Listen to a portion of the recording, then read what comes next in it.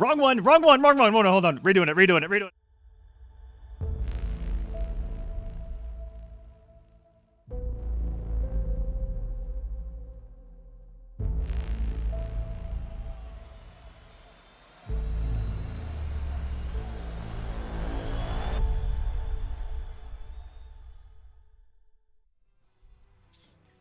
There we go.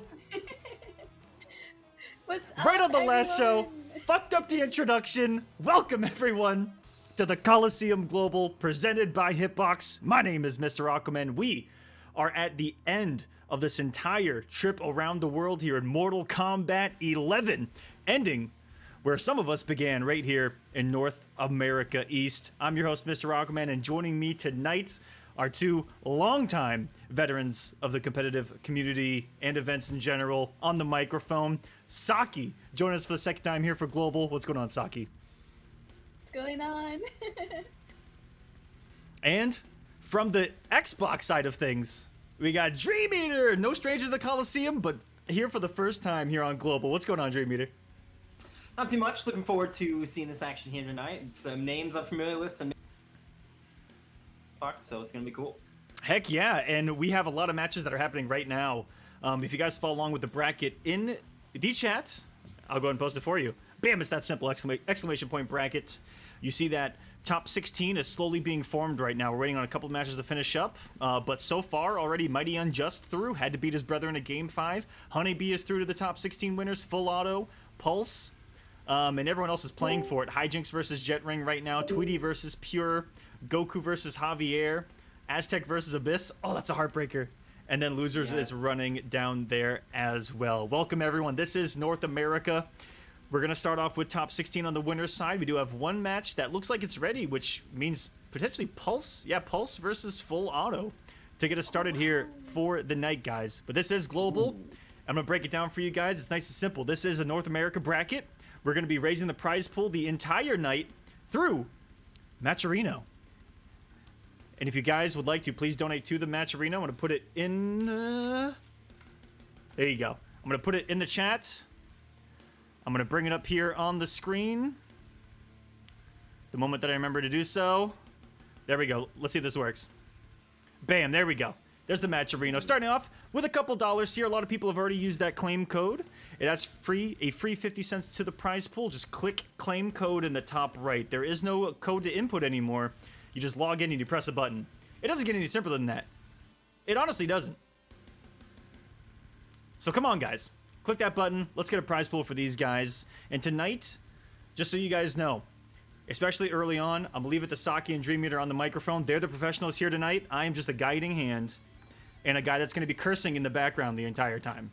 That's all I'm going to be tonight. Got to keep it together. That's right. That's right. Until the glue that keeps us together. Until top 8 is set, I'll just be losing my shit back here. Unfortunately, Ricky Rao wasn't able to join us on production, so I will be running production. If anything looks or sounds bad, it's my fault. Okay, guys? Not theirs. Just mine. Just mine. Okay? That's just a heads up. I accept zero responsibility. There we go. I just work here. Your guys' job is to have fun. Let me do everything else. And let me get this first match started here. Pulse versus Full Auto. I'm going to get some invites out right now. I haven't even made the room. Oh man, goodness. All right, well, this is a professional broadcast, by the way. So, guys, tell me a little bit about yourselves and what you've got going on, starting with Saki, while we got the time here. Hi everyone, your favorite Mew is here commentating. I commentated the Pacific, and I'm back. And what a fitting way, right, to commentate NA East. So, NA North. I'm really excited. Oh, and NA East, North. I'm terrible. It sounded like you're about to say North, and I was like, NA North? You mean Canada? Listen, it's been a long day, all right? This is the difference between Saki in the morning and Saki in the evening. And Saki in the evening, it just wants some epic Mortal Kombat action, so. Fair enough, fair enough. I think we can get some good stuff here. So I typically do Xbox side currently, but we did recently close out the finale for the Nightmare series, and even had some names that we may see here tonight in that finale. AJ ended up taking it, which was like 3-time champ, but Tweety was second place, and Tweety is somebody that I'm seeing currently alive in the bracket. We'll find out if they're going to be actually on stream in the winner side in a moment, but really, really fun action over there, and looking forward to, seeing what other kind of ventures I want to go into in the future. I think it's still going to be Mortal Kombat stuff for sure, or Injustice stuff. There's, definitely NRS games, so that's where my heart's at. Absolutely. Thank you guys so much. They do a lot, guys. Give them a follow. And if there are any issues on Smash GG, everyone that's playing, if you're in the chat watching this, if there's any issues, just let me know in the chat on Smash GG. It's acting weird. So far, I've had to do most of it manually. So if you can't check in, if you can't report your match, just let me know, and I'll do so for you right down to Smash GG. We're going to get the show moving along. Full Auto invite is out. Yes, right now we're just waiting on people to join us then, it sounds like. Yeah, I'm really excited to see Full Auto, fellow Floridian. Has been really grinding the Mortal Kombat 11 game for sure, especially with that Sindel of his. It is no stranger. I do want to have like a little bit of a challenge in chat. If anybody's in chat, I definitely want to see how many hair flips in neutral we're going to be seeing from Full Auto. Full Auto? Yeah. All right. Let's see if we can get a counter going. Definitely Just want to see it out there. it for sure. But yeah, no, the two players. The thing about NA East, right, is I want to say is probably one of the sweatiest and toughest regions in the Mortal Kombat scene. I definitely saw it with the Pro Comp, where many of the players we know and love were just literally competing their hearts out. All the way to the very end. So to actually see them again competing not only on a world stage, but really repping the title of how sweaty they can be is going to be super, super exciting. Yeah, this is a region filled with talented competitors. You can tell just by looking at the bracket, the names there. Like, oh, these are all people that are really, really strong players that we've seen have plenty of success and strong victories and placements in the past. So this is going to be a cool amalgamation of all of them to throw down. And I think, with Pulse and OD Full Auto, two players that we've definitely seen succeed over and over again. From Pulse's perspective, talking about the Nightmare Series, he's a Nightmare Series champion. Over on the Xbox side, he's won it twice over there. So he's definitely made a name for himself on both sides of the consoles and a very, very talented competitor. So I'm really looking forward to seeing how this goes down. I think you're right when it comes to OD Full Auto about the Sindel likely being the pick. I think Pulse, I've seen a lot of Aaron Black from him, but I've also seen him kind of dabble with a lot of different characters as well. So I am kind of curious as to what direction he's going to go on this one as well, character-wise. If he's going to end up going with Aaron Black or one of the other many characters he's got in the arsenal. Yeah, for sure. Absolutely. And one thing I really want to see from, or one thing I want to talk about from Full Auto is the fact that when I did my very first Kolosseum, Full Auto came out of nowhere with that Sindel, and it was with like week number 1 of the Kolosseum, won it, destroyed everyone.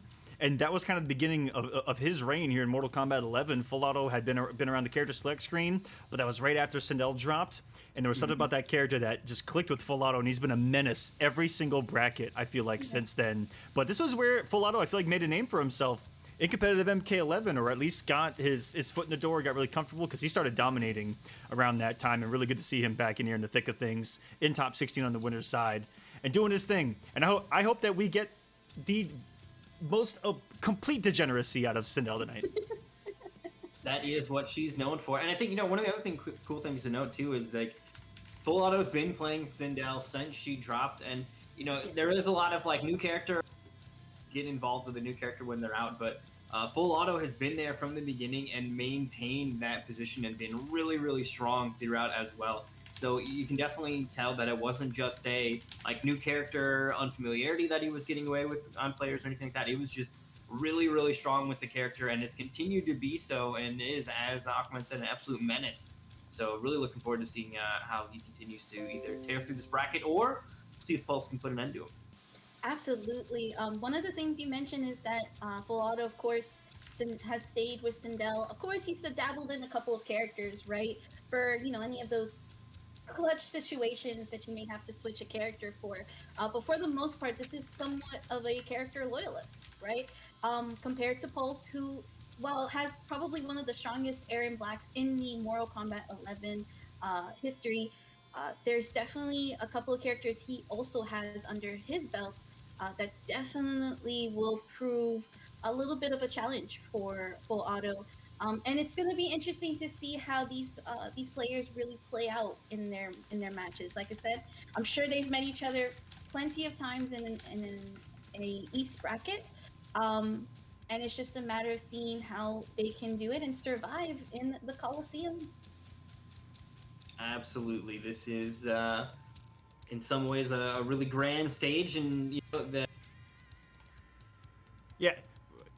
The biggest one that's out there currently right now going on. So this is the kind of last place to plant your big flag and say, hey, I'm on top. And you know what? While we're here, Pulse, where are you at? I sent you like 4 invites. You're the first match on stream. Pulse, you've got one job. You've got one job. Show up and play. Playing Gorilla, he's here. So I love you to death. He knows what's going on.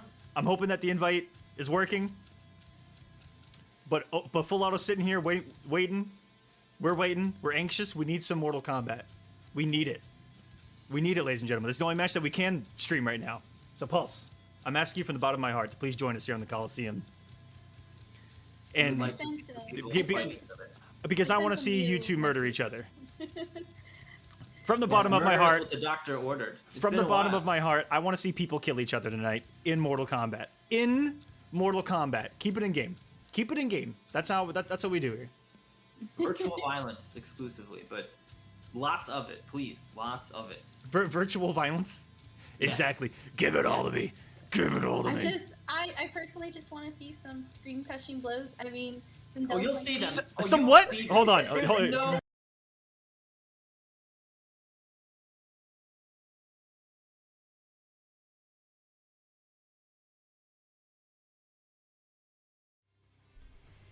No way. Nobody wants to see that. I understand your anger, Aquaman. It's okay. We all know it will be happening. Don't worry. In droves. Anyways, let's get into the match. First match on stream, guys. Dream Eater Saki, take it away. Full Auto versus Pulse. Oh, and there we go. Immediately out of the gate, a little bit of a... We've got Jackie Briggs coming out. So straight to the top of the tier list, Pulse is going when it comes to taking down Full Auto Sindel. Absolutely, and this is a matchup that Sindel doesn't do too bad. It's definitely going to come down to how much pressure can Sindel take. And here we go. We're going to start up and go right into the match. All right. Pokes. Ooh, goes for that low blast, but of course the pushback too safe. Ooh, trying for that KB, trying to get Saki sated early. Alrighty, and here we go. Has the goop on Full Auto. There goes the pressure. Catches Full Auto pressing. Oh, nice air to air. Okay, overhead on the slower side. Good defense from Pulse. Gonna challenge back with a punish here, and that's gonna put that fatal blow now on deck. Be careful. Ooh, very nice defense right now from Pulse, and gets caught in the back two into the fatal blow. Yes, I mean that's what Sindel does, you know. Look, that's what it's for, right? That is perfect application of the fatal blow. Launched her straight into it, no chance to break away. A breakaway would have been disastrous, would have been no defensive meter, but that does also mean that Full Auto is going to be without that resource. So silver linings here. Pulse is not going to have to worry about some crazy explosive damage like that again. Of course, there is still that Scream KB, which shockingly enough, I haven't seen it yet. Yeah, definitely Full Auto. You don't want to be using that Scream Crushing Blow early on. So Full Auto definitely knows how to maneuver it, and definitely catches the back two right there. Another reversal punish here. I love this check now to Full Auto. That's definitely sending the message that, hey, you're not going to be able to get away with that for free. Because Pulse has found a working answer. The Plasma is set up, looking to close this one out. Yes, Full Auto definitely not out right now. He's going to go for that mix on the overhead. Gets the cancel in. Goes to go for the throws. Tries to see if he can set up a crushing blow off of the throw. Definitely has to be careful here. Doesn't have a lot of health to work with. I like how Pulse is kind of just like staring. Doesn't have to really play as aggressive, especially with such a nice health lead for Pulse. Yeah, the only thing that really can like turn this around immediately with Scream KB, right? There's no Fatal Blow, there's no instant kill here other than that Scream KB. So if you stay away from it, the game and round can be yours. There we go. Takes it with that plasma, burning her alive for the last bit. So Pulse tying it up, and he still has a lot of his crucial resources intact. Counter hit KBs, Fatal Blow, all here available for Pulse. Absolutely. All right, goes for the leap. Goes for a grab here. Oh. No meaty projectile there. It's caught in the scream. Interestingly enough, those are the crushing blows, right? Like, Pulse is not pushing buttons, he's just walking. He's very smart, not getting too antsy, not trying to get away with a dash punch or something like that. Yeah. Right now, Pulse definitely has to be a little bit careful here because that scream crushing blow is still available for full auto, so it only takes that. I think that's kind of what is also scaring him just a little bit. Misses the jump kick for a punish off of the throw. Ooh, can't get Scream KB'd if you don't give her the turn. There's the distance needed, but immediately Pulse dash punch. Okay, tried to fish for the KB. Pulse with the mind reach over there. He avoided it for so long. Wow. And full auto. Okay. First round, our first game. He avoided that KB for so long. So many blocked screams, so many stray screams that he wasn't caught actually pushing buttons, so they didn't trigger it. But, I mean, in the end, you can only weather the storm for so long. Oh, man. Yeah. I think there has to be definitely, like, Pulse played so great, right, with his defense. There's not much I can really say to improve except definitely capitalizing on punishing that scream and kind of still sticking the ground, right? Don't give Sindel her turn to do that scream. Catch her off guard. I think it's difficult though, because you see that I think what was happening a little bit was doing that, and forward the cartwheel kick comes out, and now she's back to half screen, and Jackie in particular doesn't have like the long range normals or anything to really contest that. If you throw a plasma right there, you'll get a KB off, right? Like she'll hit you with it. Yeah, and then if definitely the dash punch being unsafe, very difficult to deal with post cartwheel kick. But nonetheless, Pulse gonna still try it again with Jackie. He's got other characters that might be able to deal with that spacing differently, but he still thinks he can make it work with Jackie here. So we'll see what he's got. That was a really close game nonetheless, despite that KB being the closeout. Oh, it's just beautiful that. flawless block up too there. Careful, that offense getting too predictable. Alright. Gonna go ahead and get in some pressure here. Tries to bait out some of the buttons. Full auto going ahead and trying to take his turn back. Yeah, full screen. Yep. Doesn't get caught by that low projectile. Nice use of the dash punch to get the starting frames. Beautiful leap in during that screen cancel. Pulse dropping these Jackie loops though. That is unfortunate. Leaving full auto with a chance there. I'm not closer if it hadn't, but you see this just backing away. Yeah, Pulse this is sort of like a repeat situation, right, from that round 2. So it's really Pulse just really needs to play patient and smart right now. If he does go for a projectile, definitely needs to not mistime it and place it smart, right? Especially with full auto having that full screen meter. And that's what you're sort of seeing right now from full auto, right? Is that he's trying to wait for that opportunity. Is that opportunity going to come? Only 10 seconds left. Leaps in the neutral. There's one for the counter. Oh my goodness. Beautiful duck underneath that. Pulse getting a little bit overzealous. And that dash punch costing him big time. So down to the wire, but full auto takes it. That's a bigger lead he's now building up. Very nice air to air there from full auto. Really kind of controlling Jackie's airspace in that very moment, right? Tries to go for another air to air, gonna get caught by the projectile. Beautiful use of the interactable to get out of there. Also saw an escape failed prop up here, so full auto now gonna have access to a devastating throw.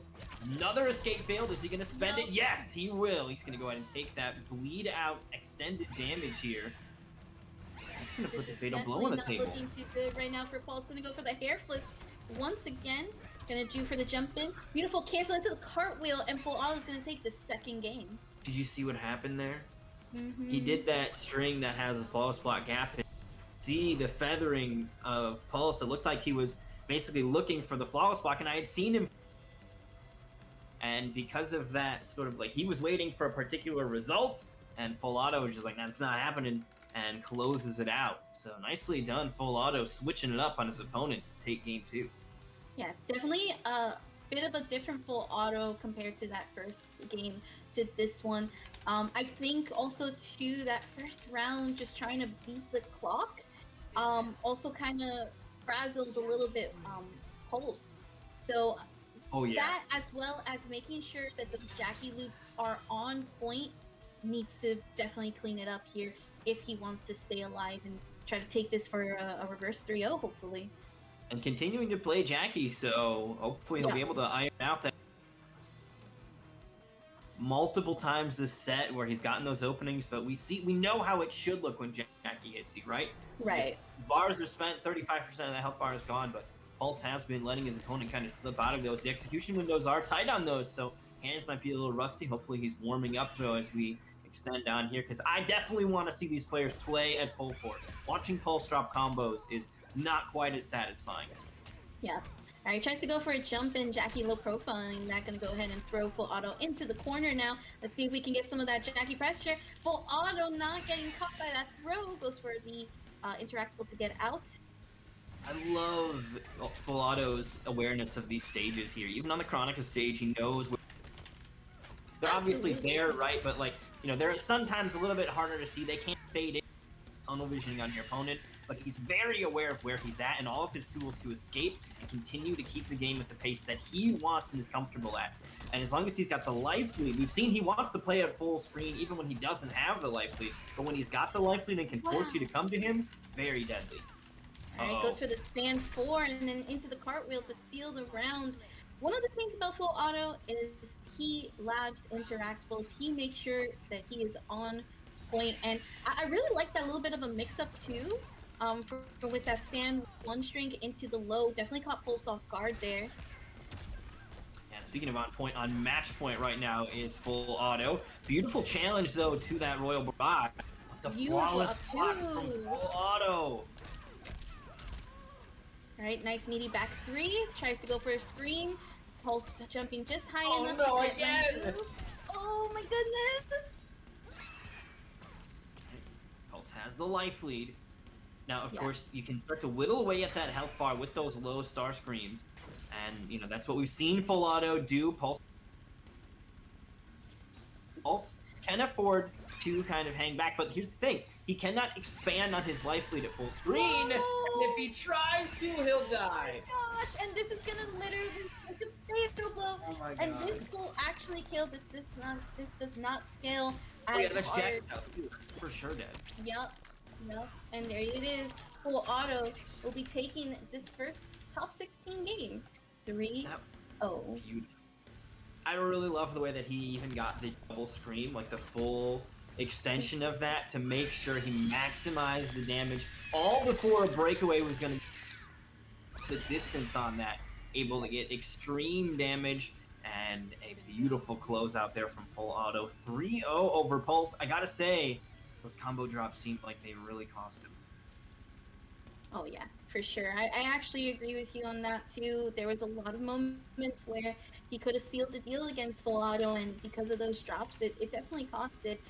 The other thing too is definitely those goop placements mattered, right? Mm-hmm. So as soon as he was starting to play that full screen game with that significant health lead, Full Auto actually saw that opportunity and was waiting for it. We saw him waiting for it in the first game. We saw him getting close to it in the second game, and then suddenly in the third game he got it. Yeah, very, very nicely done. Full Auto was being extremely patient, and I love that despite not having the life hanging back, knowing that he had the resources to very quickly shift that back. And also, just when you look at the tools, you know, Pulse is not able to build a bigger life lead. He's got to take risks, get up closer, and once he's close enough within that yell range, and then it all falls apart from there, which is exactly what happened there in 3. So beautiful stuff by Full Auto. He's going to move on. And our next match looks like we've got Javier versus Honeybee coming up. Ooh, yeah, we got Javier. Dream Meter, this is going to be pretty crazy. Just want to ask you to check one setting for me if you can on Discord. I just want to sure. I just want to check something live. Can you go to your voice and video tab on Discord? I will give it a whirl. Hold on. I'm gonna try one thing. It's cutting you out from time to time, which it did to me and a couple others, and so I'm pretty sure it's the same thing that I want to turn off. All right, yeah. What do you want me to look? All right, scroll down on voice and video a little bit, and then under advanced is if you go to your regular voice and video settings, like where you choose your mic and whatnot. Yeah. And then scroll down. Should be an advanced section. Yeah, or noise suppression and all that stuff. Yeah. Do you have noise suppression? Can you turn that off if it's on? I have noise suppression off. Okay, everything's off. Okay, scroll down. Is all of the voice processing off by chance? I have echo cancellation and noise suppression on. I can turn those off. Yeah, try turn all those off. All right. Everything. Do I have to do anything or just save them? Nope. You just turn them all off and then you X out, I think. All right, well, we'll give it a try. Yep. We'll give it a try. And if that doesn't work, fuck it anyway. Yeah, I'll be a robot. Hey. I'll join the side really quick. So far, so It's good. all So good. far, so good. It's all good. I can predict your words, Stream Eater. Exactly. Context clues. Context clues. There you go. There Right? you It'll be like ad libs. You guys can fill in the blanks later on. go.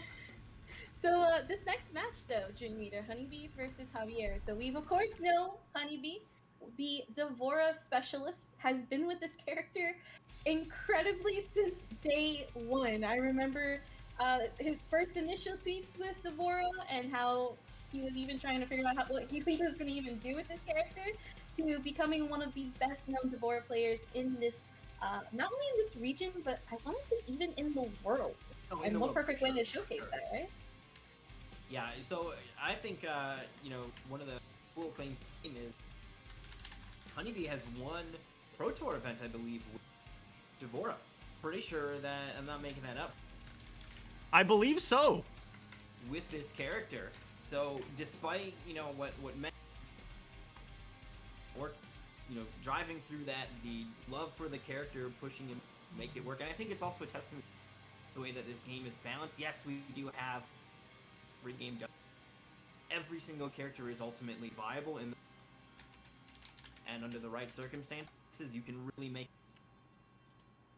really exciting to see Honeybee Colosseum. So hopefully rep Devora all the way through and through to the end. Hopefully. Hopefully, yes.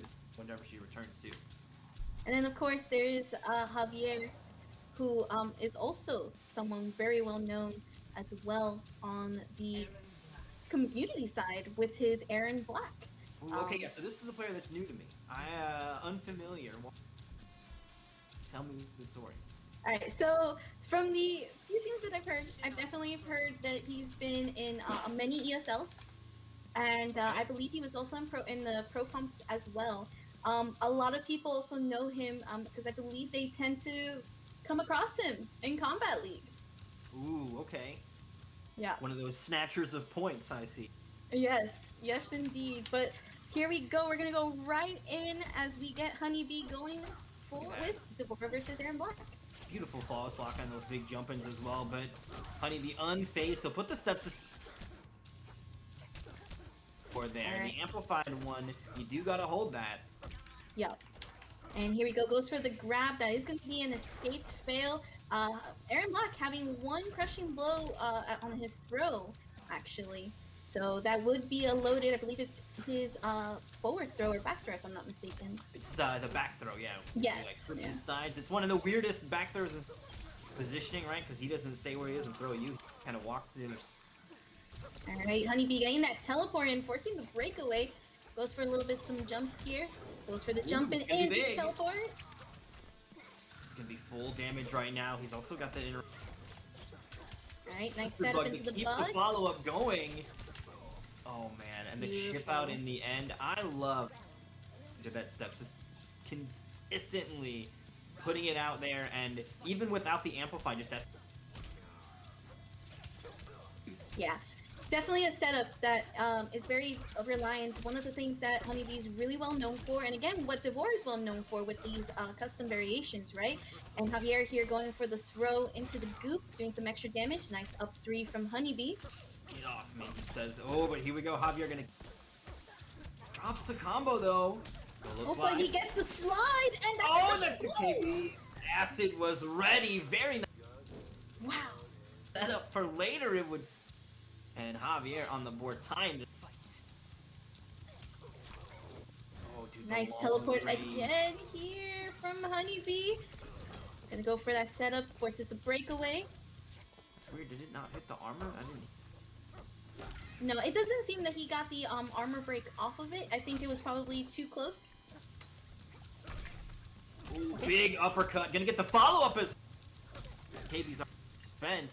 Just continuing the onslaught with his. The thing about Acid Pour is even off these things, safe on block, so you can just kind of throw it out there, and there's not much that can be done.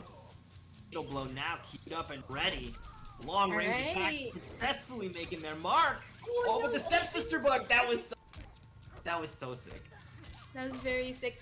Very smart choice there from Honeybee to actually set up, so it prevented Javier from actually doing anything. Oh, okay, has to be careful. Both have fatal blow, so it's one hit confirmed from these two. Oh! Oh my God, watch out! Oh, get away from it now! What? Oh my god! Back to the acid! Oh my god! What was the raw slide? What was the raw slide? I need to know. That's Javier. No, Dude. Javier, I'm telling you. That's literally the play style of Javier is. I would've got hit. Not That's what's afraid. crazy. That's what's crazy. As I would've got hit. What the f?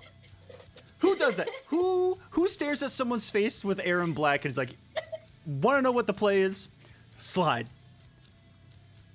Many He is Aaron not Black afraid. players, they are all gonna raise their hand because it masks and they're unidentifiable. You have no. I mean, I don't know what they're gonna. Good luck. What That's a honestly crazy so. closeout. Real talk, Dream Eater.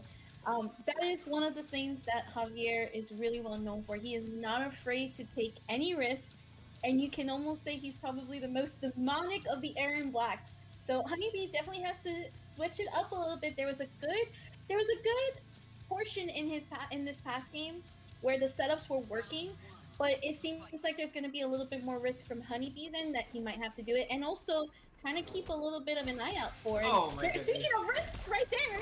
Honeybee trying to be a demon of his. It out. It's gonna be a clean punish as well. 279, not bad. Ooh, the Gearus Rock, no hit. Okay, gets the overhead and he's gonna go into the teleport now. Gonna see if he can try to force the breakaway. That'll happen. There it Breakaway goes. is now spent, so Honeybee's gonna be free afterwards to get full damage on the next hit. Alright, gonna go for the back throw here. Goes for the forward 4. Nice jump in from Honeybee. Gonna hit confirm into the teleport. Oh, okay. Gets the jump in. Goes for another teleport. Oh, again. And that's gonna be a crushing blow. This might be. It's a beta blow. Okay. No, okay. Trying to sniff out a breakaway there. Looking to save his fatal blow, perhaps for later. YOLO slide. What the f? Why didn't it go the other way? What was that? You know, I have questions that will never get answered. You're never gonna get him, Dream Eater. Wanna know why? Cause the game's done. It's done. R.I.P. We'll never know. Honeybee taking it with that hit confirm there. Gonna go for a throw here from Javier's side to try to see if he can get Honeybee into the corner. There's been a little bit of risk here from Honeybee as he's trying to teleport in. Goes for the sweep. Alright, goes for the forward 2. Very quickly closing the gap. You know, obviously, Devora very well known for how pesky she can be at range. Beautiful block In on the there. up 3. What a block. Oh, okay. Okay. Honeybee said no, that's not gonna happen again. Absolutely not. Absolutely not. Oh, and gets hit confirmed. Okay. Javier ends up cornering himself here on that one, though. Where he wants. See what Javier's answer is to get out of the corner. Still just continuing to be right up close. I think if you can stay on top of very... Oh. There you go. Big jump in. We got some hit confirms here from Honeybee as he's gonna keep Javier in that corner. Tries to go for the low. Dude, setup. I'm disgusted. The stepsister bug is so sick. I love these kind of beautiful... I hope that they bring... Alright, goes for the forward 4 again. Oh man, trying for the KB. Both are pretty even in health. Oh, too far away! No! What just happened? Oh, that's it. This is guaranteed damage. Unless he gets breakaway. Guaranteed damage. Oh yeah, the pop into the uppercut. Very nice. Honeybee. Game number 2. We got ourselves a match another here. Wild scramble at the end there, though. This is a match. I don't know which way this was going. There's no momentum in anyone's, like, I think they're still feeling each other out. Right, both victories feel like they have been accompanied by relief. Like there's a sigh of relief attached to these. Yeah. And that is not necessarily momentum. It's more right? like survival, not more than anything. Yeah, it's definitely more just like, okay, we survived. Can we do it again? And this is just an insane match. Definitely, I agree. No momentum on like either side at the moment. It's sort of been like a tug of war, you could say. And again, some of the most craziest things happening during these matches, right? Yeah, these have been insane. Crazy plays. But, I mean, that's what we came here to see. I think Devora's a real good culprit. What's up, too? I also see Javier trying to sort of understand Devora's hitbox when she tries to jump in, but unfortunately Aaron's down 2 might not be the solution to that. But nice flawless block there from Honeybee. Goes for the slide here from Javier. Ooh, okay. Goes for the forward 4. And here we go, Honeybee trying to sweep. Gets the hit confirmed into the teleport. See if he can get the side switch. He gets the side switch. Goes for the setup. Javier going. Okay, I guess a roll is gonna go ahead and take care of that one. Takes care of the down of the Peacekeeper to keep the safe mix. Oh, and this is hit confirmed for Honeybee. Let's see. He might be able to do this. Fatal blow damage. Yes. It's gonna be big damage here. The skulls and shields I don't think are even gonna matter. Yeah, I think Still, this is Javier actually putting death. in an attempt. Yup. 397. Huge numbers. Absolutely. Right. Right, ooh, gonna go right through it. Scud shot is there. Alright, tries to go for the forward 4. Gets a down forward, goes into the Peacekeeper for some safe mix. Tries to use forward 2, not gonna get anything out of it. I love the use of these anti-air grabs to keep the pressure safe as well, right? Like you continue to go. Very reminiscent of Kodal and MKX. You're right. Alright, tries to go into the low once again, catches Honeybee off guard. Trying to keep Honeybee away. Has to be a little bit careful in case Honeybee tries to go for some of those crazy teleports. Nice flawless block on the jump in. Definitely not letting Honeybee get any pressure whatsoever with Devora's jump in. Alright. Nice use of the amp loaf off the forward 4. Beautiful kick, and Javier gonna take that round too. Again, a back and forth, a tug of war happening right now on your screen. Ooh, this is a solid opening here, though, for Honeybee to start off this final round.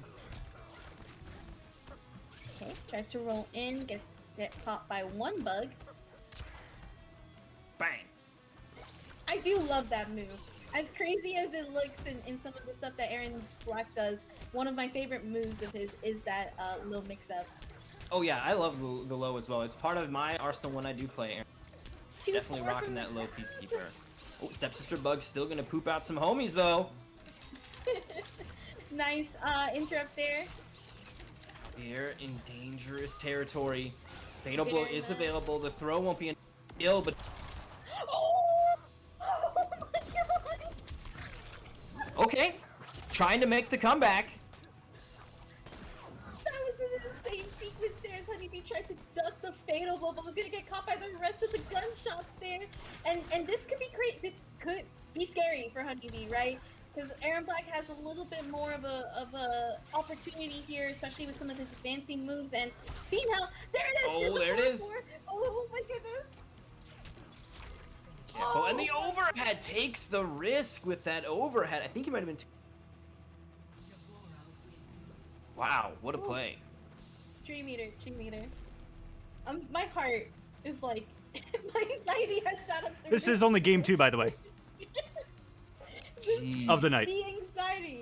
in this matchup is just too much for me. Okay, it's too demonic. Let's start off with that one. Both of these matches. This is North America East, the most demonic Mortal Kombat play you're gonna find on the planet. This is exactly what we signed up for. Oh, absolutely. This is what I want. Absolutely. Yeah. I see Javier definitely trying to flawless block a lot of Honeybee's jump-ins. You know, definitely something to keep in mind when it comes to fighting Devora. Honeybee, though, is doing a really good job in sort of adapting to this playstyle, right? There's sort of a different wild playstyle. No pun intended for the Wild West, right? But definitely something that he's doing really well is just adapting to Javier and definitely taking opportunities in his setups, taking opportunities in his mix-ups too. Those overheads and those lows are definitely paying off, where even Aaron's black mix is getting a little bit tricky for Javier, as Honeybee's definitely, again, just adapting as he should. Absolutely. Honeybee showing the talent that he absolutely possesses with this character. I love it. This is Devora at her finest. Alrighty. And here we go. Gonna start up. This is gonna be match point. Game point for Honeybee if he can make it. That is a bold way to open things. I'll tell. Okay. Nice blocks here from Honeybee. Get caught by that down 4. Nice sweep there from Honeybee. Sort of not going right away into his moves, just definitely trying to delay it to catch Javier off guard. Gonna try to force the breakaway. No breakaway. Gonna go for the setup. Jumps in. Alright, tries to do another jump in here again. Javier trying to get out of this corner right now. He's running out of health to work with. Yeah, there's definitely not a lot. Okay, nice blocks there from Honeybee. Good attempt from Javier. There's definitely something to note about it, to see if he can try to get out and reset neutral. Oh, wow. It's going to kill. Trips it. Yeah, there you go. I like that setup there from Honeybee. And I like Honeybee realizes he doesn't have to go in, so he's not being... Yeah, he's definitely not being aggressive. He's sort of waiting, taking his turn. Gonna get caught by that low right now from Javier. Tries to jump over, goes for a grab, gonna unfortunately miss it. Alright, beautiful jump in from Honeybee. He tried to anti-air, got caught. Tries to go for the down 1 into the pincers. Alright, Honeybee, beautiful, waiting his turn and getting it. Going for the hit confirm into the teleport. Tries to force any breakaways. Gonna set up his bugs. It's caught the low mix.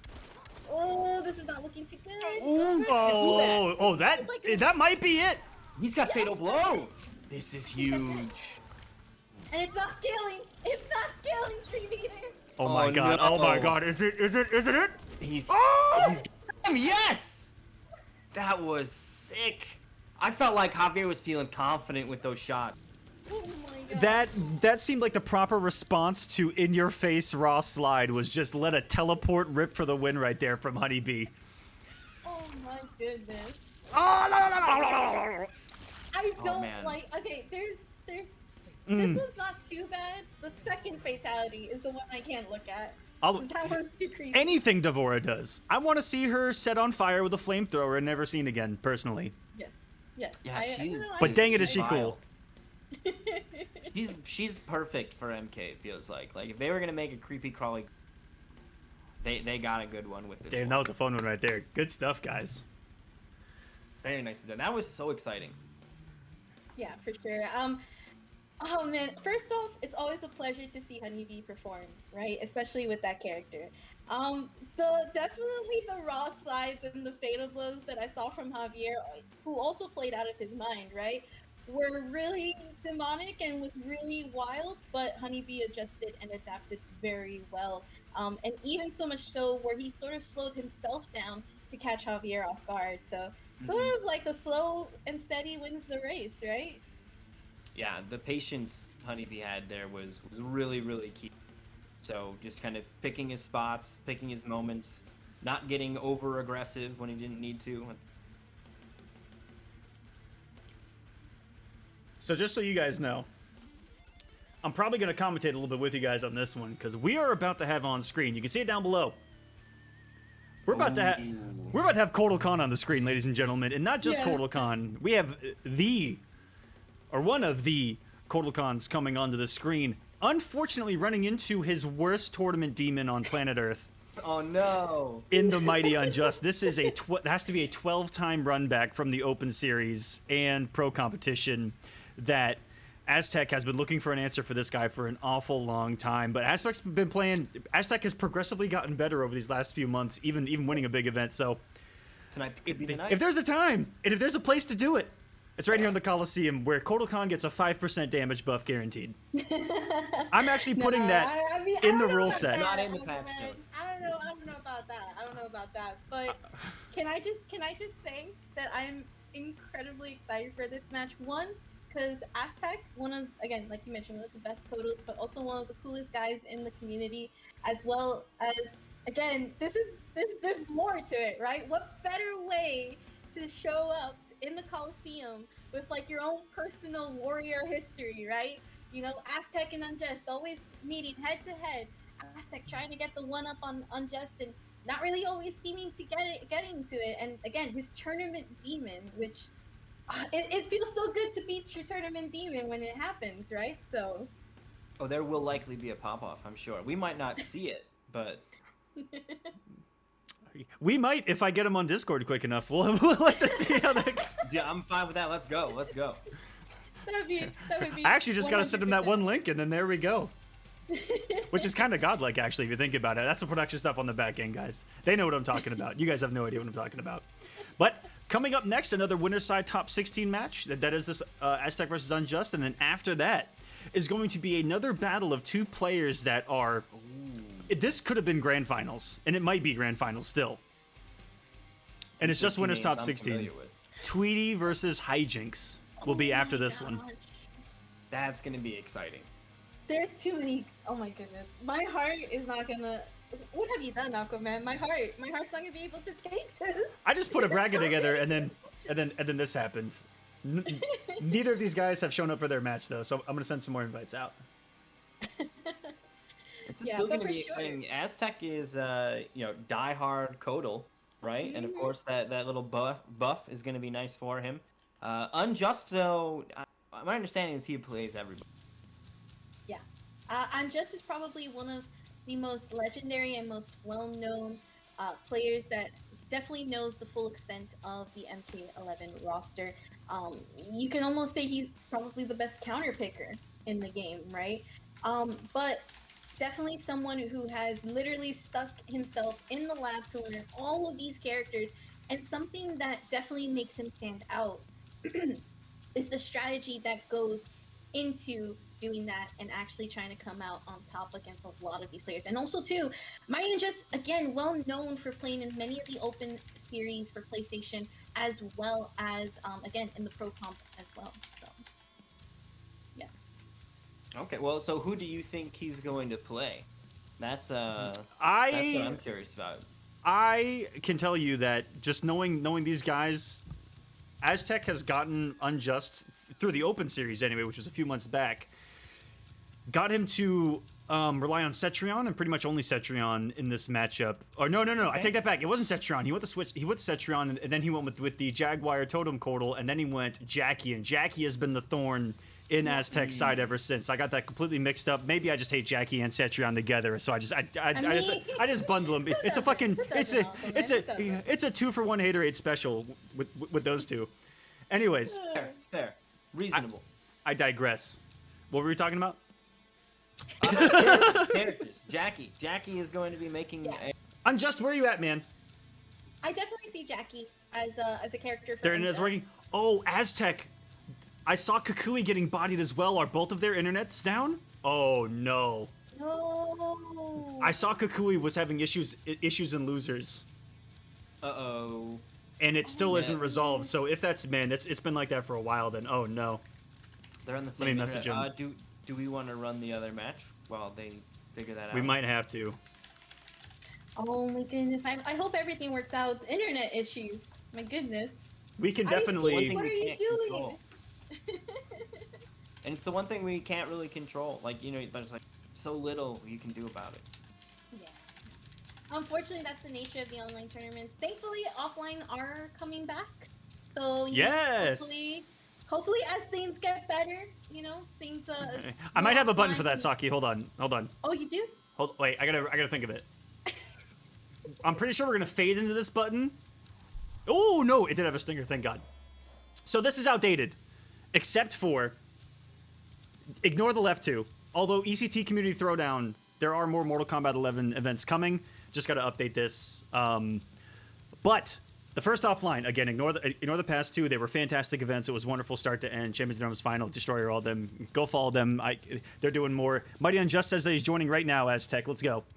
So we're actually going to kill the perfect amount of time if I just start doing this. But Mortal Kombat New Jersey from Darth Arma, July 31st is going to be an offline event. We also have around the same time, I want to say that it's next weekend, I'll be in Dallas for an offline event for the CGL Block Party. That'll be a really big one. We've got NEC announced. We've got CEO announced. We've got Viz doing his offline event as well. Yes, I don't have weekend. a flyer for it, but it is this weekend, yeah. This weekend. Also, every single day, all the time, Outworld Television's happening. All the time out there here in North America and Injustice 2 now, Monday through Thursday. Go check them out.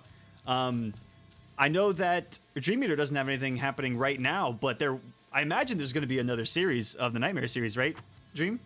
Yeah, definitely. I would love to for either Injustice stuff. So while there's nothing officially, definitely keep your ears out because running some stuff because the Xbox players need to have fun too. All right, Aztec, you can un-AFK. He is here. And I want to shout out one more thing while we are here, and that is our merchandise, which is getting more additions as we go along here. Getting the tournament and the production right was our priority, and even that, we've been building all this for an entire year. And now we're going to really try to add a lot of content to the website on Kolosseum.gg. More shirts you see there. We've got some sick merchandise. We got the global shirt in there now.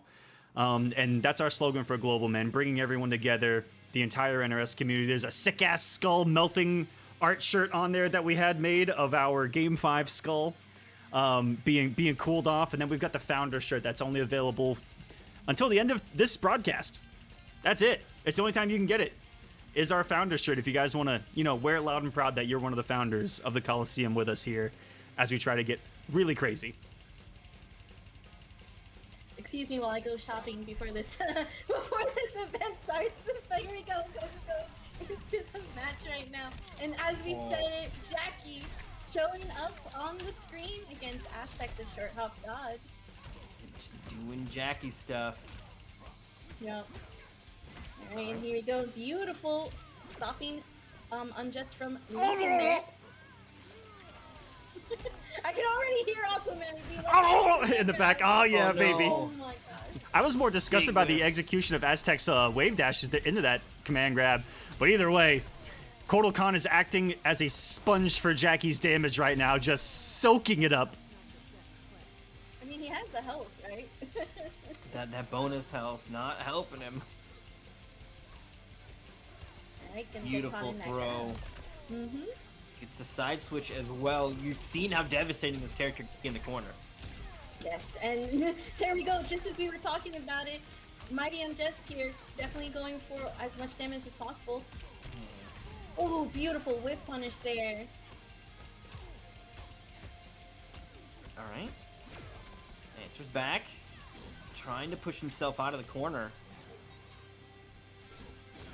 Right, tries to go in with the forward two, uses up the disc to keep it safe. Gonna get caught by Jackie's back two, and this is gonna be crushing blow. Wow. Right. He still had health for a second. So that is actually a visual glitch, Dream Eater. More than likely, it's probably one of those weird glitches that happen during the crushing blow. So while it does show visually that Aztec had more, had a significant little bit of health left, it was actually that the crushing blow definitely killed them there. Weird. That's the second time I've seen that today. It happened. I was playing earlier and I did it with Rain's throw. Like I didn't have the brutality. It was weird. Like the last hit. I don't know. It's just weird. It happened twice today. Well, that is the power of Jackie, so to speak, with Mighty and Just taking that first game. That was a little bit of a quick game. Definitely a testament to how Jackie plays and how aggressive, and also again an example of just the type of matchup that we are seeing between Aztec and Unjust. What a very strong player that Unjust is right now.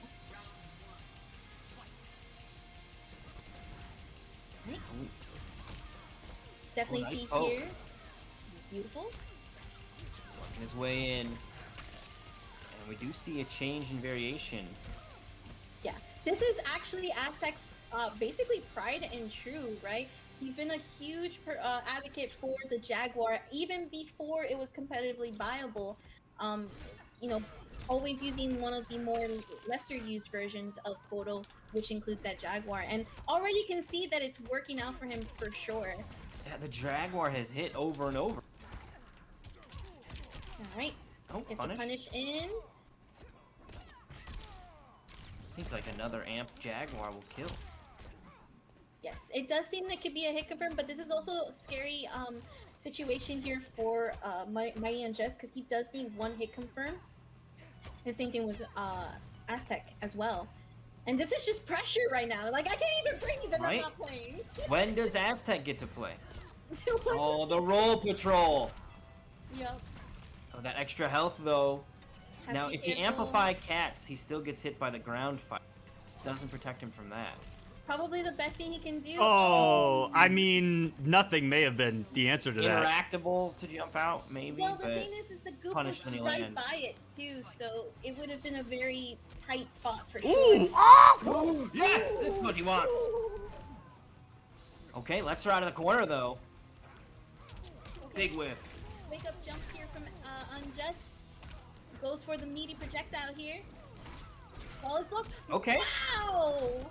You want to explain that, Aquaman? You want to explain why that was possible? Yeah, because he willed it. Beautiful duck there. If you praise the sun enough, anything's possible. Uh-huh. In this house. Alright. Vitamin D works wonders. Nice hit confirms here. Wow! Goes for the God. full uppercuts and... Okay, Ooh. got it. Oh, Okay. my. Again, letting his opponent out of the corner, but big damage and takes the round. Staying alive. Okay, why would you put this sun up? He had full health. I'm confused. Definitely probably trying to see if Unjust was gonna leap in.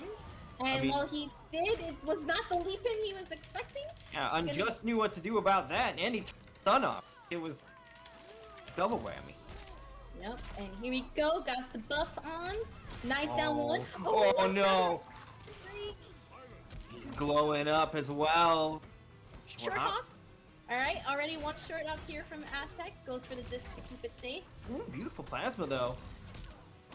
Beautiful Oh! anti-air here. Okay. Oh! Did we Drink get it? up. Oh, no, brutal Aztec. Come on. 2 years. I thought he was still glowing. Yeah. I mean, okay. But he's got the victory. That's Hey, what really counts, right? That's true. I'm not gonna lie to you guys. I might give you a little bit of inside knowledge to Kodokan here. We even hate that brutality, and so that's why we don't go for it. I guess it is pretty whack compared to We want ripping the- them in half. Like, they did it's in MKX. so much better when you've got the totems and you slam them into the ground and then plant a tree. It's right. The Kool-Aid drink is like he's probably still alive. Like Alrighty, Aztec taking that second game there to go ahead and tying it up. Quite a difference, right, Dream Eater? Just like Oh, yeah, the complete cat. change. I feel like the cat was a real big impact. Yeah, for sure. I Also love the too, switch. one of the things that I noticed with Aztec is he definitely felt more comfortable stopping Jackie from the leaps there. A little bit of a questionable call with the sun, right? But definitely recuperated just enough time to sort of finish off the game there. Perhaps it was a bait and it worked out perfectly. All right. Oh, gonna get caught. Launch in the corner. Nice breakaway though. Drink up. Tattoos are a glowing. Sure, and here you go. Tries to get caught in the 4-2. Not gonna get any hit confirms off of that, but Mighty Injustice gonna carry Aztec all the way into the corner for full amount of damage, 34%. That hurts a lot. Big. Flawless block as well. Here we go. Nice throw on top of the platform. Okay. Short hop. Oh, short hops, double short hops on the short hop. God, what are you doing? But definitely works it out though. All right, so Unjust takes round 1 here in game 3. Pokes her out. Aztec trying to go for the 4-2, gonna use this to keep it safe, gonna get caught though in that throw there from Mighty Unjust. Baits out a move there from Aztec. Next ball is blocks, gonna get caught in that back 2 string. Goes for the full pressure. Wow, and beautiful conversion there from Mighty Unjust. Oh, okay. I jump, you jump, we all jump. Drink up. Back to the corner. Wow, beautiful flawless block up 2 there from Mighty Unjust. Gonna be able to get out of the corner. Nice defense here. Wow. And Mighty Unjust taking the 3rd game. Gonna go up 2-1 right now. This is literally Dream Eater and Aquaman, by the way. Exactly how all of these matches go between these 2 players. Yeah, it seems like Aztec finds an answer. Unjust has an answer right away. Like the adaptation back and. I mean, that's almost Mighty Unjust in a nutshell. What we've seen throughout the Open Series is just him able to, even after playing the same people every week multiple times for an entire year straight, he's incredibly hard to beat and he's incredibly hard to break down as a player because he's so good at adjusting. Yeah. Aztec 2, still in it though. Definitely has to make the adjustments on his part too. I believe he's still gonna stick with the same variation as well. So it's just more of, okay, now I gotta adapt now to how Mighty Unjust is playing right now.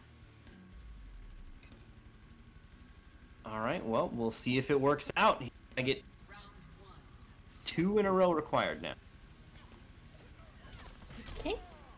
Nice throw to start things out. Well, another throw. Okay, we're just gonna throw out a throw over here. Hey, if it works, keep going for it, right? Right. Right. Beautiful. I'm loving what Unjust is doing here right now. Just getting all of that damage as much as possible. Nice flawless block up.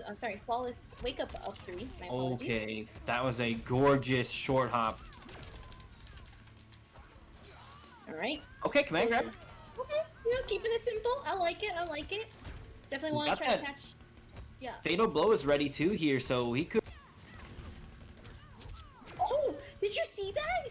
He actually dashed through Jackie's lead. Wild happenings here tonight. Only a little bit of health remaining. All it takes is a... What is he gonna do? All it takes is a boop. Oh. So if he would have hit him though, KB could have been crazy. The fire would have been gone. Cat through the next one. Wow, beautiful jump in there from Unjust. Gonna try to go for a meaty back 2 there. I'm just gonna get caught by the cat. Oh my god! Just the pure defense right now from Unjust in that wake up. Alright, we got staggers. Aztec not biting one of them though. Actually getting in. Goes for the full 4-2 string. Oh, big he whiff. loses command grab. Okay. He's been getting away with a lot of these pokes. Oh, this is not looking good for Aztec right now as Mighty Unjust is going to seal the deal, and there it goes. Mighty Unjust taking it 3-1 right now.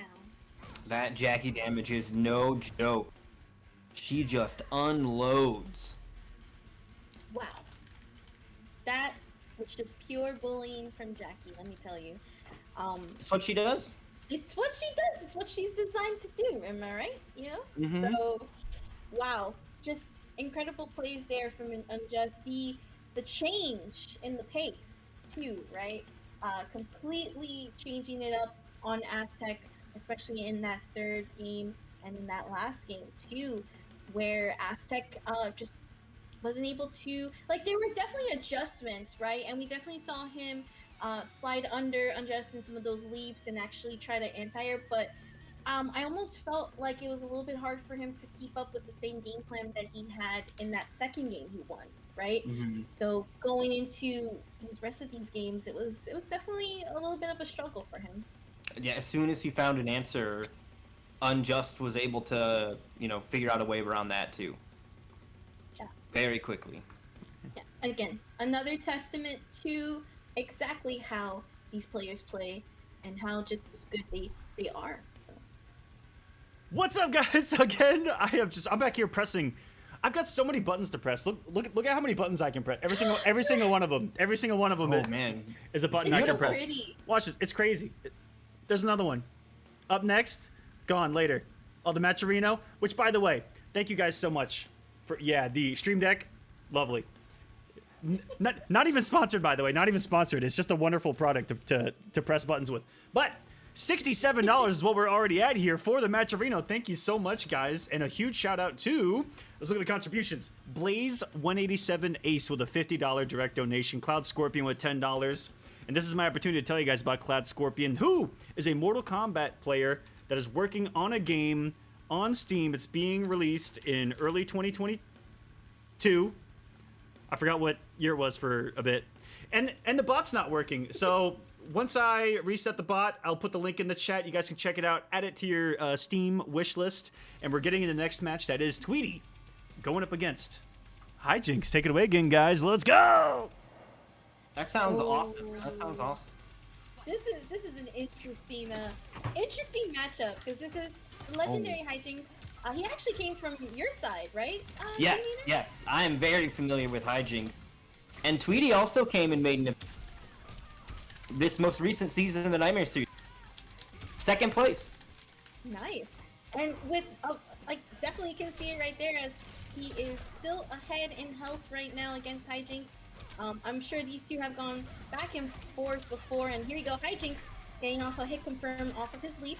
Goes for the damage. Wow, 40%! That's not fair! That's not fair! Character is wild. Alright. Letting rip. I like a little bit of the staggers here from Hijinks, trying to sort of gauge whether or not Tweety's gonna bite or not. Alright, gonna get opened up here. Okay. Those jump kick OSs too. Gotta watch out for the fatal blow after. Yep. Alright, goes for the throw. Another throw from one? Hijinks. And now he just needs to spill his Slurpee and it's over. Oh, beautiful block there from Hijinks just at the last second too, and able to punish Garrus's fatal blow. I think that Tweety was expecting plasma, so he wanted to cutscene it. Yeah, very good adjustment there from Hijinks, and a nice jump in as well to carry Tweety to the corner. Oh, but they swag switch. I'll be right back here, grab another water. I will jump in for him here. I am never gonna stop someone from staying hydrated, baby. What's going on, Saki? We got a huge cash out from Tweety here, taking away what ends up being almost half of poor Jackie's life here. The slam, and welcome to the jam. Tweety is taking this round in stride. What a hit confirm off the 2-4 too. Yes, and actually stopping Hijinks from making a jump there. Definitely sealing the deal. This match is just going back and forth. Oh, coming in from the top rope with the people's elbow. Not even the body splash right there. I respect that out of Tweety. Get some of the huge air there, and that's unbreakable damage, guaranteed. And into the, he had it loaded. Why is he doing? I've watched Jackie be deleted in the last 40 seconds. That's what Garrus can do to you. And Tweety's definitely no stranger to the Jackie matchup, and again, has the character for it to definitely deal out that damage. Alright. Wow, what a... Gets opened up, and this is crushing blow from Hijinks. That was such a late plasma too, right before she hit the ground. That was just a difference in timing that threw Tweety off. Gets it by the 1-1-2-1. Threatening the corner. Wow. Okay, nice air to air. That might be death. Oh, this, yeah, why did I even doubt it? He still had a bar. Alrighty, Tweety taking the first game in this match. Yeah, Tweety's definitely stopping a little bit of Hijinks' game plan for sure. Stopping some of the wake-up jumps. Also, definitely challenging the pressure and some crucial points too that Hijinks is doing. You know, not biting right away in some of the staggers that Hijinks is doing, and it's working out. He has been, for the past, I don't know, how many months are in this year so far? 7? Since the beginning of this year. Don't quote me on numbers. Since the beginning of this year, Tweety in this particular matchup has looked so good. Versus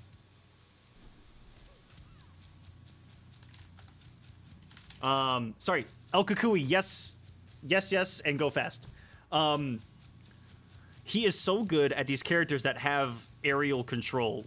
Both Cabal and Jackie, Tweety is so good at just waiting things out, weathering the storm, and being right on when it's going to be his turn, and then confirming into an absolute crap ton of damage. He has been so good at that recently, and the anti-air is on point. He controls a lot of the screen with the forward 3, and he just has this presence that is hard to deal with. I don't care who you are. Tweety is a hard player. Doesn't matter the game. He's just a presence on the screen that's hard to deal with. Yep. Nice, trying to bait out or call out a breakaway there. That's why he went for that low sand trap. Nice short hop to stop the I believe that was about to be a leap on the startup frames. Oh, and this is a lot of damage from Jackie, 40%. Alright, goes for the down 1. Oh, and the interact one to the cheeky mix-up. Oh! I don't. Oh God. I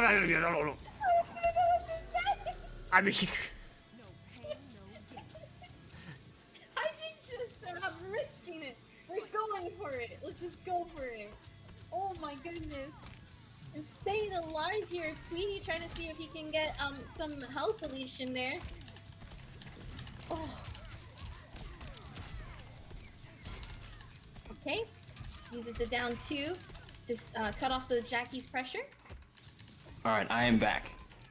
Hopefully, my audio is better too. We'll see.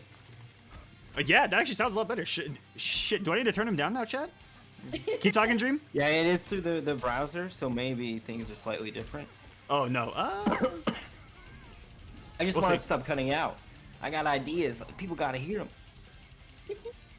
Alright, Tweety's gonna be taking that second round as well. And again, we're going on the back and forth here between these two players. Oh, Jackie hurts so much. Alright. Oh! Tries to force the breakaway. Hijinks trying to open Tweety up with the down 1. It's gonna be big damage. Clean 318. About to get a bar back to do it again too. Oh, okay, the down 1 anti-air. Here we go. This he has. Does he have a bar? No, he does not have a bar. But he has. He might not need it. Doesn't even need it. That is so sick.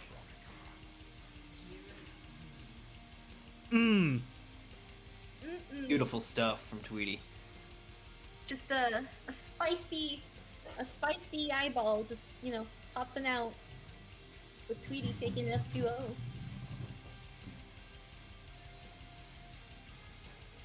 2-0, is that where we're at right now? 2-0. Yeah. 2-0 Tweety. I missed one of those. All right, so 2-0 to Tweety. So Hijinks still in this. He's still not out of this yet. Has a chance.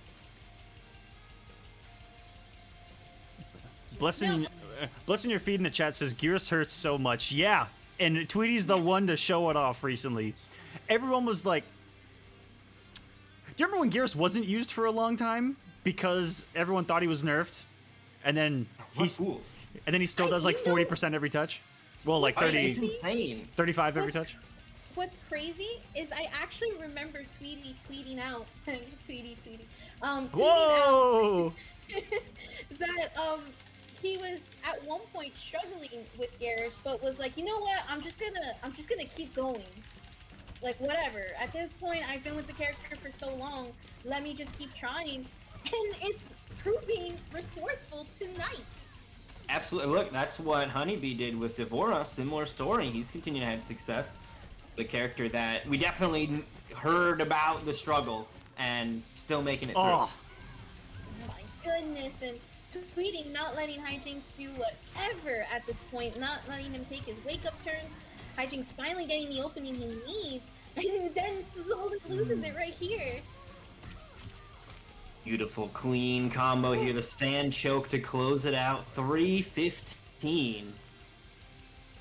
And set point now available for Tweety. Yeah, definitely wanting to play as clean as possible here.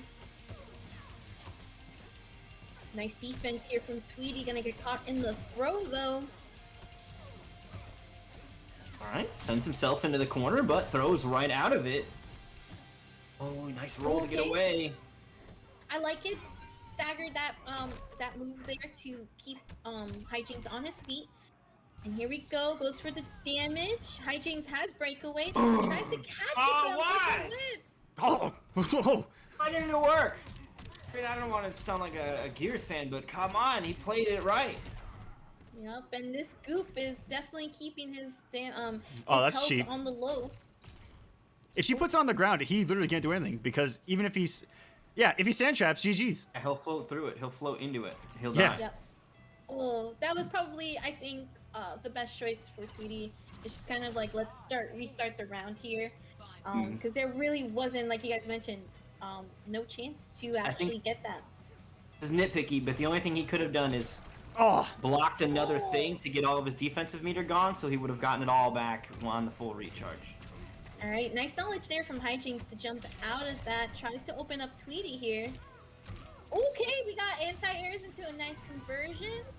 Breakaway? No. Ooh, caught him. Okay. That's the KB as well. 457. Huge. And what an The anti-air! anti-air, Oh, he breakaway. There's okay. Okay. Okay. I'm scared. Okay, I agree with this with Hijinks. I know it's not gonna kill, but it's gonna reset Momentum. for Hijinks to come in. So this is still dangerous. Tweety has Fatal Blow though. Yep, the vacuum is plugged in. Oh, defensive meter left for Hijinks. He can get chipped out, but Tweety won't get the chance. Well, hold on a second. Oh Hold on. my God. He can just chip Oh him my out. God. He can. He can't. Now he can. If he does fatal blow, my guy didn't jump one. That may my goodness. of all of the things I thought he was gonna. Yo. I thought he was just gonna fatal blow, scoop him up, but Tweety I thought he had was gonna other fatal too. plans. He wanted to rip her legs off, keep her from leaping ever again. Wow. That was insane. Aquaman's just gonna. Aquaman feels Pick the up. same way. Can you send me some to Aquaman, please? Oh shit! Hold on, I took a double. I Fit it to the understand. bit. I understand. Hold on a second. Wait a second. It was a double. Find your equilibrium. You'll get back. You'll get back. All right, we're back, baby. What's going on, everyone? Figured I'd release the Kraken with, my favorite people on the planet, the competitive Mortal Kombat community. What's going on, guys? Welcome to the Kolosseum. Wow. So with that, our winner's side of top 16 is going Set in stone. to be set. So if my technology works properly, and it's starting to get harder as those two shots kick in. More buttons all of a sudden. How'd that happen? Yep, that's right. But if I hit this button, and if I do that button, then if I press this one, we might have a really cool animated bracket kick in to show you guys winner's side. I am sweating right now, dude. That kicked in so fast. Unknown, you don't even know. Kraken's strong, man. The Kraken is some strong, good rum. But hope you guys are having a good time. Let's take a look at fancy bracket. Let's go. Ooh, there's the winner's top 8. This is gorgeous. This is gorgeous. Beautiful. Beautiful. These names too. Wow. Just again. I mean, those are 4 really big names right there. Yup. Assassins. Absolute assassins. Out for blood. I've got some updates off stream as well for losers, guys. I just moved Kukui along, who made top 16, and now top 16 is set on the loser side. If you guys follow along with exclamation point bracket, and pray that the bot's working. Oh my god, it is. Nothing's been working tonight. Smash broke. The bot's broken like 4 times. But My hey, mic had a brief mutiny. Hopefully yeah, right. we fix that. You sound a lot better right now, right, Saki? A lot better. Oh yeah. And So I can finally feel your energy more too, Dream Eater. It's good. I feel better. And I'm not some sort of weird broken record like some distant radio transmission that's cutting in and out. Like, should we help that guy? I don't know, man. Seems sketch. So off stream, in top 16, Big Daddy G 3-0 over Shenless, Jetring 3-1 over Yarwell, and Mufasa 3-0 over A Ghost Story, and Abyss and Kukui are playing in the losers round number 1. In the second round, which is to set losers top 8, that's why no one's down there. We've got Javier versus Jetring happening right now. We've got Aztec versus Mufasa. Oh man, that's got to be a good one. And we've also got Big Daddy G is going to be going up against, I believe it's Hijinks with that loss. Yeah, Hijinks going down to face Big Daddy G, and that's 4 top 8. That could have been a top 3 match. That's how crazy this bracket is here today. Is that nuts? These are crazy players. Friggin' And then nuts. we still got Pulse lurking down there. Yeah, Pulse waiting on the winner of that. And then all of those will be for top 8, which we are going to miss because we're going to do winners top 8 right now and then pick up with losers top 8 starting after this immediately.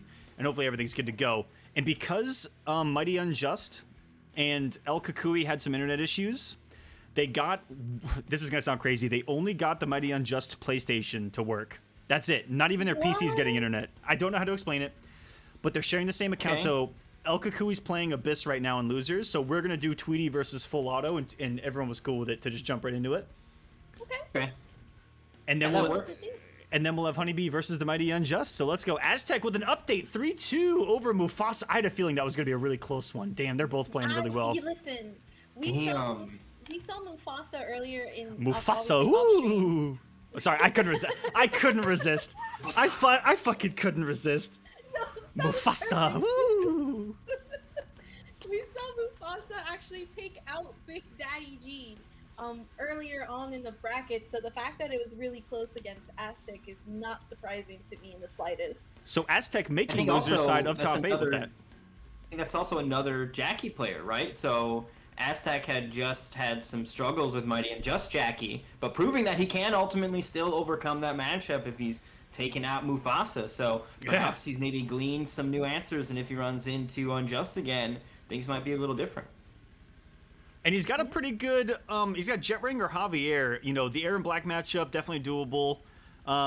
Jetring is someone that I primarily know by name. Just seeing the name in brackets so many times, but I don't have a lot of experience myself in actually watching him play. Do you guys? No idea. So I actually have the pleasure of knowing a little bit about Jetring. We faced a couple of times in bracket before. Ooh. And I definitely know has a really good Jackie from very early on in the game. I also know though he does have a Devora, and he does have a couple of other characters up his sleeve as well. Ooh, excited for the others Joker up the as sleeve. well. Let's go. Joker player indeed too. But speaking of some epic plays though, we got This Full Auto is- and Tweety right now. This is actually a classic from the very first season of the Kolosseum. These two were top 3, top 4 consistently throughout the entire series. I think they both placed incredibly well in the finale. Tweety getting second, Full Auto getting top 8 throughout the entire series. So these two are Kolosseum classics to me, and thank you to them for signing up for this thing and playing. Definitely two really, really strong competitors here to watch. I'm a big fan of both of these and really, really strong players of their own characters so far. Tweety off to a great start here, gonna churn out the damage, and no defensive meter from Full Auto means he's just gonna have to hold all of this. Half that life bar plus is gone. Alright, tries to switch the corners and hopefully put Tweety there. A little bit hard to gain some form of pressure with Sindel without resetting neutral a bit. I also see he's using the Banshee Scream, and this is actually one of the things that Sindel players actually say, using Banshee Scream for this matchup. Okay, interesting. Yeah, this is not a part of the toolkit previously. Beautiful blocks, though, from Tweety.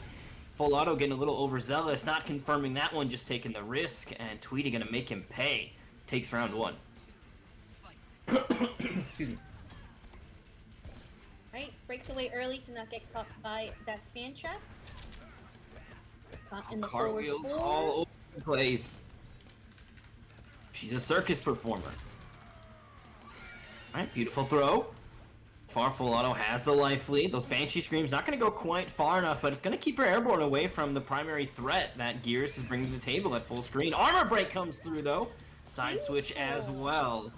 Oh, I think that was actually, unfortunately, a missed input there from Full Auto. I think he was trying to do a short hop into the Banshee, but recovers very well. Oh, he had that loaded. I didn't even see it. Goes for the Start to down bleed. one. If out could become available here. Gonna catch him with the Banshee. The Amplify lets the combo keep going. And Full Auto gonna tie things up. Still has Scream KB, I believe, as well as that Fatal Blow intact on both sides. So this final round could be devastating for either one of these players. Get a matchup knowledge Fishing there for it. from Tweety to avoid the actual Banshee. I like that Full Auto's trying to use a little bit of all of Sindel's toolkit, especially to avoid those sand traps. Goes for And the rummaging cancel. around and finding a tool all over the place. Nice challenge there from Tweety. Tweety's use of that knee is some of the best I've ever seen across the entire game. Just constantly catching people. It low crushes, it anti-air somehow. Really, really great use, and continuing to see it here in the Kolosseum. Right, he has already used his throw crushing blows, so those are no longer loaded. Now trying to see how he can get in. Gonna get caught by the overhead. Body splash is happening right now from Tweety. Tries to stagger some of his moves there. Get a kill. And down two. Nicely done. Big uppercut to close things out. I like Tweety just going for the guaranteed kill there on that as well.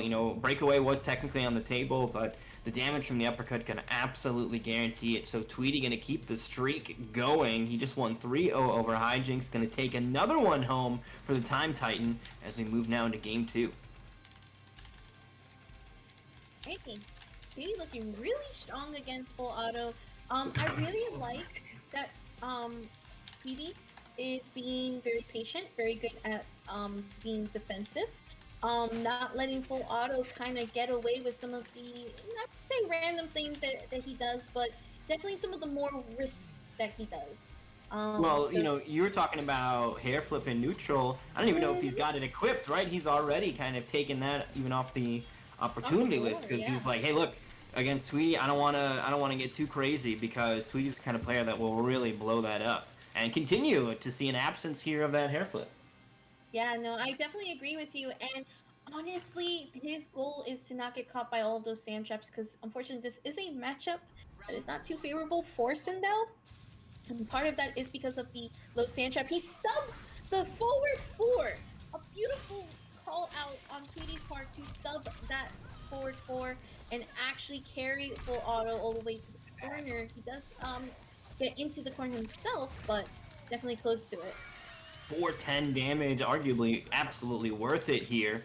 Full Auto now has some full screen positioning using those air mobility moves. Catches the overhead though, nicely done.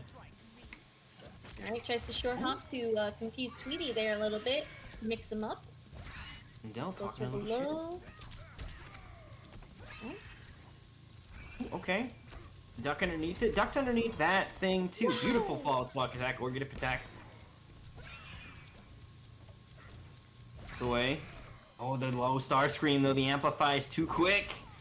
Oh, and unfortunately, the low star stream's not going to catch it in time. This is actually hit confirmed. He mixed up into the sand trap. A risk and it worked. Oh my God. my goodness. Oh, he'll kill even if the first hit just taps. It's gonna be enough damage from the sand trap.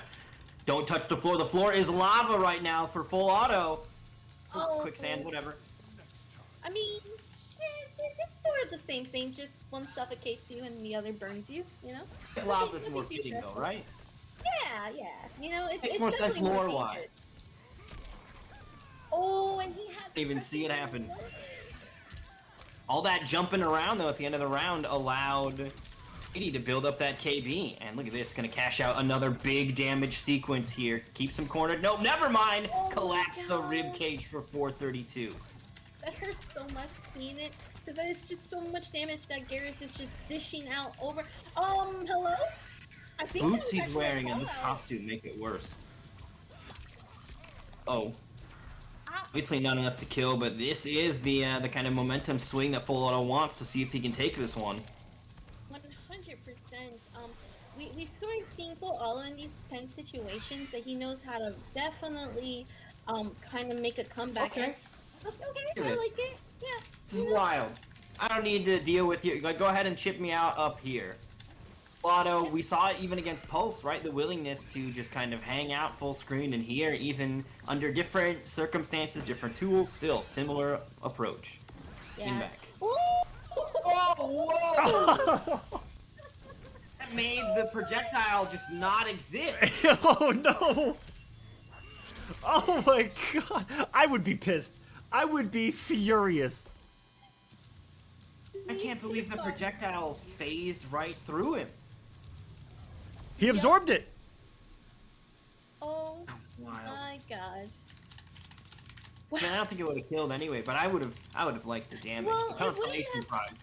So it wouldn't have killed, but it would have caused a knockdown situation, which probably Full Auto could have done maybe either a forward 4 or a jump in with the Banshee, or just keep Tweety away. Unfortunately, the vacuum was so big in its hitbox, and the low also very big in the hitbox, that it caught Full Auto there, and ooh, that X hurt. from the That sky. hurt me. That hurt me. The Tweety keeps the momentum going right now. 5 in a row. He's up 2-0 here on Full Auto. See if he can get back-to-back 3-0s. Full Auto came off of a 3-0 himself as well over Pulse, but so far has not been able to make that repeat itself, as he's now looking to claw back from defeat if he wants this one. Reverse 3-0 is what's called upon here from Full Auto. Yep. Alright, let's see if Full Auto can do it. It's a airborne movement here. Using the float, using the scream float, like all the different air tools, he's got them. You have to, because you're literally fighting a character that can zone you out while also dealing with such intense damage. You don't want that opportunity. Gets the hit confirmed though. Just gonna go ahead and solidify it though with the kick.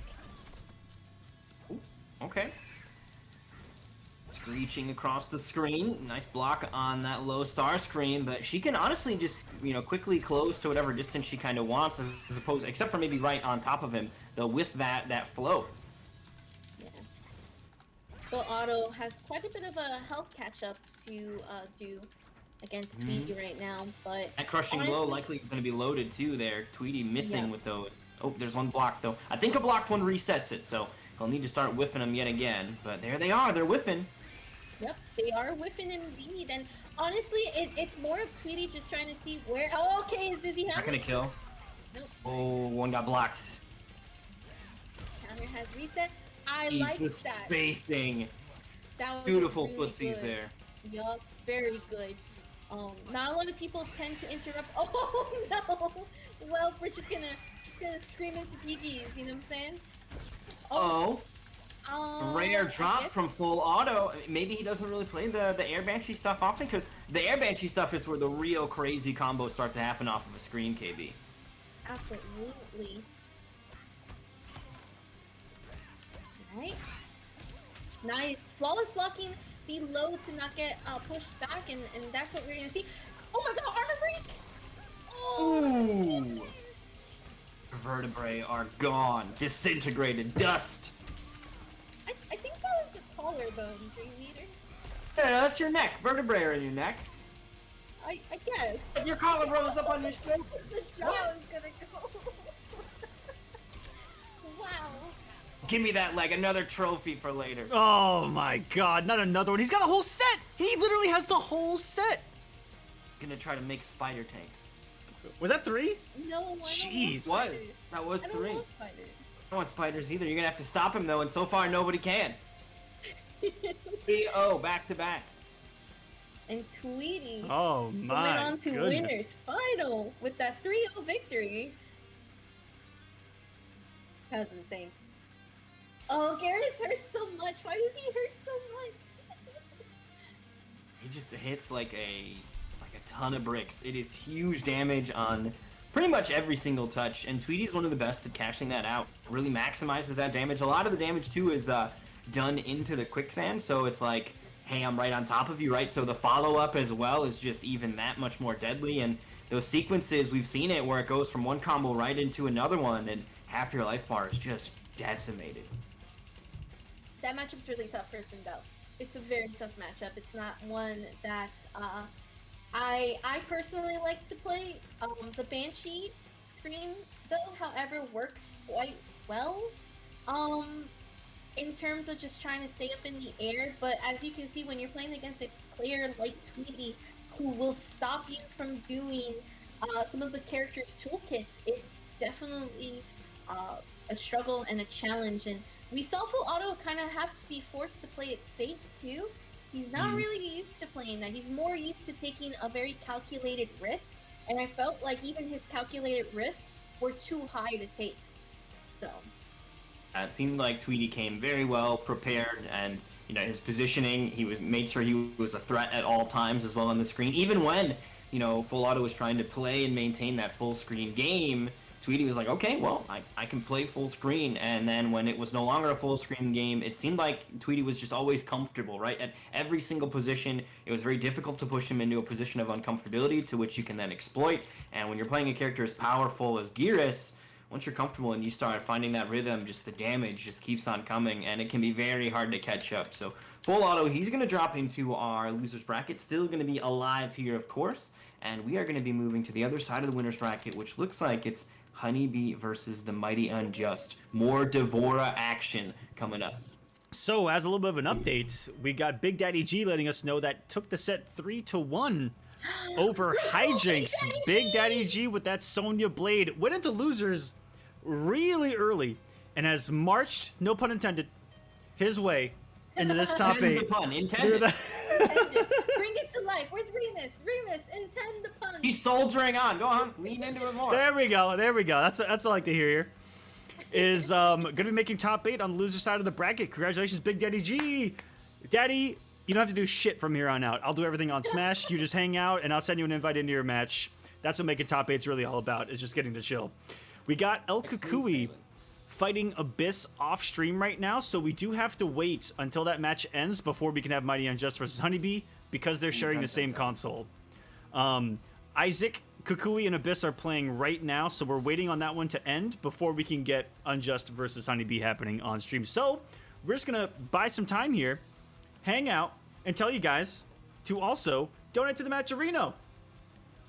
Yeah, watch it appear down there. Bam, $67 already raised, Directly beneath me. and this is going directly to the top 4 of the tournament. Unless we get above $500, then everyone in top 8 is going to get paid. That's how we do things at the Kolosseum. It's got like a little tier system where if it reaches a certain amount, more people get played. It's pretty cool. You guys can donate directly, and you can donate for free. I'll tell you how. It's 2 simple steps. I'm going to put a link in the chat. You click that link, and if you're broke as shit, you could be homeless and well, if you're watching this anyway, I assume you have internet. All you need is internet. Free Wi-Fi is all over the place. That's right. Click that link and hit claim code in the top right of your screen. That's all you got to do, and it adds 50 cents to the prize pool for free. You can do some G Fuel retweets up there in the top left, right, in the top right as well. Sorry, I had a couple shots. I might as well take another. I do want to mention the What, only Saki? time it's acceptable to be on Wi-Fi is to donate to that match arena. That's There all you I'm go. gonna say. That's it. all I'm gonna say. If you entered on Wi-Fi, joke's on you. The joke's on you. And man, I love when I get like a moderator request on Smash and I join and the guy's like, dude's on Wi-Fi. It takes me a millisecond to just get rid of that person entirely. Just Thanos them from the bracket. And people are savage about it. I love it. Yeah, bye. Number 1 rule. Don't play on Wi-Fi. Also, Not allowed. Not allowed. I'm gonna do another one with I'm gonna do another one with you guys. They aren't drinking, but I'm having another shot with you here because I'm having a great time here.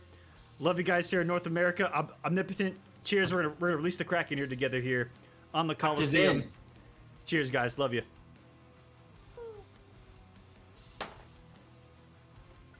Play a song later.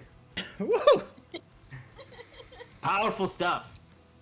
As it should be, though. As it should be. But it consume you. It's 94 proof. It's actually pretty nice. All right, so they just pinged me in that set, so hopefully there is a resolution. Kukui won 3-1. Kukui 3-1 over Abyss. Kukui, do not play your next match. I need Abyss. I need Unjust to play his next match. I'm already getting people fucking mixed up over here. That's what. To be fair, it's pretty cool that both brothers are essentially playing in this bracket, and they're getting closer and closer to the finale or to the final. And having somebody that you can train with in the same house has got to be a huge help. Just the ability to climb with somebody that's kind of right there, that like even if they get mad at you, like, man, I'll see you at breakfast tomorrow. Like that is, you can never stop it. And the fact that they're both kind of in there grinding it out, making the success happen, I think that's really cool. And they're not the only story like that, one of the definitely more prominent and big ones, but I mean, even Sonic Fox, their success story in some ways kind of has that early seed of their older brother helping them out, getting them in early, dude, and then all of a sudden, monstrosity, how do we stop this kid? Dream Eater, I'm going to say it, the donations are coming through. Thank you guys so much for using those codes and donating, and I hope that answered your question in the chat, by the way. Nazar says, how do we donate? It's that link in the chat. Thank you guys so much. Another $20 right there. You guys see it updating. Down there below. Bam. Holy shit, $138. What just happened? It just doubled before our eyes. You guys are too kind. Thank you so much. This is awesome. This is a round of applause for the chat tonight. Because you guys are goats. Definitely a lot of, especially the audience and you at home, you guys don't understand how important it is to definitely support not only the Kolosseum and their amazing production, but also supporting the players themselves. Literally, we're going on through so much production and so much effort to bring the community a very entertaining event, and the support is real. So thank you. Thank you. Yeah, thank you guys thank you, Aquaman, too. so much. Listen. I get enough props. This is all about getting you guys props. All right, I've had enough. I've been doing this a long enough time. I'm just having a good time putting things together, and this is all about you guys, really. So thank you guys for showing up, and you guys are crushing it on the microphone because I've just been sitting back enjoying it. Which is why it's good to hear. Which is why I'm drinking, really, because my job's easy tonight. I'm just hanging back, getting to press buttons. Look. Watch this, watch the up next one. You guys ready for this? This is the kind of shit that I can do on production. Is just stuff is beautiful. This is beautiful. Bullshit, this makes me jealous. Bullshit like this. Look at to juggle. Up next, MrAquaman versus the Kraken. I can just do that here. I can just do that. By the way, we got a match. Let's get into this. This is gonna be. That's our headliner, the marquee matchup. This is gonna be Beast Coast's Honeybee going up against the mighty Unjust, ladies and gentlemen. I'm gonna have you guys take it away once more. Let's get into it. Go. More Devora. Yes, the stepsister bug is back. And that's not how it's pronounced, but Strepsistera is too much to get right, so stepsister it shall be. Okay, using the interactable. What? Okay. Why? I mean, I listen. You know, sometimes you want to be flashy. Also, it's Sub-Zero. That's a robbery character. You know, let's try to rub it in. You know what I'm saying? Keep it weird from the outset. I like it. Oh, wow, the chat prediction's really close on this one. It's been one-sided almost all night long. But this one's almost 50-50. Almost like Love's mix-up. What a conversion! Right? Oh, they know. Oh, they 100% know. These are two players that are literally in each other's head trying to see what they can do. That's gonna be an They escape failed. Yep. Very deadly. One of the few characters that can combo into that throw too. Always got to be on the lookout for it. The overhead. Here's the launch with the rising ice. That will allow a breakaway, but the follow-up is going to come through. No stopping this one. And Mighty Unjust takes round one. He still has that throw KB loaded. Yep, throw KB loaded. And he also didn't go ahead and use the actual crushing blow there that does damage off of a certain amount of hits. So yeah, the 1-2-4. Those ribs are still intact for now. Yep, and We'll see how much longer they survive. No breakaway to stop this either. Ooh, misses the conversion off the slide. Slide's a launcher, by the way. Does all that stuff and is a launcher. Oh my gosh. Launcher, there it is! Is that was a flawless? Hit her in Iron Lung. She's gonna need one after that. Was that flawless? I didn't even notice, otherwise would have tried to cast a curse. That was as like some communities like to call it a propecia, so it was an almost flawless, essentially. Alright, well then my work here is done. As long as I'll tell you what I gets call a it. flawless victory. I'll tell you what I call it. Fucking disgusting. That was with Rising Ice. That wasn't even the wrong character. I don't care what anybody says. Saki, I don't know if you're used to being on a. I'd call this a professional broadcast, but it's really not. Being on a broadcast where you're allowed to curse, it's a little different, doesn't it? It hits different. It hits different. All right, Yes. Saki. Listen, I'm not the one behind there, so I have no reason to curse. Saki, But I know if I was Honeybee, I'd be cursing out of my mind right now. Saki, one time for me. Let me get a nice F-bomb on stream. No. No? Just fucking do it. I tried. Hey, Dream got us. Let's go, ladies and gentlemen. I almost did it. I almost got it out of her. I'll make a deal. What? If I curse tonight at any point in the night, I will donate $50 to the. Oh my god. Okay, we'll try. So how do we make you more curse prone? What's the secret? Watching Jade get massacred on stream. More Jade picks against these Jackie matchups. I will be sad, probably.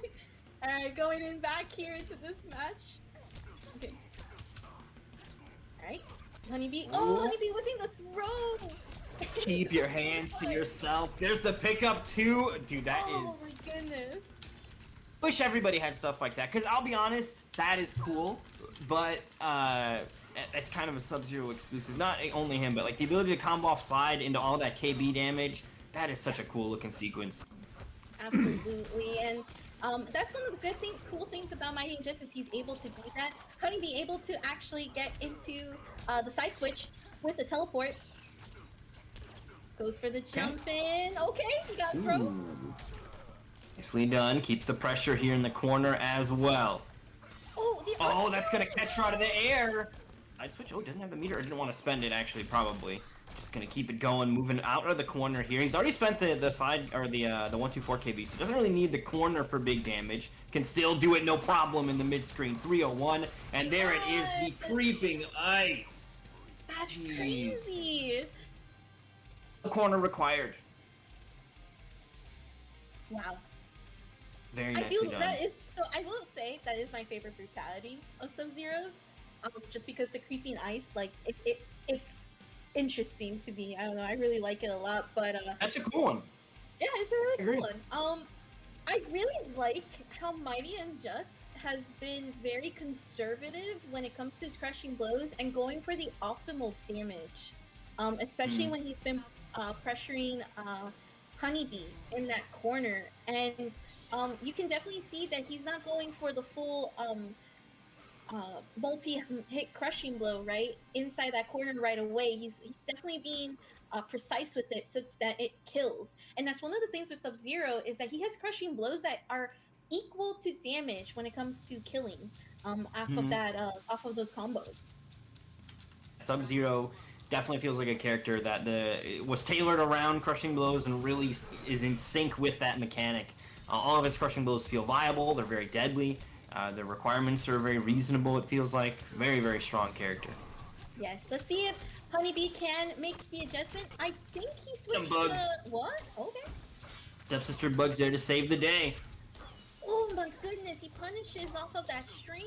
Not gonna get the full ice ball there, but that's okay. Here's another ice ball right now. Gonna go ahead and try to take Honeybee all the way to the corner with the slide. Wow. This is just huge momentum right now from from Mighty Unjust right now. Honeybee is just trying to get out of this corner. Wow. Nice forward 2 again. Again. Wow. So many successful overheads. Yeah, it's almost as if it's a little bit of a struggle for Honeybee to fully react to them. Again, when you have a Sub-Zero with momentum, like what we're seeing right now with Mighty Unjust, it is hard to stop him.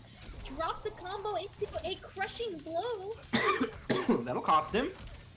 Alright, Honeybee still gets snagged by the low, the Shin Shatter coming through. And the overhead afterward. Another overhead. I think it's like 10 for 10 right now from Mighty Unjust. And keeps it grounded to not have Honeybee break away. Chance left. Wow.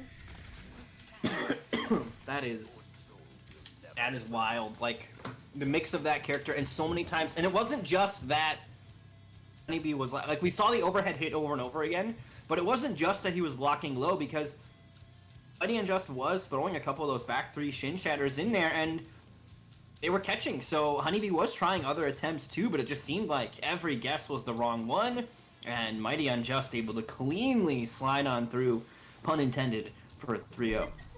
Listen. All right. Nah, hold on. It's not. I'm No. gonna get Remus in here.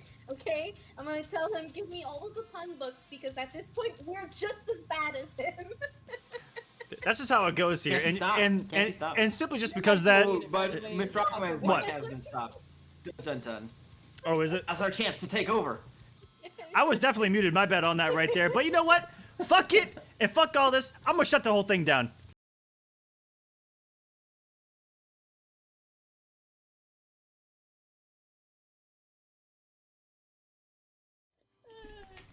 Oh my goodness. Welcome back, everyone. So that is going to set our winners finals. It is going to be a little bit of time before we get to that. So Honeybee and Tweety, I do apologize for the wait that you guys are about to have, because we're doing 4 matches straight before we get into...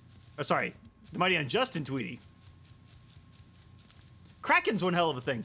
Oh, you guys can hear the music? Okay, hold on. Can I have some, please? I got an extra bottle down here somewhere. Hold on. I seriously had an extra bottle down here.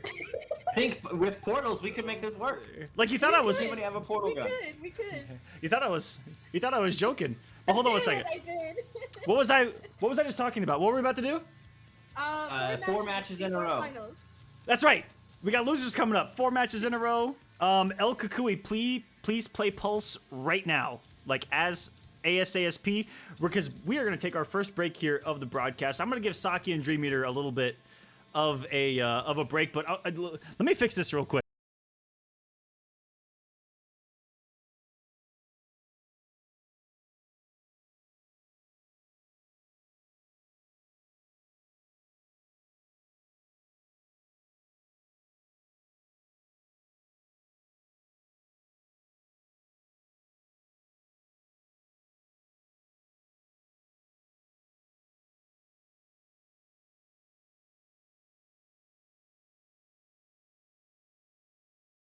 I don't know why. Maybe. You guys heard that, right? You guys heard that music? Chat? Okay, yeah. Okay, it's different. I'm just like letting it be the background music, and I thought that it was still the same. I don't know why. Can I be really honest with you guys? I don't even know what the fuck is happening right now. You didn't hear the music? Okay, Valiant, I don't know why that's not working. Well, look, if I'm not alone, then I'd like to recant and claim that I also didn't hear the music then. No, I'm just kidding. Motherfucker, I'm super confused. Okay, so you guys didn't hear music at all. Okay, that's fine. So one thing clearly didn't work properly, which is a song that Valiant Shade in the chat actually created for that, and I feel really bad that you guys couldn't hear that. Who also runs the chat predictions. Thank you so much for that as well, Valiant. Because every time I press this button, it's Valiant Shade in the chat doing the work right there. And 52% of you got bodied on that vote, so get fucked right there. Are gone. That's right. Let me. Okay, wait. It's actually good to go. Besides winners, let me update winners semis real quick before we get to a break, and I'll show you guys a bracket. So winners finals is going to be Tweety against the mighty Unjust. And this is kind of almost no surprise if you follow a lot of North American online MK11 right now, guys. Yep. It's like we mentioned before, too. I mean, NA East is probably one of the sweatiest regions out there. Again, I think definitely one of the top 3 or 5 regions that are just one of the sweatiest. Yeah, absolutely agree. There's so much talent along the East Coast. It's crazy. Yeah. And like even players that didn't make it deep into this, you know, like K7, I think is one of my big favorite players to watch. And I saw him in the bracket. Unfortunately, didn't make it very far, but just, you know, that kind of is a testament to like even those upper contenders still struggle to survive through because that's just how strong this region is. All right, Bracket. there is your bracket right there. Winners finals is set. Mighty Unjust and Tweety. Like I told you guys, you're going to be there for a little bit because we're going to get these next 4 matches in a row. El Kukui is playing against Pulse off stream to set that last spot, guys. It's because El Kukui and the Mighty Unjust are brothers. I don't know if you know that, but they are brothers. Twins, I think, in fact, which is to piggy bank off of what Dream Eater was talking about earlier. It's fucking broken to have a twin or a brother in the NetherRealm community. You're automatically god tier for some reason. I don't understand it. But they are sharing the same internet, and their internet was having a really bad night. And I did my best to make sure that they were able to play because if there's anyone that understands internet issues, it's me trying to run the Kolosseum Global because I had to push 2 shows because of internet troubles. So I understand. I get it. But they're going to run that off stream while we take a quick break, and hopefully we'll have that match set. But either way, we're coming back to Javier versus Aztec. Guys, I'm going to send us to a break. Saki and Dreamer, do you guys have a breather? You've been crushing it on the microphone all night long already. And we'll be right back, guys. Don't go anywhere. See you soon.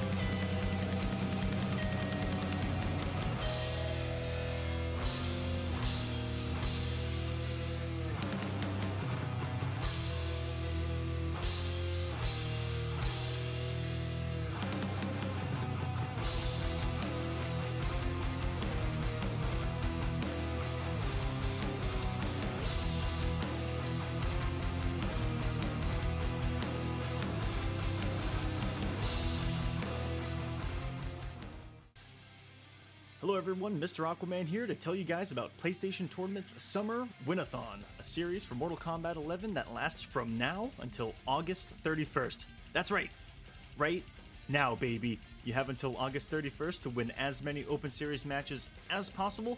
When all is said and done, the top 8 on the leaderboard win a PlayStation 5. That's right. And there's prizes for everyone in the top 1,000. I, for one, am excited, not just because I need a PS5, but also because I haven't competed in a while, and I miss the thrill, so I am in there, baby. And some of my favorite matches from over the years have been in online events just like this. I remember the last time I entered the Open Series, I was able to go undefeated for the week. I want to say it was 4 wins straight, but boy, did I start feeling the pressure of competing online. You know, such an unknown potential opponent in an online setting. Nerves get to you, even a veteran like myself. The nerves can still get to you, but guys, you can overcome it, just like I did. Trust me, you can do it. And you too can climb that leaderboard with me here for the PlayStation Tournament's Summer Win-a-thon. Sign up with the link that I have attached, and good luck out there.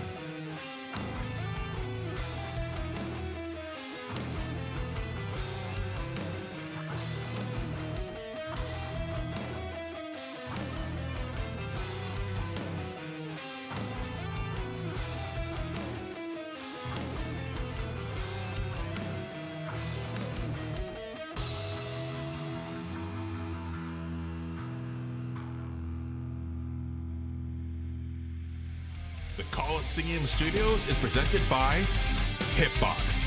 Take control at hitboxarcade.com/Kolosseum. And if you like what you've been hearing, it's our own official soundtrack. Purchase or listen today at Kolosseum.gg.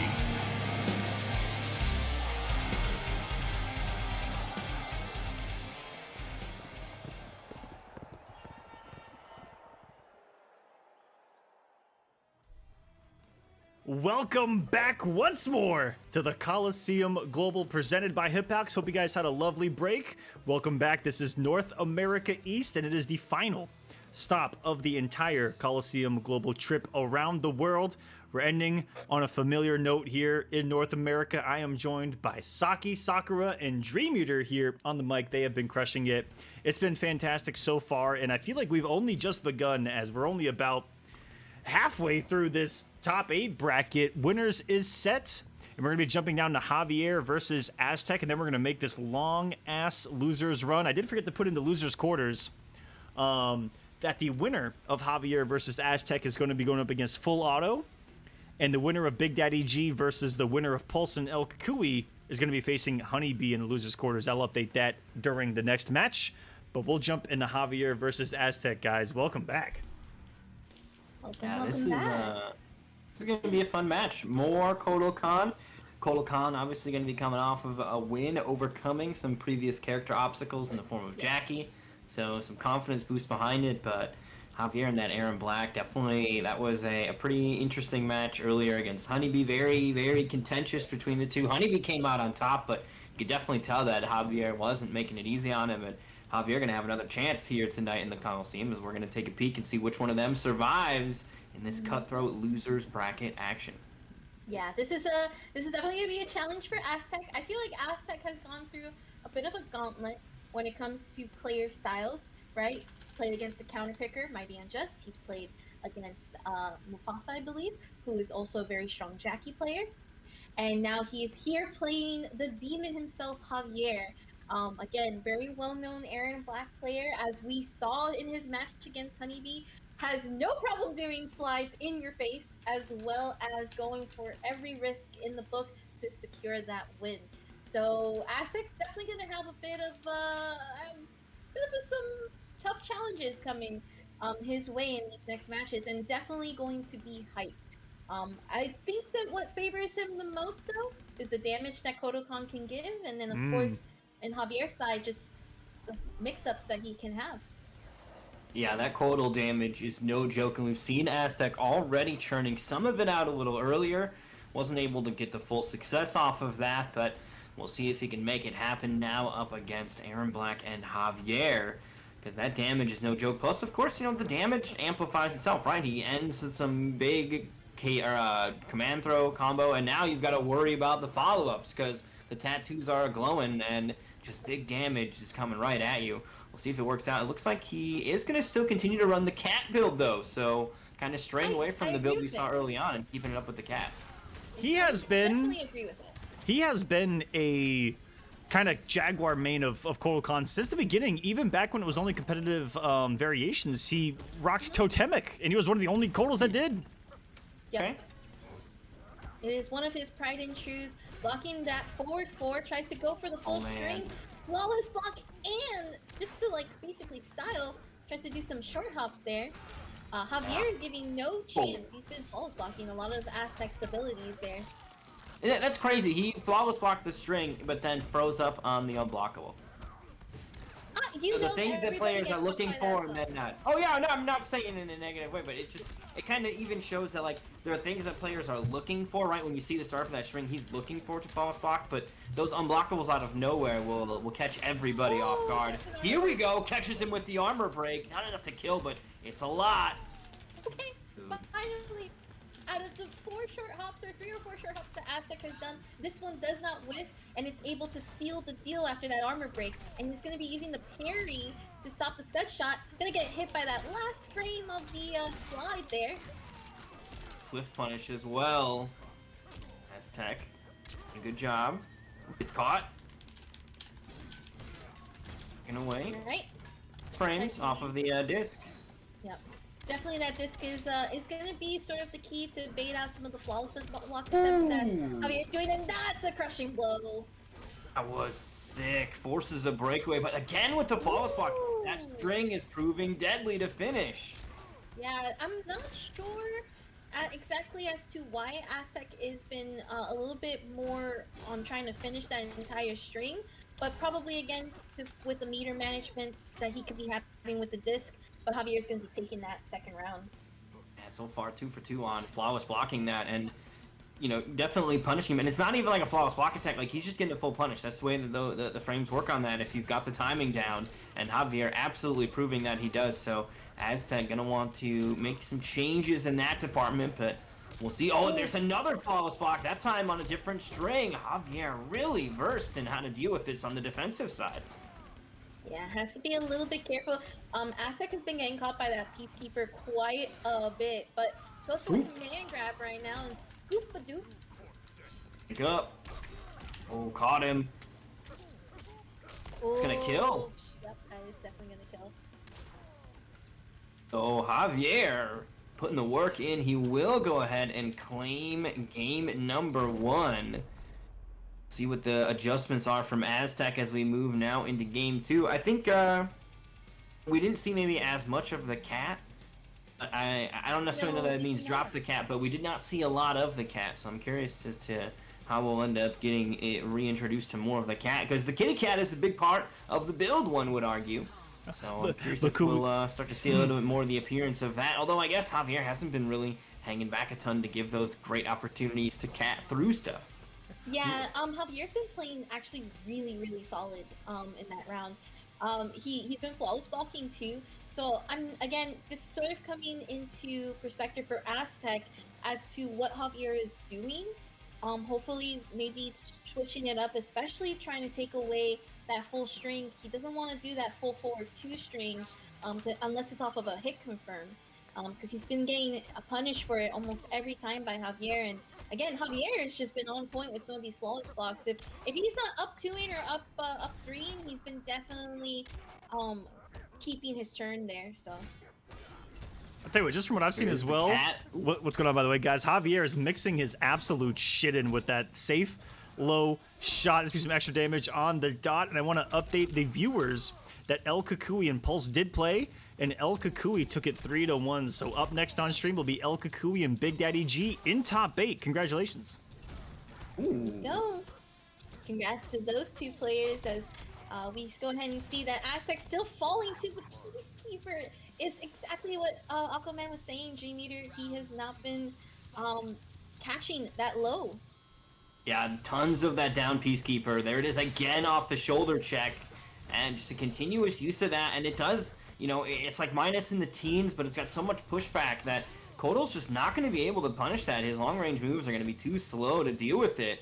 So Javier doing a great job of staying safe there. Even forward 1, not going to be quite quick enough. Javier is just not letting Aztec keep his turn and even stealing back his own turn.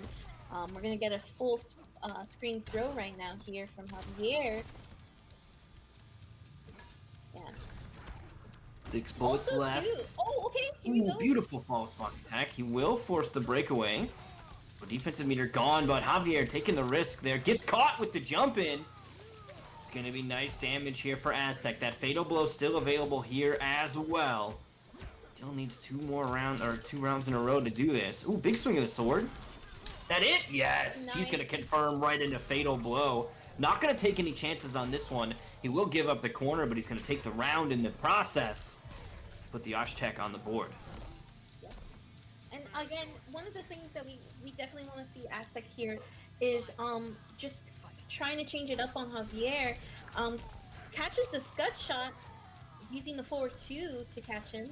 Goes for the command grab. Nice little wavies in there. Go. Rolls underneath the disc. Gotta be careful.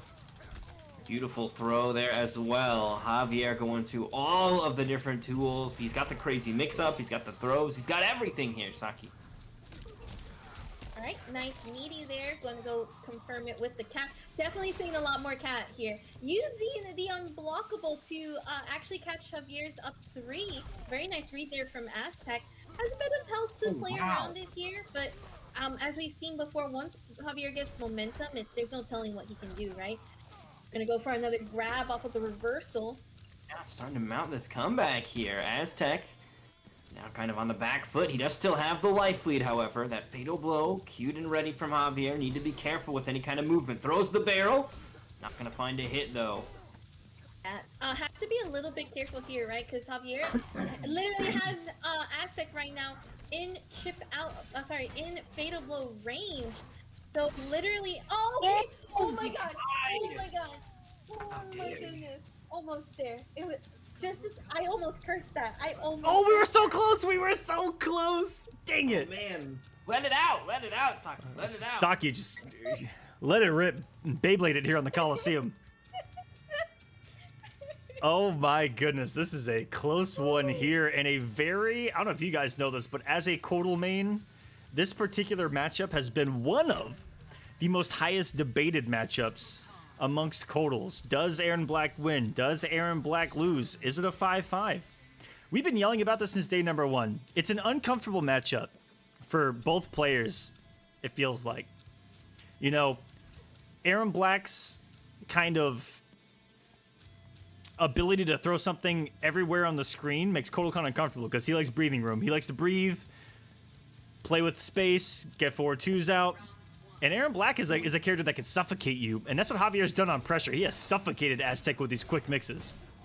Yeah, I 100% agree. I do want to mention that if there's any match tonight that might make me curse, it's these two players. Oh! Fingers crossed, there we go! Papa Khan's pizza! Oh, good lord. Alright, on the finally low. blocking the Peacekeeper right now on Aztec's part. Still, it's unpunishable there. I think it's like negative double digits, but maybe I'm wrong. Because so far, Javier has gotten away with it repeatedly. Oh, That's this not is going to be gotten another- away with, though. Big damage, not enough to kill, but 414 coming at you. Short hop is my blocked, it'll be goodness. punished. Javier blocking those Oh short my hops. god. That was good. I can't believe that we saw a blocked short up here tonight. That in and of itself's like finding a unicorn out in the wild. Oh my god! can't do this, Oh, Tried to do the God. same thing as he did to No. close out the last round, but today. Oh my goodness. And look at that health, by the way. Like 10.45 health on that. I mean, he could have tripped and stumbled into him and would have done enough damage to kill him. Like, that was barely anything left. Alright, Aztec playing no games right now. It's gonna just scoop a dupe and try to get in on Javier right now. That trying to hover around at that perfect sword range, but like Aquaman was talking about earlier, you know, Aaron Black's a character that can still kind of be a threat at those ranges where you're typically comfortable, so you can't be comfortable Oh, that against was him. gorgeous. That Beautiful was short so hop, though. That was godlike. After the parry as well, that is what would be the optimal punish no matter who you are. Alright, nice jump in. Here we go. Goes for the scoops. Keeps him in the Rank corner. up. That interactable here as well. Ooh, not going to have a chance to use that. We start to push away from the corner here. Javier swinging. The overheads connect. He's already conditioned him with so many lows. Mm-hmm. He's got scud Oh shot my to where he goodness. can even go for it and still like keep it risk free. That big whiff is gonna cost him though. Enough damage from the sword, and Aztec answers back. He's gonna keep his fatal blow as well. So we've seen how important that tool has been tonight, not just in this match, but across the board. Many players utilizing those fatal blows. See if Aztec's gonna rely on his to close out this final round. Okay, nice anti-air. Goes ahead and baits out the breakaway. That's going to leave no defensive options for Javier. And Sword can allow Aztec to play around here in his options. Tries to throw out a disc. Scud shot's going to stop it, though. Okay, here we go. 4 bullets left in that rifle from Javier. Aztec, I think, now just has secured the life lead here. Gonna start to push Javier past that 50% mark as well. Yeah, definitely has to be careful. Javier's been catching Aztec backdashing quite a bit with that move there. So, kind of has to be a bit careful. Goes for the Right. disc again. Tries to go for didn't the hold parry. it. The sun's out, but Javier immediately gonna knock him away from it. That sun gonna be basically ineffective here. Fishing for the KB, not gonna happen.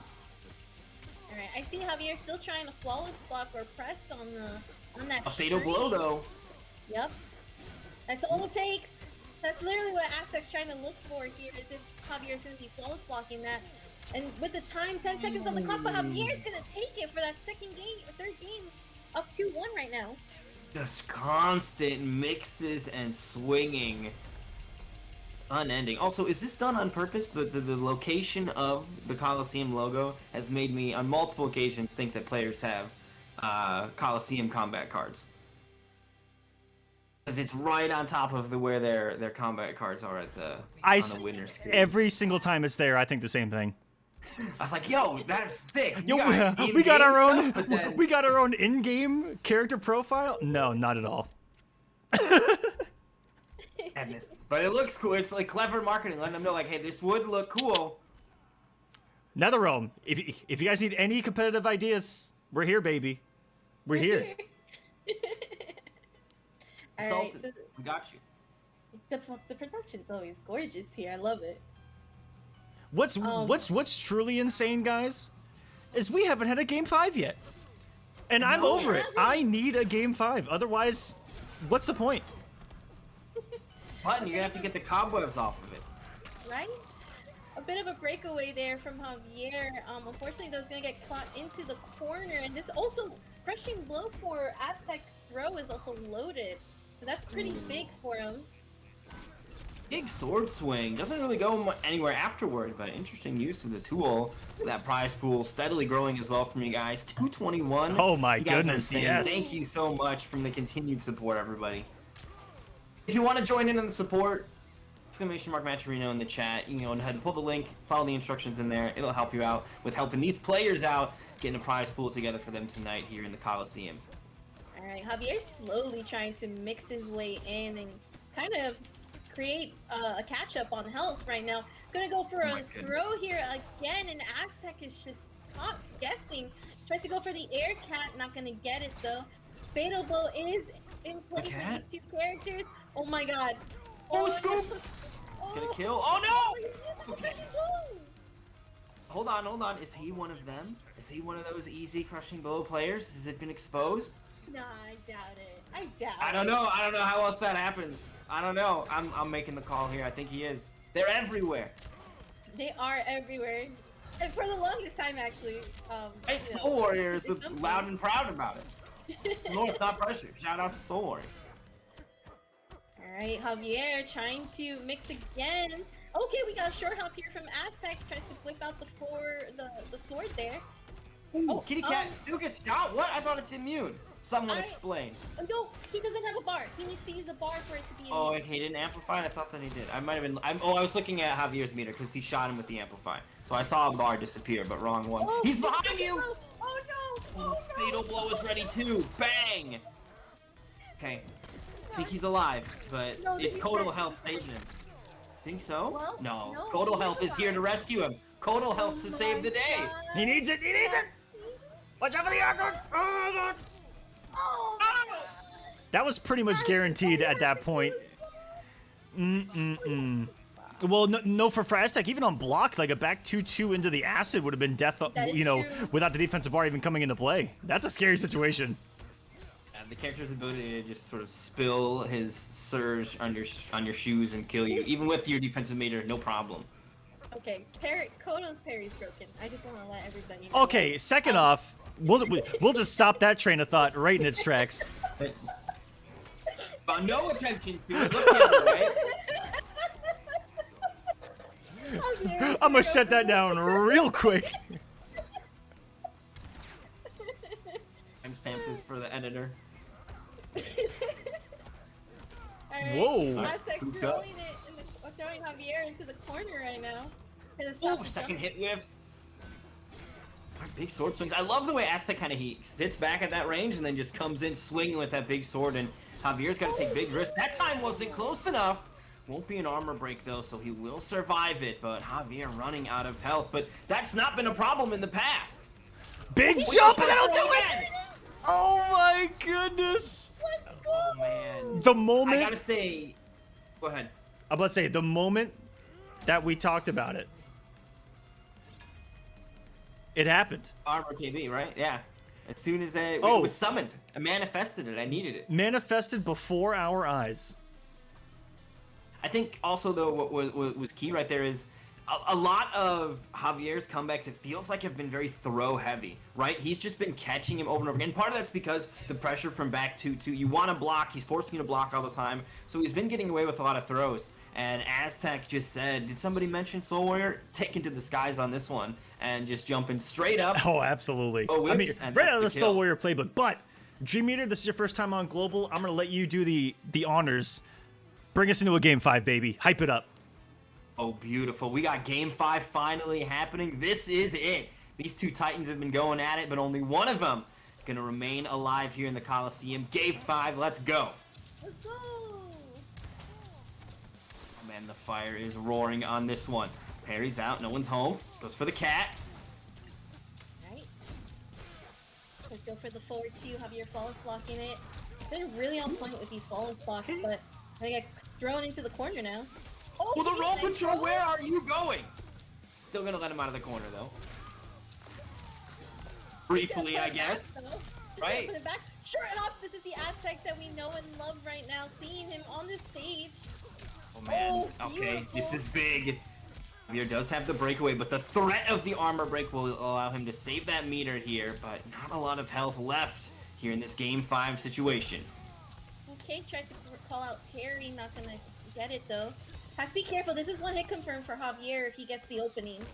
So Javier can definitely make some crazy thing happen right now. Let Fatal Blow loose. Let a slide loose. Ooh. Oh, Okay. air cat! He has air cat? He has I didn't even it. know. I saw it once I in the didn't last even match. know. Once. Just once. He's been Must have waiting to blinked. use I that. didn't even realize it. Yep. Forces a breakaway on Javier right there from the kitty cat. Gonna I block wonder the if that was low. on purpose. There goes the Ooh, unblockable. can't block that. Okay, trying to throw again. To the skies. Nice Wheaties here from Aztec. Gonna do a short hop into a throw Go. because the escape failed on his throw as well. Aztec is turning it up here in game 5. Javier trying to stabilize with the scud shot. He'll get a throw. It's going to create some distance here. But it seems like distance has not been his friend. Alright, nice sweep there. And there it is. Aztec takes it. Is the win of the game 5. For the Aztec. sun. Praise it. Praise Love the it. sun, ladies. I need everyone subscribed to this channel to praise the sun in the chat with the emotes. I'll show you how to do it. Praise the sun indeed. Aztec winning our first game 5 of North America East here on the stream. Very nicely done. Putting an end to Javier's run, but Aztec with the kitty Kodo. Some big stuff happen here. You love to see it. Wow. What a change, right? Aztec sort of kind of realized what he was up against and just came it back, right? And went and took it into our first game 5 of the night. Who knows? The rest of these matches could be game 5, Stream Meter. Literally just trying to stay alive in the losers run. That was awesome. That was Yeah, an I'm excellent really match. Start to end, both players delivered. Javier, congratulations. Still made top 8 here in a really stacked Eastern bracket. Congratulations. Aztec will go on to face Full Auto. In the losers' quarters, we got El Kukui and Big Daddy G coming up right now. Oh, so wait. That can't be right. Well, what I did think I that's supposed fuck to be up? Honeybee. I think that's supposed to Honeybee. be Honeybee. That is supposed to be Honeybee. Yeah. Why did I take Big Daddy G? I have no idea. Hold on a second. It's an early prediction here. Bias, perhaps. Whoa, completely biased. No, that was. I'll play. Is that ahead of the script? Hold on. Nah, I blame the Kraken on that 100%. All right, hold on a second. Though. Hold on. Well- That might fix live. Watch this. This might be pretty cool. There it is. Just like that. There we go. El Kukui and Big Daddy G winner is gonna be facing Honeybee. We're gonna get both these matches back to back. So El Kukui, Big Daddy G invites are about to be coming your way. Here we go. I'm excited to see Big Daddy G. First off, one of my favorite Sonya players. Not only is he Is there more than one Sonya player? yes, there's Azerbaijan, there's Doom, there was Dizzy, I think, if I'm not mistaken. Back in the at day. one point. Back in the day. Yeah. S10 doesn't count. I was a Sonya player once too then. I mean, he still played. Didn't Dizzy play at one point? Sonya and we play, or is it? Am I just remembering? I think you might be right. I think you. I'm just, Probably. I think you might be right. But no. So first off, Big Daddy G, Boricua, I love him. Definitely one of the coolest people in the community itself. And again, just one of the top players that I have seen just grow within this game from start to finish. Definitely someone you shouldn't be sleeping on. And again, working with a character that has been definitely not in the top tiers for a while, for a good majority of the game. I think that tonight is definitely, part of the story is loyalty, right? We've got a lot of players here that are representing characters that are, characters that are in some ways overlooked by many others. Like, nah, this character's not good. I'm not playing this character. But players that are committed and willing to do it. Devora and Honeybee still alive in this bracket here. We've got Big Daddy and Sonya. Even Tweety and his Gears in some ways is kind of a tale of that. There was many naysayers on Gears for a while. So tonight has definitely been part of that, and I think Big Daddy G definitely belongs on that list of players that have really had that loyalty and dedication to a character, and the success has come because of it. So we'll see if he can continue that, because who he's up against, no loyalty. I don't know. I think El Kukui, he's one of those chameleon players, playing the whole cast, right? There's just, it's like there's a Jackie player, and then we got Full Auto too. He's another one.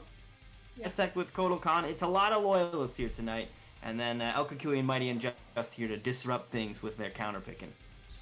El Kukui, also a name very well known in the Open Series and in ESL. Again, just one of those factors that like, having a great training partner is your own brother. I think in ESL there was like I don't know if it's real. I didn't really actually pay attention to too much ESL, but I heard the rumors were like El Kukui was going around, or Mighty and Just one of them was going around just like crossing characters off the roster. Like, all right, I'm gonna win this week with Joker. Next week we're gonna win with Frost. Just like going through the roster and racking up victories, just keeping it interesting for themselves. Here, though, we see it's going to be Shang. Interesting choice. Yeah, this Shang I've seen quite a bit from El Kukui. I can only imagine.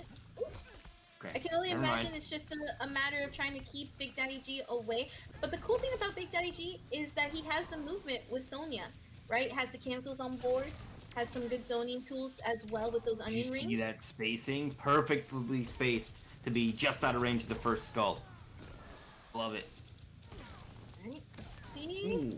The internet, though, arguing a Yeah, little bit here. this one's been chunky here, guys. Hold on a second. These corpse drops are doing something funky to the netcode. Hold on a second. All right, here we go. Let's see. Daddy G trying to come in, but not going to be able to. El Kukui is going to be taking this first round. It's crazy because I've got 60 MS to both of them. Oh my goodness.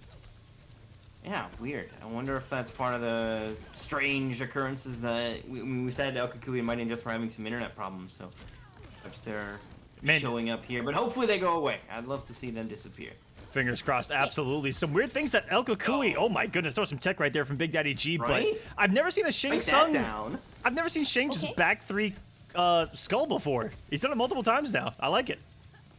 All right, Big Daddy G blocking the down 4 and then trying to close in on the gap, but El Kukui using the throw to get some health back. Yeah, so far he's got a huge health lead to work with right now too. Big Daddy just not really been able to find his rhythm or get any heavy momentum here. We've seen a couple good plays, but he just ends up finding himself at the mercy of a poke or a stray fireball here that just resets him back, and that's going to do it as El Kukui takes game number 1. Now, Big Daddy, I think, unlikely to make a character switch here, but we've got to see some kind of change here. I think, I don't know if he's got the drone drop, so what is happening for sure is we're not seeing a lot of rings to just, like, fight with the projectiles. And the thought is maybe because like a smoke parrier doesn't want to, but you can't smoke parry the drone drop. So maybe that is a different answer here. But we'll see what the change is as we move now into game 2. The thing about Shang is he is a character that is a full obstacle course, right? So if you try to zone back, if you are not Cetrion, essentially, you're gonna need a very strong zoning plan to outmatch Shang, right? So even though Big Daddy G can try to bring out the drone, that has to also take into consideration some of the other tools that Shanks has, like either if he has the slide or if he has a corpse drop for the trade, or of course you also have those hell sparks that can reach because there's different distances to them.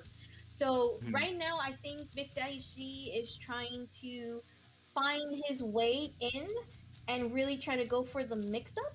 Oh, he's found his way out. Oh. Pick up here. I'm working on something here.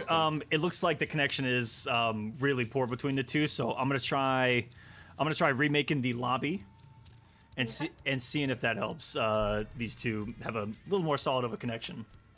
Get some new stability here. I think you're totally right though. Shang is a character that is difficult to for sure. really zone with. I think part of that corpse drop I think is one of the bigger culprits because many projectiles, Sonya included, are going to hit in like the 6 to 7% damage range. I think Sonya's does like 7%. It might be only 6, but corpse drop is hitting for 9%. It's a grip of damage, and against Sonya in particular, she doesn't have the extra health to really hang in there and deal with that, so it can be that much more deadly. So if you aren't able to establish an early life lead, it can be very difficult to just try to sit there and zone back. So yeah, definitely, the way that Shang is built, good zoner and anti-zoner, right? He can kind of cover both. Yeah. You mentioned about, some of the damage that those projectiles like Corpse Drop does, right? Just think of also too about the chip damage in addition to that, right? It's like you're sort of getting those 1,000 paper cuts, even when you're trying to block those Corpse Drops. And while it definitely leaves Shang pretty well off in a full screen mode, it benefits him a lot. One of the things too is sort of something that I kind of wish they sort of brought back before, obviously the announcement of no more development on the game, is that they kind of fixed Sonya's health bar back to 1,000, right? Because it's not like she's incredibly difficult to be worried about, right? There's a lot of things already going against her. Health shouldn't have to be that case anymore. But it was sort of something still there. So I will say I enjoy health changes as a balance adjustment because I like the way that you can keep the identity of a character intact without changing everything. But here's the deal with Sonya. They did change the identity of that character when they changed air control. That used to be her combo route move. They completely reworked the way that you combo and do things with that character, which for sure I think even startled some players off. They're like, oh wait, I have to relearn? No, if I'm going to relearn something, I'll go relearn something else. And they also took away her health in that same swing. Maybe it was a different time that they did that, but nonetheless, I think because of how, like, if you were going to change the identity of the character, leave the health there. Or if you were going to change it, then let her have the previous air control and everything. So yeah, I totally think that Sonya's the character that didn't necessarily need to be 950. I don't think really Cassie is like super great argument for it. I don't think Shiva needed 950. Shiva's other nerfs were already more than enough. When they did change things, it feels like Shiva's got real heavy-handed on it. But Cetrion makes sense. Took him long enough, but it's like Cetrion, Joker, and Jackie are the ones that are like, okay, yeah, give these characters the low health, but the other ones are, I don't agree with, like Cassie and Sonya really still being on it, and obviously I think even Shiva, I don't think needed that 950. Interesting approach to balance. It'd be cool if they were continuing it, but alas, we are moving on. Bigger and better horizons, hopefully. That's very true.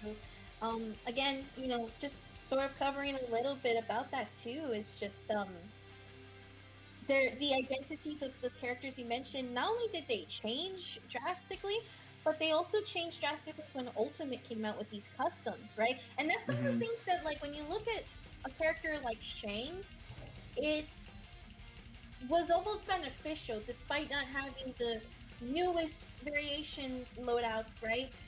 You had still some of the very, like, the moves that worked out well. And I think also, weirdly enough, with Shang, it like completely removed the use of Shapeshifter's training, the ability that gives him all 4 ninjas at the cost of Corpse Drop and Soul Steal. And it's like, now I'll just not take one of the ninja moves and then keep all those other great moves. So I haven't seen anybody running Shapeshifter's training since then, because it's just like all 4 of the ninja moves are not really good enough. You can take 3 of them and have the rest of the kit there. So really interesting the way that customs worked out. It felt like Shapeshifter's training was like this weird, like, man, people are going to want to play with all 4 of these ninja moves, aren't they? We should make that, you know what I mean? Like, it felt to me like this was like this weird, like, we should do this. Because it was added in afterward, too. When they added the 3rd variation is when that existed. It didn't exist previous, like this weird thing that we couldn't go to. And it's, oddly enough, the only 3-slot ability in the game. Which, that is another idea that I feel like could have been explored more. There could have been more cool ways to do 3-slot abilities or whatever, like have cool, because it was basically a packaging of abilities, right? It was this package of abilities, this is your whole thing. And I think that could have been an interesting way to approach other stuff. Like, all right, we're going to package these together, make this seem really good, give you maybe this extra other thing, but it also comes with like, hey, you got to also take this other weird shitter move or whatever, or I don't know, but just like an interesting way to approach things, and sadly they didn't expand on that either, so. Yeah, but as we can see, we're gonna go back into this game. Hopefully there's a better connection between these 2 players. Yes, this is going to be... Yeah, this is going to be 1-0. If the connection is not smooth on this one, I might have to make some unsavory decisions, but I'm praying that it's gotten better. So far from the menu, though, not looking incredibly hot, but here we go. We'll see what happens here, ladies and gentlemen. That's just it stabilizing. Come on. God, send us good connection vibes, please.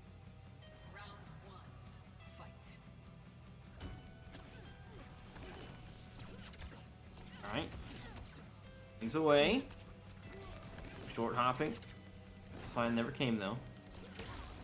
Right. Definitely seeing Big Daddy G trying to close in on some of the gaps here. Connection hiccup. Hopefully they stay at bay. Oh, there's the smoke parry though. Another big risk to trying to zone Shang. He's got a blatant counter to it. Right, nice short hops here from Daddy G. Okay, there's that drone that you were talking about, but as we were talking a little bit before, again, those fire spells are gonna sort of prevent or cause the trade, rather. And the life lead, you just don't have the life to do it right now. Big Daddy, he can shoot back, but he's gonna get hit in the process, and he can't afford to have that happen. So we are going to go ahead and see El Kukui here take round 1.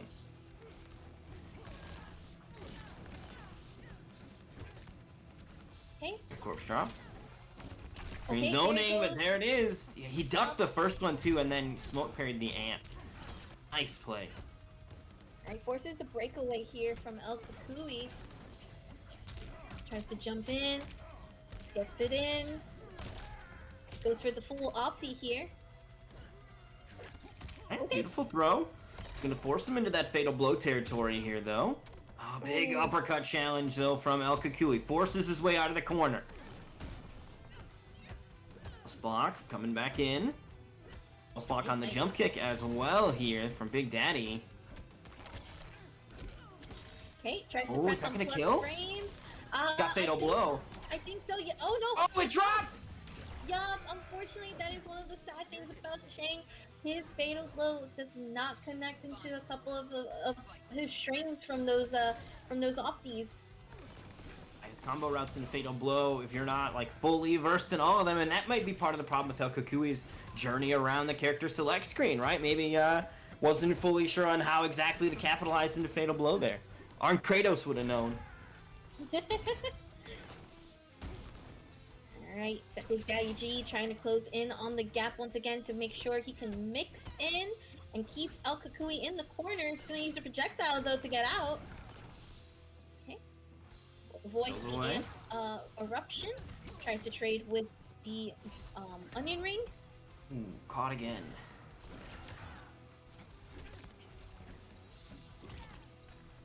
Love this, though. El Kukui just committed to playing this zoning game, although now Big Daddy is in a position where he can still kind of contest and hang here a little bit. Fatal blow available for both players right now. Yeah, sort of big jump in, but gets caught on the way down. Okay, tries to avoid the amped body. He's gonna try to get in. Doesn't get the hit confirmed. The lag ate the movement. Oh! And the body caught him. Darn. And with that, Kukui's gonna go up 2-0. I'm working on it, guys. I'm gonna reach out to Big Daddy G right now, but I may have to make a decision. It's literally looks unplayable, and if you read the Kolosseum rules, I know none of you have, but I will. But I don't give a shit. I will move the better connection along. This looks unplayable. Yeah, I think right there, that whiff on the second fireball. Maybe not, but I feel like Big Daddy would have had the movement in there to get in and close that out right there. And to me, like, is that it's worse when it feels like it really. There's a clear moments that it's costing you it. And that's being said, there's all the other drops and weird things that are happening amongst it, but. That right there looked like a particular candidate for just like a real tough lag moment to miss that wave dash moment there. Because look, I'm sure Big Daddy knows how to move like that. You know what I mean? No, absolutely. And we've seen him do it before, but unfortunately with the pandemic situation, right? And, obviously trying to move everything to online tournaments, you're going to have some issues and hiccups along the way. And this is one of those hiccups, unfortunately. The environment, isn't always going to be 100% 10 out of 10, right? So sometimes the best thing to do is, again, read your rules. So if you're signing up for tournaments and you're not reading your rules, you're making a Mew very mad, okay? So oh my god, it's the read worst. your rules. It's the worst. And there's almost nothing you can do to get them to read the rules. Despite this message right now, this PSA, please read the rules. Figure out what is and is not allowed. Many players will come back with some sort of nonsense about like, hey man, he's picking the stage. Did you read the rules? What's crazy, Dream Eaters, we've all been in that position, right? Both as a TO, as a competitor, and as a production person. So, things happen, guys. Just have a little bit of patience. Always let your mods know if there are any issues, and believe me, they're going to get it resolved. They're going to talk it out. They're going to figure out how to best approach the situation. So what we're going to do is, because Unjusts didn't appear to be that bad, at least on the last attempt, we are going to try Big Daddy G. I did see that. Thank you so much. We're going to try to have El Kukui play on the Mighty Unjusts account, and it's going to be 0-0. And if it doesn't work, someone's getting bodied. All right. That will nice and simple. Help identify the internet. Or at least where the problem is to some extent. Nice and simple. So fingers crossed, because we literally had Unjust on the match prior, and it was looking pretty solid, him versus Honeybee. So. Fingers crossed, this fixes it. I'm going to set it to 0-0. Those looked completely unplayable from start to end. And if it doesn't smooth out here, we'll have some issues. But fingers crossed, we're going to try one more thing here. Yep. Alrighty, but in regards to just the type of players that we're seeing tonight, J-Meter, what's been your favorite match so far? I got to say the Game 5 with Kodal. Like, I agree. Is a fun character to watch in the right hands. That not a fun character to be on the receiving end of. Like I am like, oh man, this guy picked Kodal. But when I'm here commentating, I'm like, oh man, this guy picked Kodal. Let's go. So I get excited about getting to watch the Kodal. I mean, just that crushing blow, which we saw multiple times, just melting health bars, and it's really cool and exciting. I think that is definitely one of the things that is designed and works well within the mechanic. It comes from the ground up. You don't have to worry about people falling underneath your breakaway or your armor break or whatever. It does a really good job. So getting to see that was really, really cool. And Aztec is definitely one of the best with Kodal. I was saying earlier, this has definitely been a night of loyalists, and that is no exception. Aztec has been kind of on the Kodal train the whole time and having some real cool results here as a result of that. I agree with you 100%. Again, probably my favorite has to be that very same match. If I have to choose another one, listen, Aztec the whole The Aquaman said it too, so it's a clear favorite. Also, I play Jade, so it works out. You know what I'm saying? Because like, all right. So I have an excuse. But anyways, probably my other favorite match has to be, honestly, Javier versus Honeybee. Just because of how wild Javier can... Just because of the savageness that happened, that entire... Yes, just because of the savageness. That entire thing. That was a really good one. That was a really, really fun one. I don't think I've ever seen such craziness, but here we go. We're gonna go right back into it. Big Daddy G, the greatest Sonya player ever to live in the Mortal Kombat 11 scene. Fingers crossed here, versus everyone. Ugly. We need our spirit energy. Praise the sun in the chat. We need it. We need the energy. Hopefully the internet is going to be on our side on this one. Bring us home. Take me home to Earthrealm. Alright, anyways. I tried. All right, I'm gonna time you out, Saki. Deserved it. You deserved it.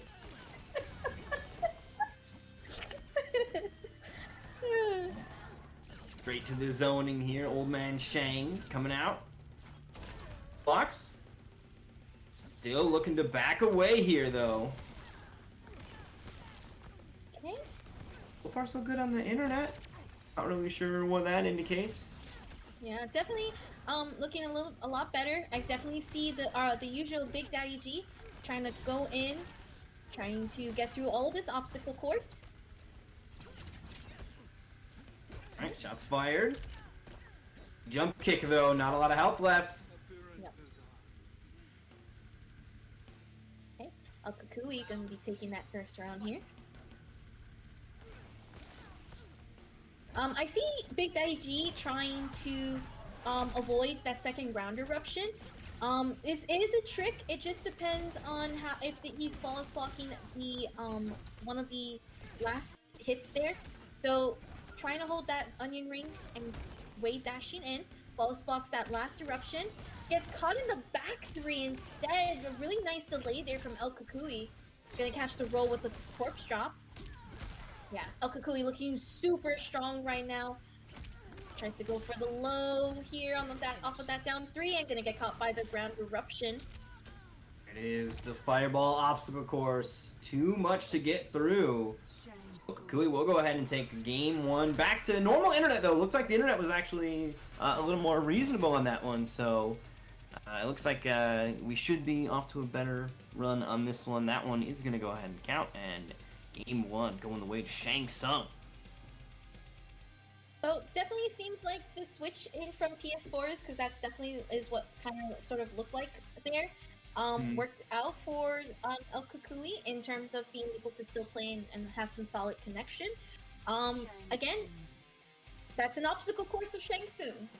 Not surprising. That's what the character does best, right? Is yes, kind of sits absolutely. back, throws lots of fireballs at you to the point where it can be difficult to move in, difficult to throw your own fireballs back. He's got counter tools to it. And so far, Big Daddy has just not really been able to find the footing to get something established here. We'll see what will happen as we move now into game number 2. We are going to see a switch in character, though. So no more trying to make it work with Sonya. It's Jackie time. Loyalty's gone. Dream Eater. I actually, before the Kolosseum started, I was actually watching Big Daddy G play with Jackie. So I am not surprised that he is jumping over to this character. Now, what does that mean for Big Daddy G? If he wins with this character, you're going to end up having El Kukui probably either stick with Shang or go with a Jackie mirror. Okay, way. exciting. So, my favorite. Let's see what we got here. Okay, right off the With the bat, face. with just that crushing blow. Okay, tries to Nice. grab there. We got Opties. combo. We got Opties. Wow. Ooh, Oh, okay, well, here's the Jackie mirror you were asking for. We got a little preview. And what better way for a counter picker to use Shang and just transform as their opponent? Okay. Yeah, they get to prep for it a little bit. 8 seconds to remember your combo. Go. Right. And Big Daddy G's gonna take that first round right there. Ooh, not quite close enough. Oh. And if she would have just stuck her fingers out like Neo, she would have got him. Alright. Splat 383 coming out here from Big Daddy. Short hopping still over that amplified corpse drop. I'm gonna leap right in. The obstacle course proving no match for these bionic leaps. Absolutely, and that's gonna be about 30% there from Big Daddy G. Definitely causing a lot of damage here. But again, with the soul transform, and look right here. Oh my god. Oh my god, this is gonna do extra damage. This is doing a wait. How much is this gonna do? This is doing a lot. Oh, that's almost why it hurt so much. Oh my god. 478. Oh my Daryu coming out. Corpse drop is here. Now watch out for the leap. Full screen. No! Double no. What the fuck? Okay, he still got it. God. That Third was- time is the That's charm, so but wild. oh my god, was that a scramble? Jeez. Okay. Second hit of forward 1-2 whiffed both times, and you know that was forward, like that was fatal blow after that, but it don't happen if you whiff. Where's the match? Hold on. Whew. You swear? I'm gonna wait. Hold on. It sounded close. It sounded close. Almost, guys. I'm gonna leave it open just in case. Getting ready. That was so very close to it. She's just gonna mute up. This is gonna be Saki off stream, guys. She's gonna mute and go fuck, and then unmute, Get out of your system. so we don't hear it. Man, what a dramatic finish to that. But here's At the least we've question, got a do we match now. see the Oh Jackie my Lear? god. No, we Oh, do no. not. All right, never mind. Oh my-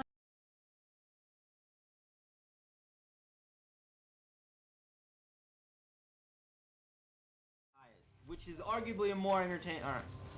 Oh my lord. I figured this was gonna happen. These two players, they're just gonna give me heart attacks all day. It's fine. It's just fine. It's okay. I'm okay. It's fine.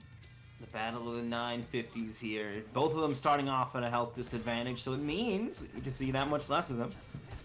But it is going to be Cetrion versus Jackie, two of the top of the tier list here tonight.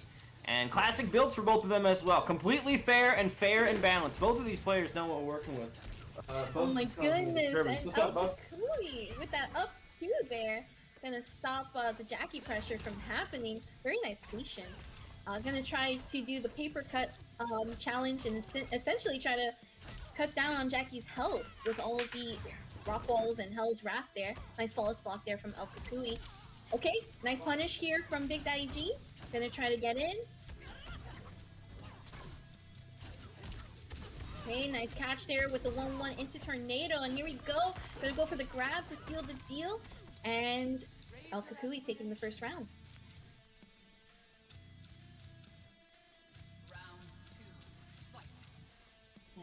And okay, misses the rock wall. I don't know how, but that's a thing. Again, completely fair, pretty balanced. Goes for the mix-up, because that's a thing for Cetrion as well with that ground pound. 1-1 into Tornadoes here. More tornadoes. Gotta be careful. But there it is. The Jack. Oh, doesn't go fully into it though. Yeah, there is a little bit of loops that Big Daddy G is not too comfortable with. I remember that dude. Oh! What? I thought that. I can't even believe that hit. Oh my god. Unfazed. Oh my god. Gotta get right back in there. Keep going. He had to. He had to. The best thing he could do, I think, is probably maybe do like a meaty leap, and kind of hope that Alkakui doesn't pulse block. Oh, or that! Go crazy. Big Daddy G. Big Daddy left G. the leap. Oh my god. Oh my god. Oh, it took a quick toe tap there, and Alkakui takes it with Cetrion.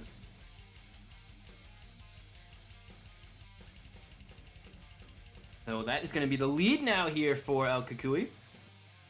Not out of the woods yet here, and here's the question. Does Big Daddy prefer the Sonya to Cetrion matchup, but does he risk it knowing that Shang Tsung will be waiting in Game 5? Or do you think he just toughs it out with Jackie anyway? I'm gonna need a Kraken after this entire tournament.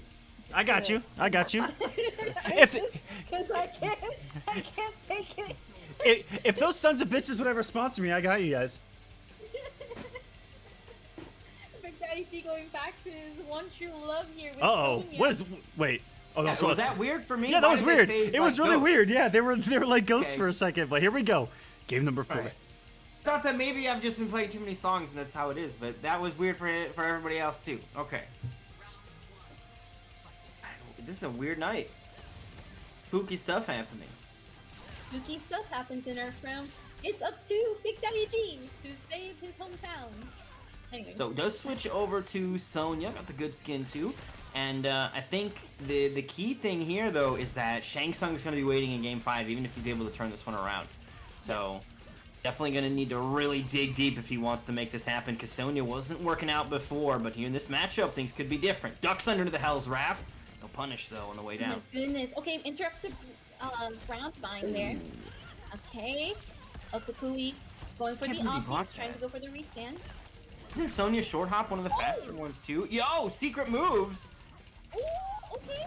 I like it. This is actually something that... What even is that move? I've never even seen it before. That's actually, so think of It leaping also the breaks ball, armor. but for Sonya. And that's a move that not many Sonya players have been using, but some say it's one of the interesting air mobility options she has. And it breaks armor, which is like a And it weird breaks other armor. like side thing to it. Had no KB or launcher attached to it when it does, which would be cool, but has the added bonus Oh of being a really my. good armor break, especially for a character like Sonya who has garbage armor break. One would call that interesting. Oh, I like that one.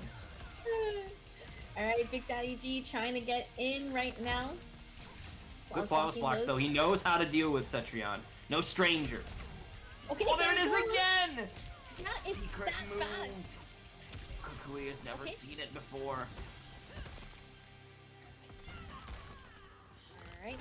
I also like it the fact that it helps that Big Daddy D try to close in, right, on Cetrion. So it's something that's been working out. He does have to be careful, though, of course, because there are a couple of tools that Cetrion has, and we're seeing them right now. It's that rock holder.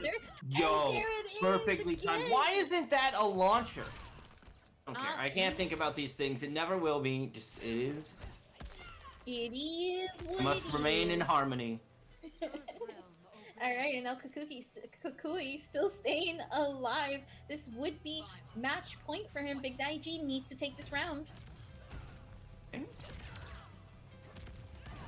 Some zoning out there. Gets over, but the ground pound is not going to get caught. Just ducking underneath that air zip.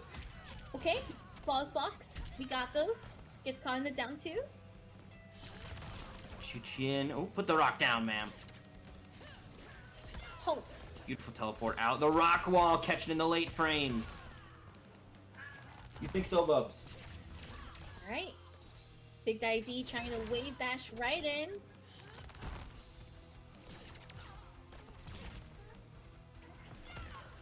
Oh my goodness, and the rock careful. wall getting caught on that last active frame.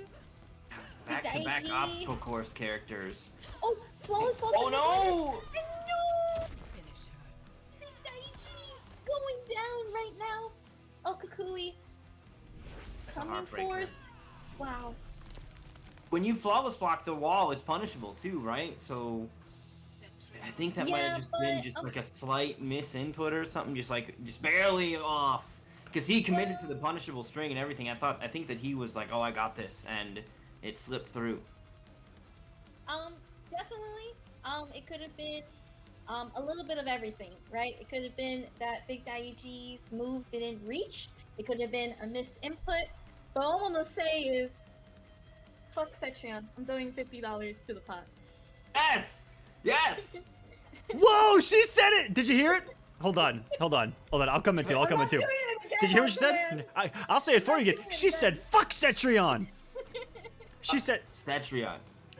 wow, that was clear as day, as crisp as a breeze coming off of the Atlantic Ocean.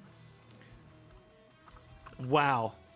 Of all the Speak your things, truth. I mean, if anything's gonna get it out of you, Cetrion is. Wait, that sounded sexual. I'm gonna.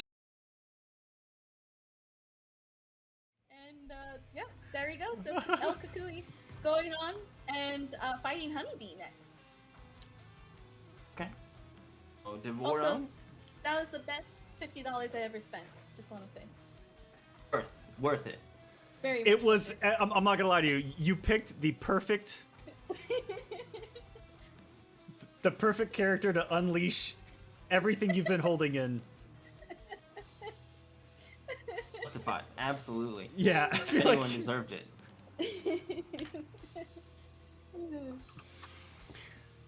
you know So what. are we hopping into the El Kukui versus Honeybee? Yeah, we are jumping directly into it, and thank you so much, Saki, for jumping us up to 271 on the prize pool as well. If you guys like to donate to the prize pool, you can with the Match Arena link in the chat. But I'm gonna do a quick another shot with you guys because fuck Cetrion. Yes, praise be. Let's go.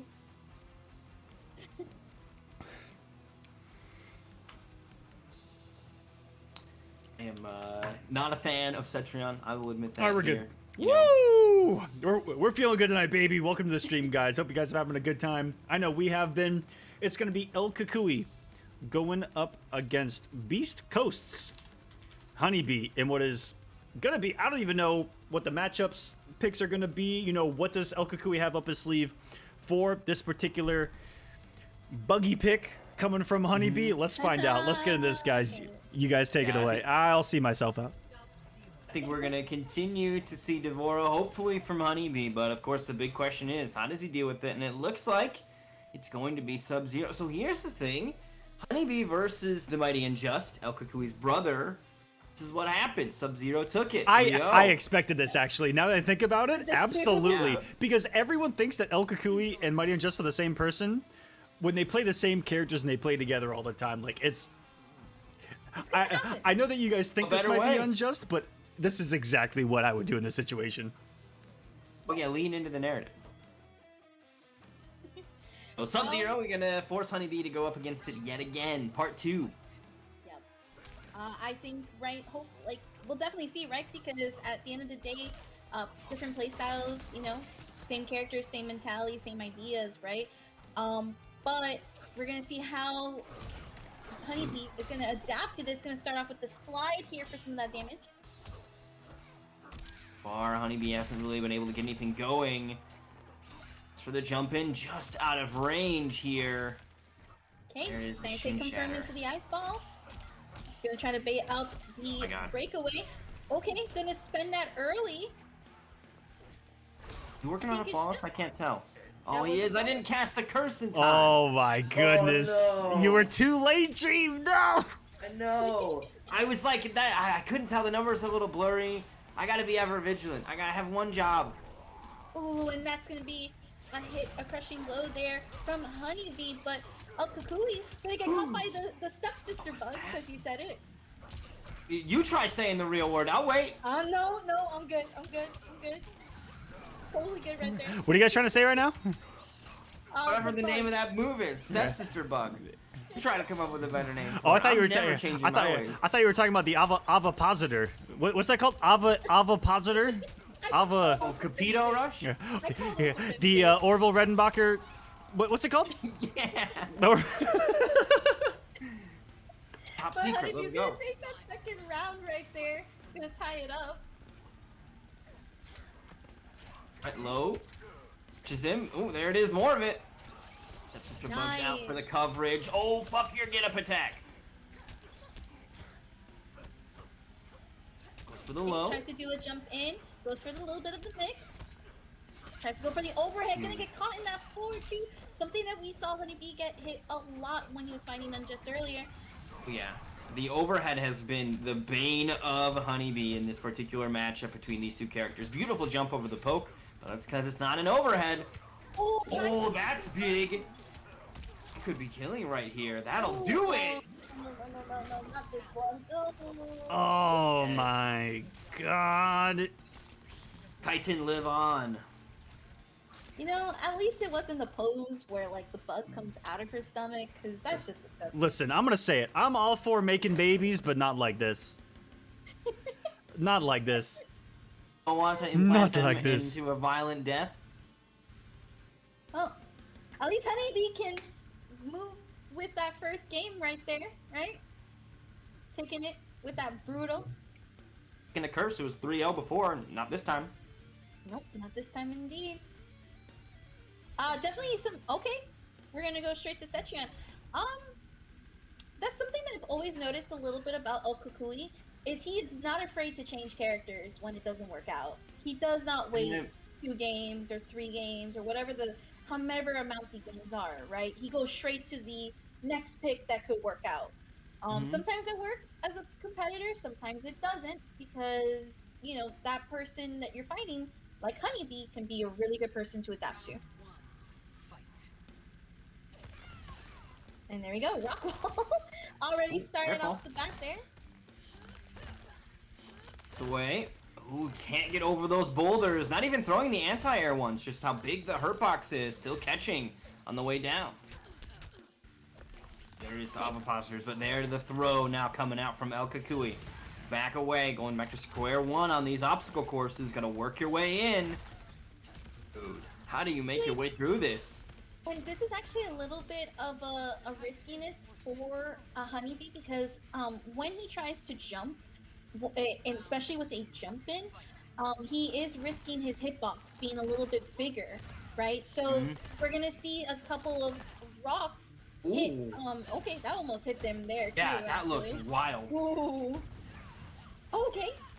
Oh wow, both players not a fan of meter here. Right. Hits with the overhead there. More rocks coming out.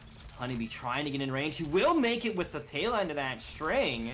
Is that not the one that does the KB when it hits by itself? Which one does that?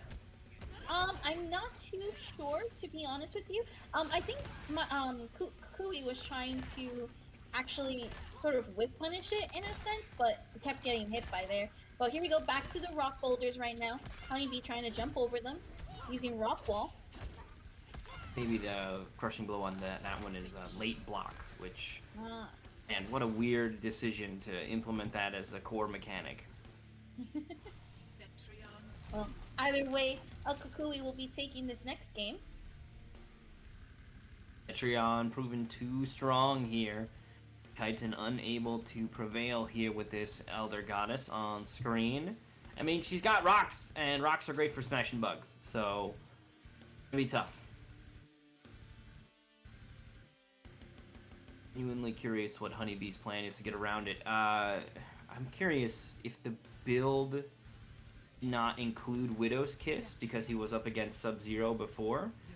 And the teleport will be maybe a good way of getting around some of those boulders. They are quite, you know, slow in terms of their startup and even their recovery. So maybe a variation change here from Honeybee is what's going to be what's needed to turn this one around, Saki. Yeah, I am in agreement with you on that for sure. What are you going for?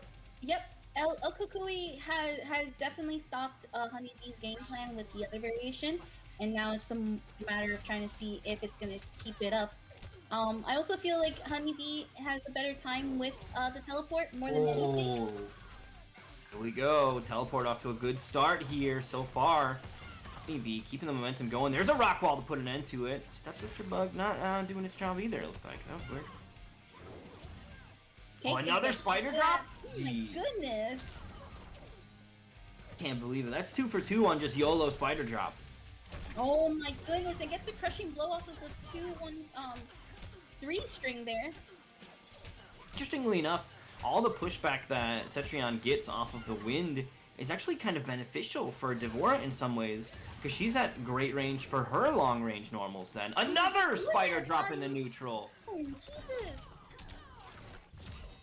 Sister Bug setup. It wasn't amplified though, so it will go away when you get hit. This throw might be enough to kill with the little extra health reduction from Cetrion. So Devora on the board here. The variation switch definitely making a big impact here, Saki. I mean, all of these spider drops connecting. Here's another one. Honeybee making an expert use of this build. Absolutely. Like I said, definitely something that has worked out for Honeybee for sure.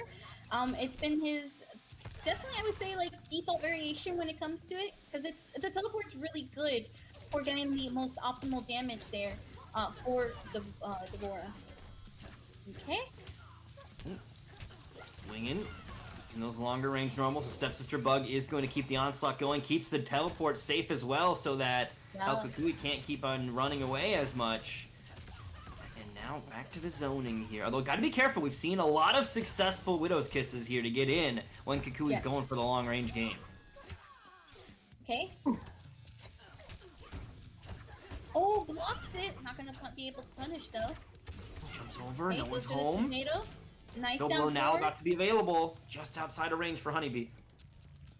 Oh, this might be... Oh, One hit confirm. It's literally one hit confirm. Oh! Oh no! Death! Oh my god! Oh Teabags my as well? Fuck your god! counter pick. Oh my god! Honeybee. Honeybee. I will allow it. I will allow it. It's Cetrion. Yeah, it's Cetrion. I'm sorry. I'm sorry. Are you anticipating people would be in your corner when you're picking Cetrion? Fool.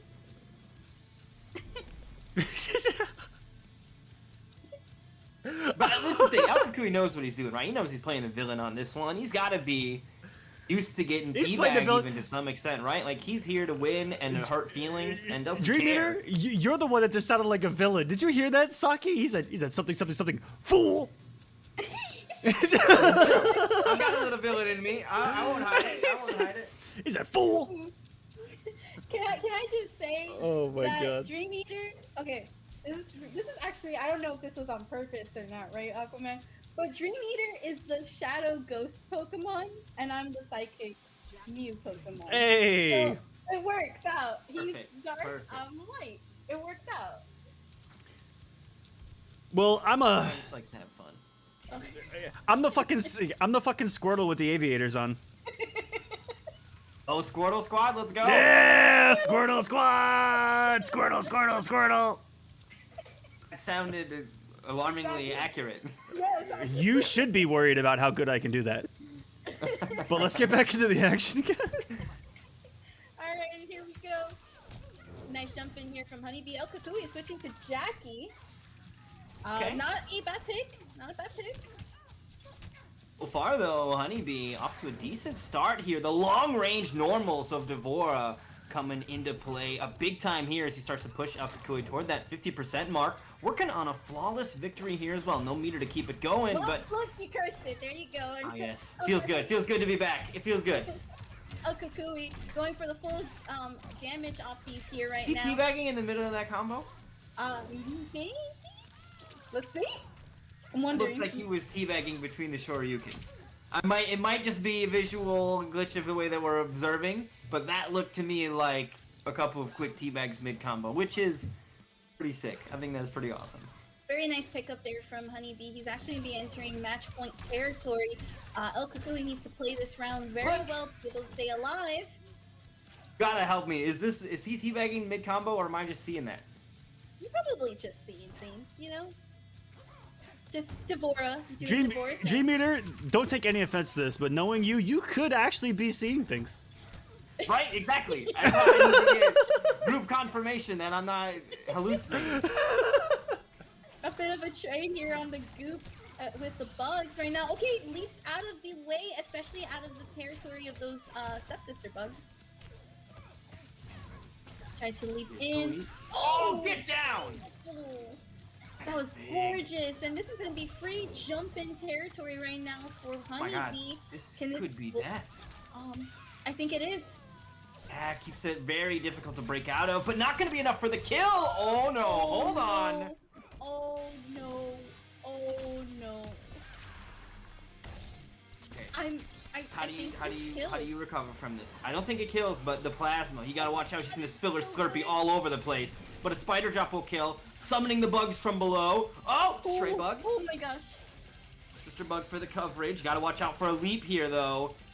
This is the leap. tense. Don't want to watch. Oh, look out! No, my god! Oh.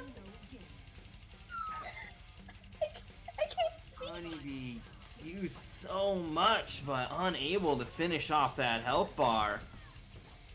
Kukui gonna stay in here. Yeah, That's definitely connect. trying to see Honeybee sort of press in between those leaps, but it's not working out, and unfortunately, it's risking him. He's getting risked, but there's a down 2 crushing blow. Double uppercut. Goes for the sweep. Keeps it his turn. Don't want to really launch here, I think, either, because breakaway is still available, which also means leaps available, right? The leaps cost meter. That was a regular leap. No meter on that one. Yep. Not a lot of life left here for El Kukui. Not a lot of life yet. Tries to press again. He blocks the uppercut, but still getting caught in all of this pressure that Jackie is known for. Honeybee has to be careful. What? Literally, just Needs carefulness. a little bit more damage. trying to. Too far. Oh my God, no! No! Honeybee! Oh my God, he let the whole thing go! Oh my God! And we're. Oh my goodness! I can't. Oh my God! I think even El Kukui was like, oh my gosh. It was such a great whiff punish though. Just Honeybee finishing the whole string. El Kukui knew what he could do to close it out. Beautiful play to bring us to yet another.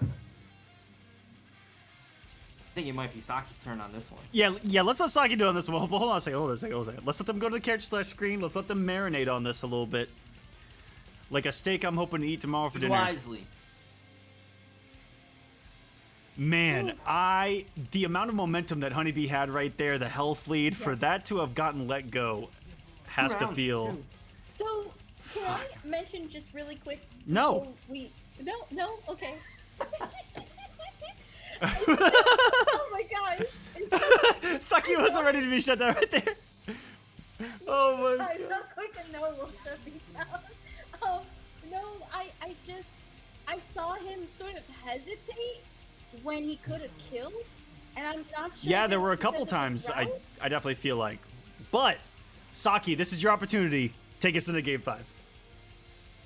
We're going to Game 5, Muse. Let's do it. Let's go. Who is walking away from this one? Will it be Devora and the Kaitin, or gonna be Jackie Briggs with the Plasma? Plasma too high on that one though.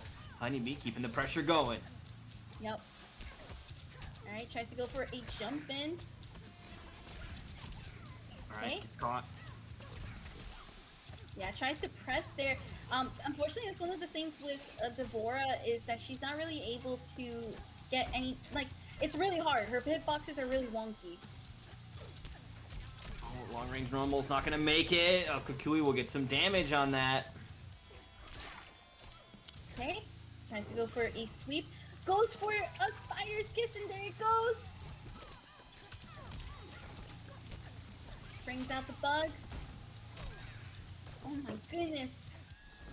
Double for both. Okay. Goes for a grab here. Gonna do the back throw to throw a bit of a half screen. No! Oh no! Oh my god! Enough to kill though. Oh, that's a punish! There we go. Set my point goodness. now for Honeybee. Took a big risk going for that stray dash punch there. Honeybee absolutely prepared to punish when necessary. Put himself on set point, but look, this is familiar territory. Honeybee has been here before and not been able to seal the deal, so final test. Yep, and here we go. Goes for the hit confirms here. Tries to bait out anything. Nope. Oh, okay. He leaped in to stop the backdash and the leap. Look at that, just neutral Alright. jumping over and over again.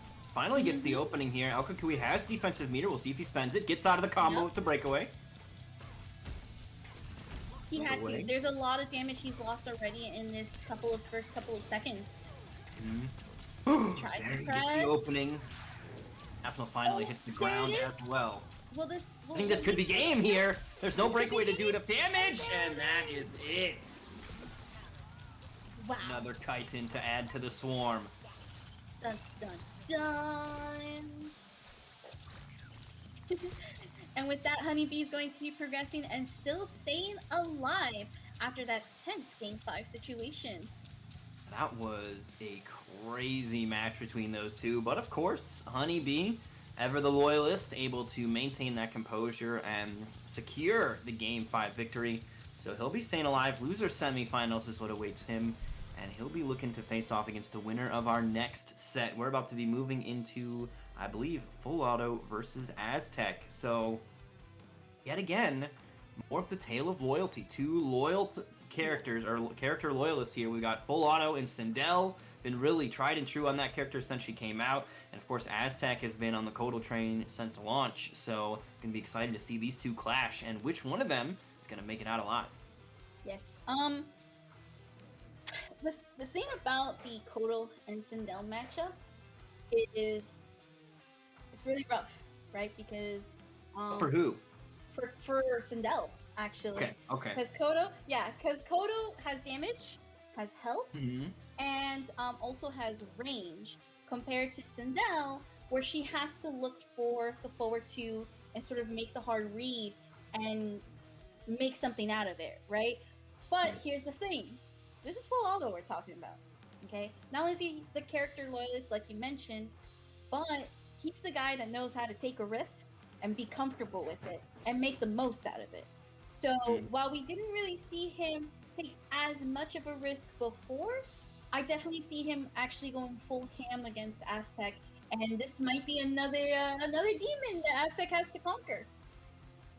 This is going to be really, really interesting to see how these two players pair up. I think, you know, a big thing too is because they're loyalists, this is the kind of thing that they're going to be very well.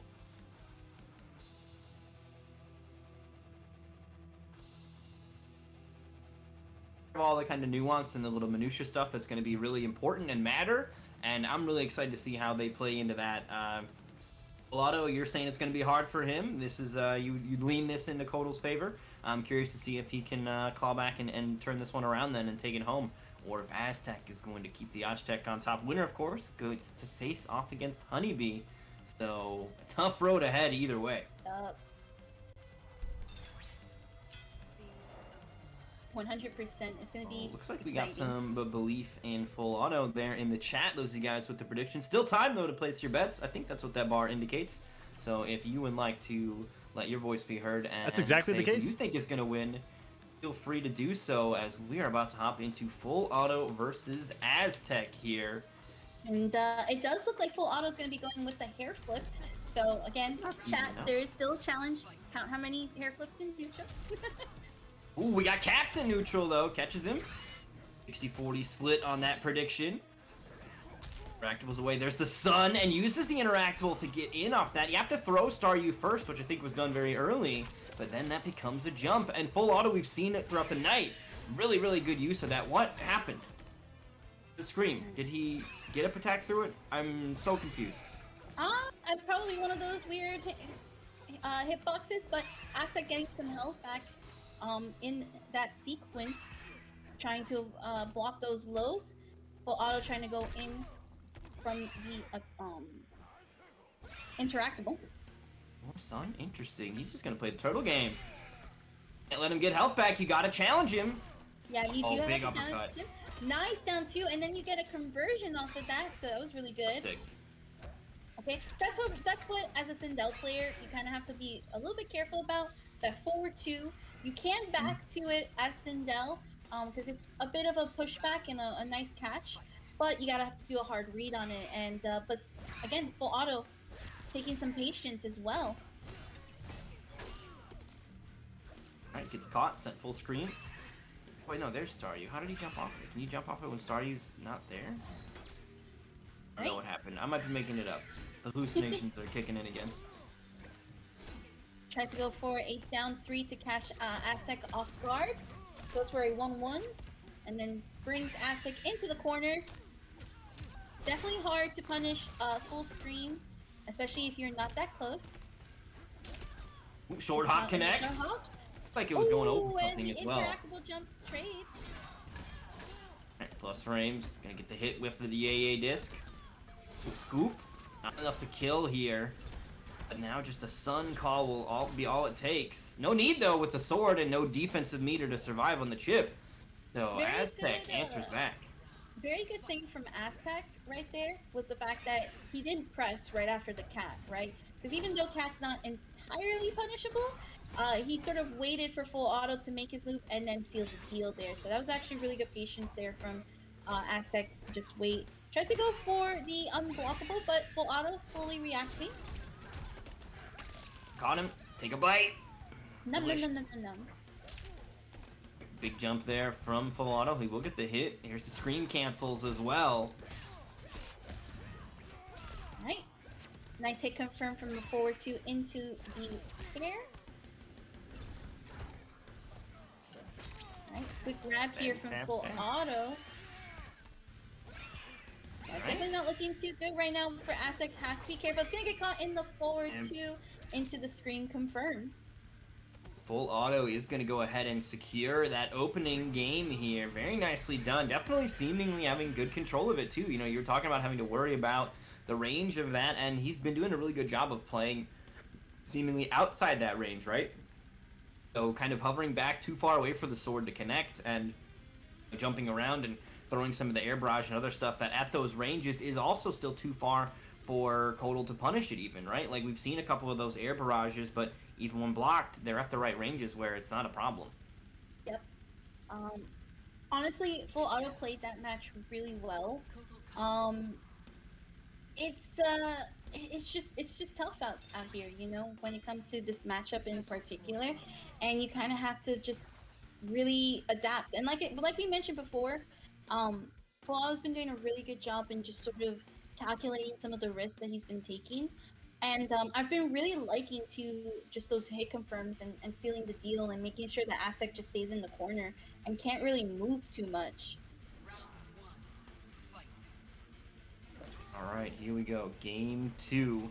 Sindel has the first one claimed. We'll see if Aztec can answer back. Oh, okay. We got a full stun here from the screen here. Bit of a rarity, but still happens from time to time. And there's that low star screen. That's going to get under the Yay disc. There's the hair flip in the neutral. Put another one on the board. There we go. A little bit of a Full Auto special. Okay, I think, thankfully it wasn't a counter, but it was just probably a jump that Full Auto did there.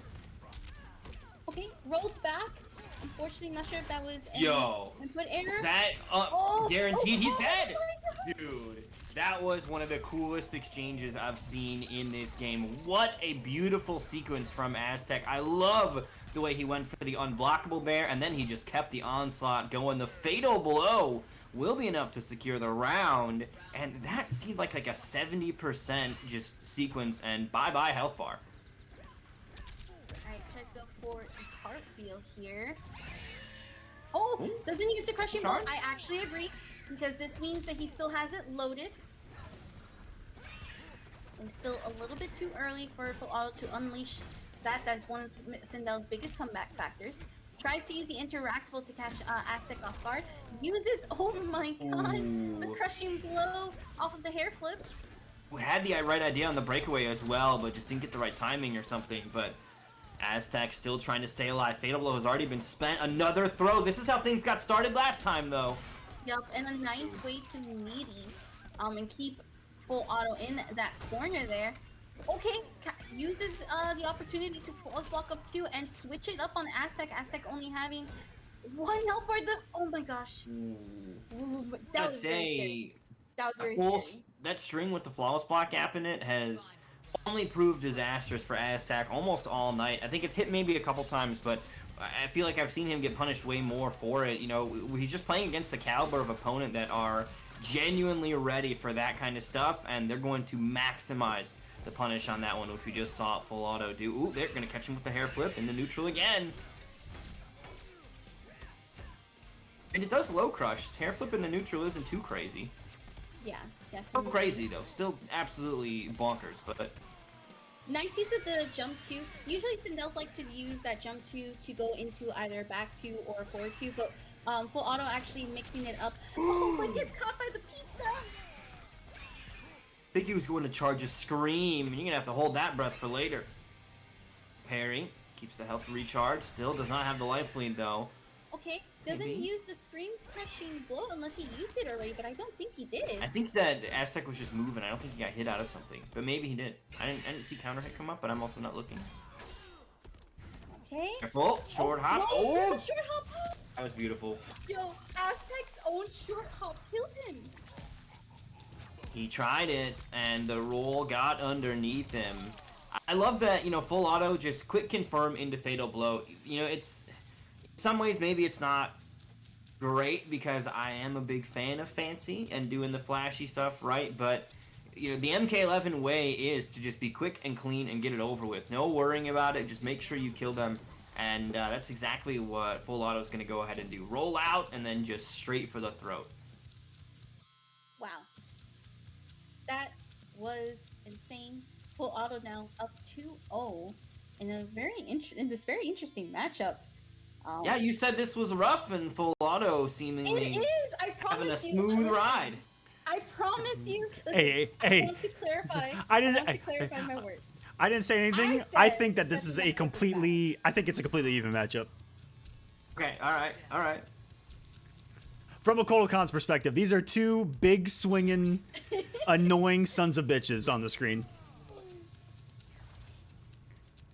And I just want to say, buff Sindel. That's all. Saki's over here like every other Edenian stan on Twitter right now, Yes, that seems very much in line with that.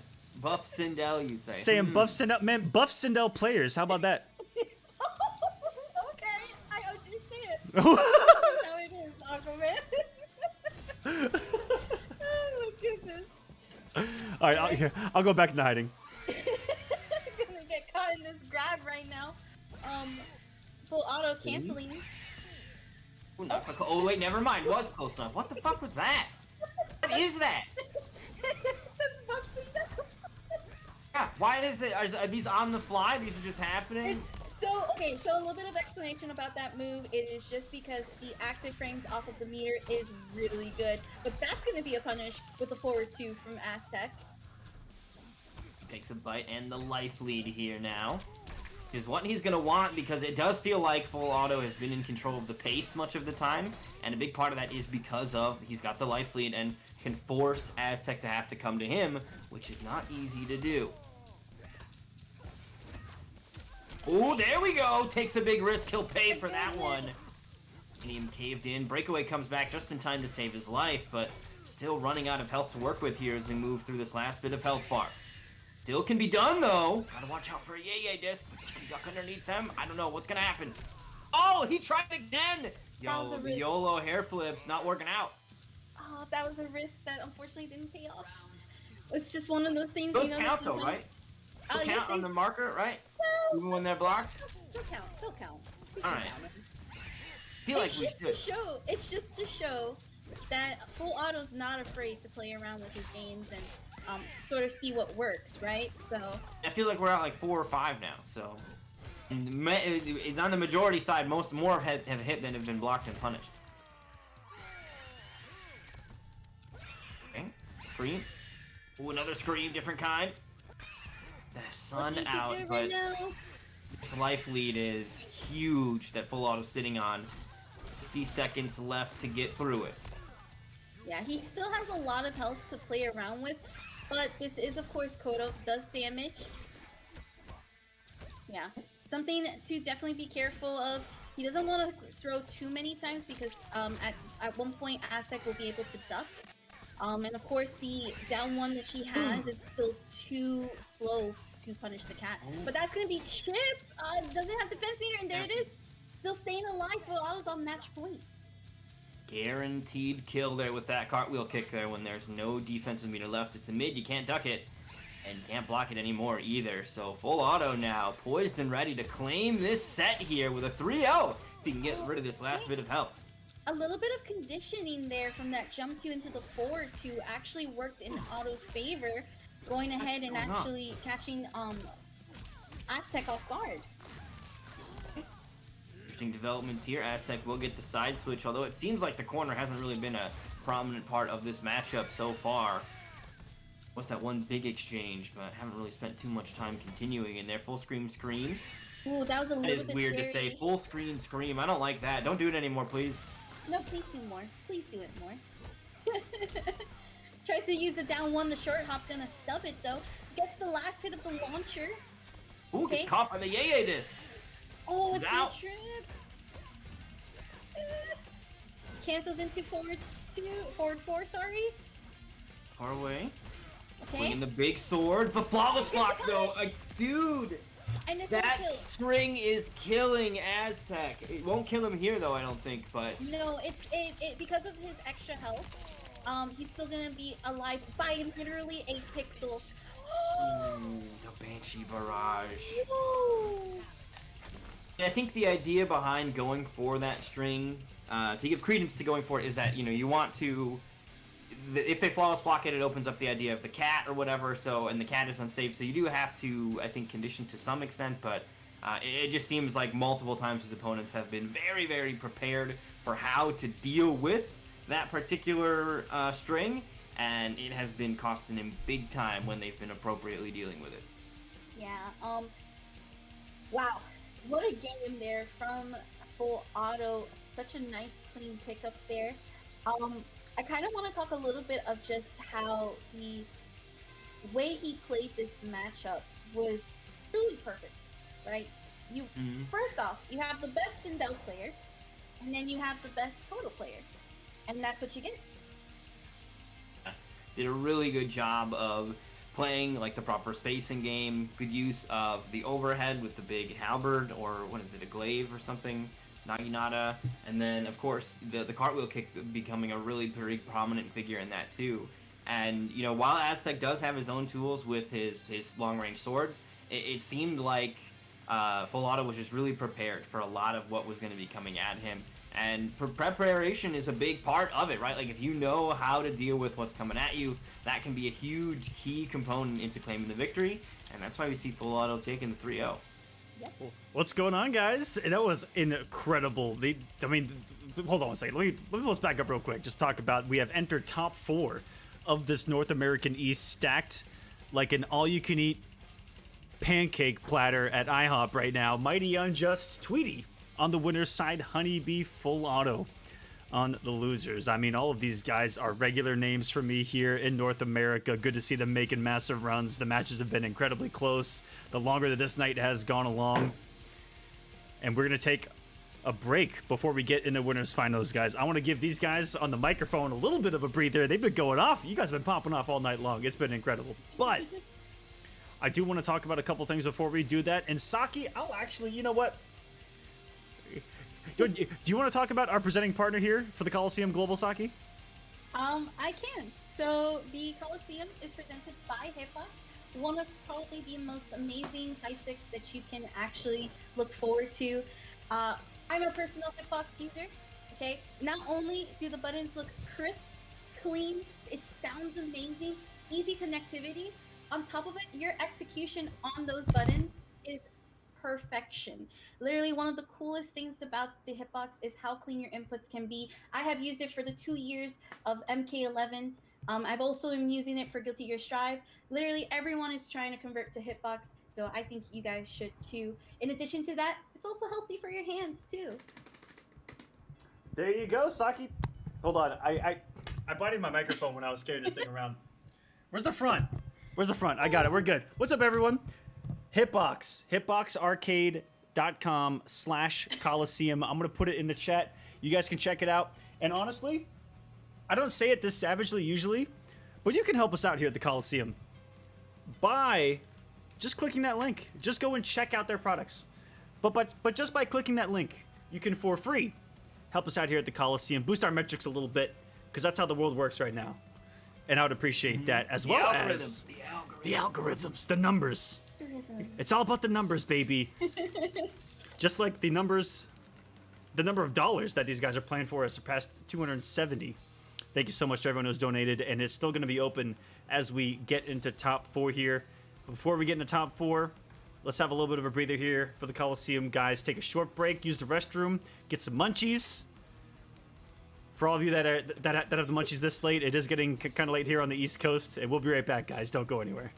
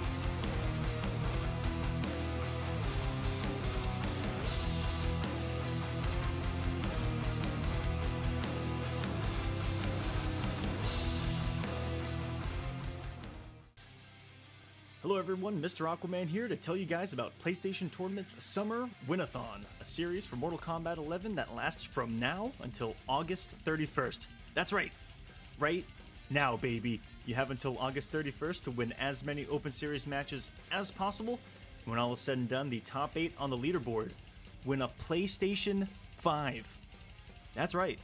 And there's prizes for everyone in the top 1,000. I, for one, am excited, not just because I need a PS5, but also because I haven't competed in a while, and I missed the thrill, so I am in there, baby. And some of my favorite matches from over the years have been in online events just like this. I remember the last time I entered the Open Series, I was able to go undefeated for the week.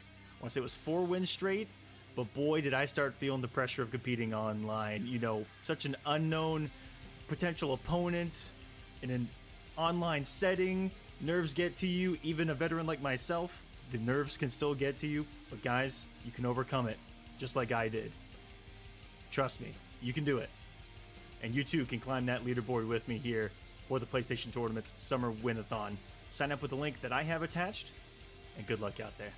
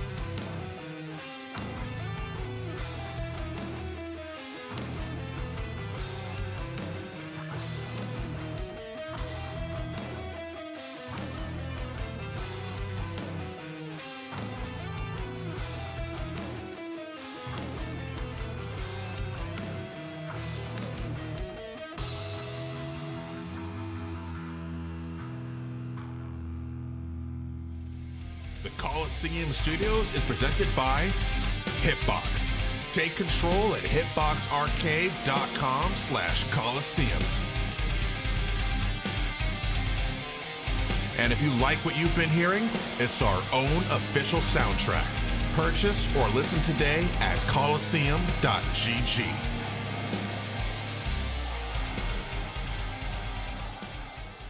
Welcome back, guys, to the Kolosseum, baby. And you know what? I'm not going to waste any of your guys' time. We had a 5-minute break. That was long enough. Let's get right into the fucking match. Let's go. Let's go. So we got Tweety versus the Mighty Unjust.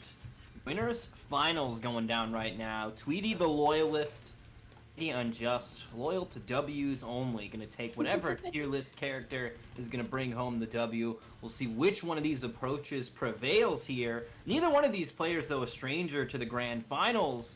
But one of them is going to have to be entering from the loser side while the other is going to sit comfortably on the winner side. We'll find out who at least one of those players are in just a few moments, Saki. 100%. It's going to be exciting matches, and already starting off with some throws here from Tweety. The cooler throw animations in the game. I love all the throw animations in this for the most part. Like, everybody's throw has so much more personality to it, but man, Gears throwing you up and then rewinding, pretty sick. Absolutely. And it does seem that Mighty just kind of put himself in the corner, but he's going to go ahead and leap out and try again with this pressure. Goes for a bit of a switch there. Tweety with a nice down one anti-air. Gonna get some conversion, something out of it. Nice. Gonna go for the jump 2 kick. Something that we were seeing a little bit before, not fully dedicated. Oh my god! And there it is. Unfortunately, Mighty just trying to unleash his fatal blow, but it wasn't gonna happen. Gonna get stubbed, and Tweety gonna hit confirm into his own fatal blow. Got him. Ooh, Right, beautiful nice challenge. Tweety knows what to do about that. Yep, he does. He definitely does. And this is gonna be meaty damage, 39%. We saw it in the Tweety versus Hijinks matchup. Yep. Like, he's very, very prepared with how he's going to combat this Jackie stuff. That's a part of that loyalty too, right? Like, he's all this time spent with Gears. He knows how to deal with Jackie, which you see quite a lot of. And Tweety right now starting to pull away here. Empty jump right into the throw. And Gears is right on top of you, looking to do it again. Flawless block though on the body splash here. Turns it around. Alright, definitely Mighty and just a good choice to leap out of there. And also avoid the down one anti-air from Tweety. This is gonna be some damage here, 32%. This could be one hit confirmed for Mighty and Just. Tweety's gotta be pretty careful here. Not out of the danger yet. There it is. And there it is. Just like you said, Saki, quick hit confirmed from Mighty Unjust. The fatal blow there and available to secure the victory, guaranteed. And that means we've got ourselves a final round here for this opening match between these two winners, finals. And neither one of these players looking to make it easy on their opponent. Absolutely not. There's a bit of an interesting concept here with Mighty and Just, where he knows this character pretty well, especially given that the fact that this is probably the character that will definitely work well across the entire roster, right? Mm-hmm. So you have this character that can do it and do it well. Alright, here we go. Alright, not quite enough, but a little plasma on the ground will be all it takes. The Sunio special, putting it underneath him. How do you get in? And there it is. As soon as that hit the floor, that was death. Yep. So, despite Tweety's sort of knowledge and ability to contend with some of this, Mighty Unjust still able to come out on top here in game one. Well, we'll see what adjustments Tweety needs. I will say this, though. I don't think he needs a ton of them. You know, he was making the proper air-to-air challenges and stuff like that. Like, he had some of these ideas for how you deal with Jackie prepared. And a little bit more execution on those could be exactly what he needs. Although, of course, Mighty Unjust, I don't think beholden to just Jackie either, right? This might just be level 1. That is correct. I think one of the biggest things that kind of caused the upset, you could say, against Mighty Unjust versus Tweety was the fact that there was those hit confirms that made it count. Like, there's not really too much to complain about these two characters being played by these two players, right? So it's just a matter of who gets that opening first and who can hit confirm the most optimal. And in that last game, we saw Mighty Unjust take care of it. Oh my goodness, and the flawless blocks are up. Oh my down goodness. to Reed. And this is going to be full damage, no breakaway available on this one, so wow, just shy of 50% with Jackie health. Could have been, actually. We'll break the 50% mark at least. And Tweety, That is so much good damage. start. My gosh. I mean, Gears hits like an absolute truck, and not a good thing when you are Jackie Briggs of all characters. Less health to work with. As much health as you need is 100%. going to be valuable here. As you can get, I Okay. should say. Challenges is Right. with the down one. Tries to keep his turn with that. Ooh, jump in. Nobody's home. Jump back into the corner here. Tweety has Fatal Blow available, and with Jackie health, I don't think she can survive one, but just jump right in. Okay. Grease Kick going to be more than enough for the kill. And that is going to be round 1 of game 2, falling into Mighty and Just hands as well. Yeah, Mighty and Just is doing really well, and kind of making sure that Tweety doesn't feel any sort of opening, right? And kind of a little bit of a difference when we saw Tweety versus Hijinks, where Hijinks, it was more as if Tweety can see all of the gaps and all of the openings, whereas Mighty and Just full on pressure. It's never your turn, essentially. Alright. Gonna turn though with those low pokes. Oh, and 6 the crushing frames. blow. Ooh, snap the spine. There it Okay, is nice again, the challenge. air-to-air challenge. Not going to get the full conversion, but I love that Tweety is still kind of letting him know, hey, the sky is not yours. Yeah, definitely sort of No. the challenger to those guys, and kind of keeping Jackie a little bit second thoughts when it comes to her leaping right now.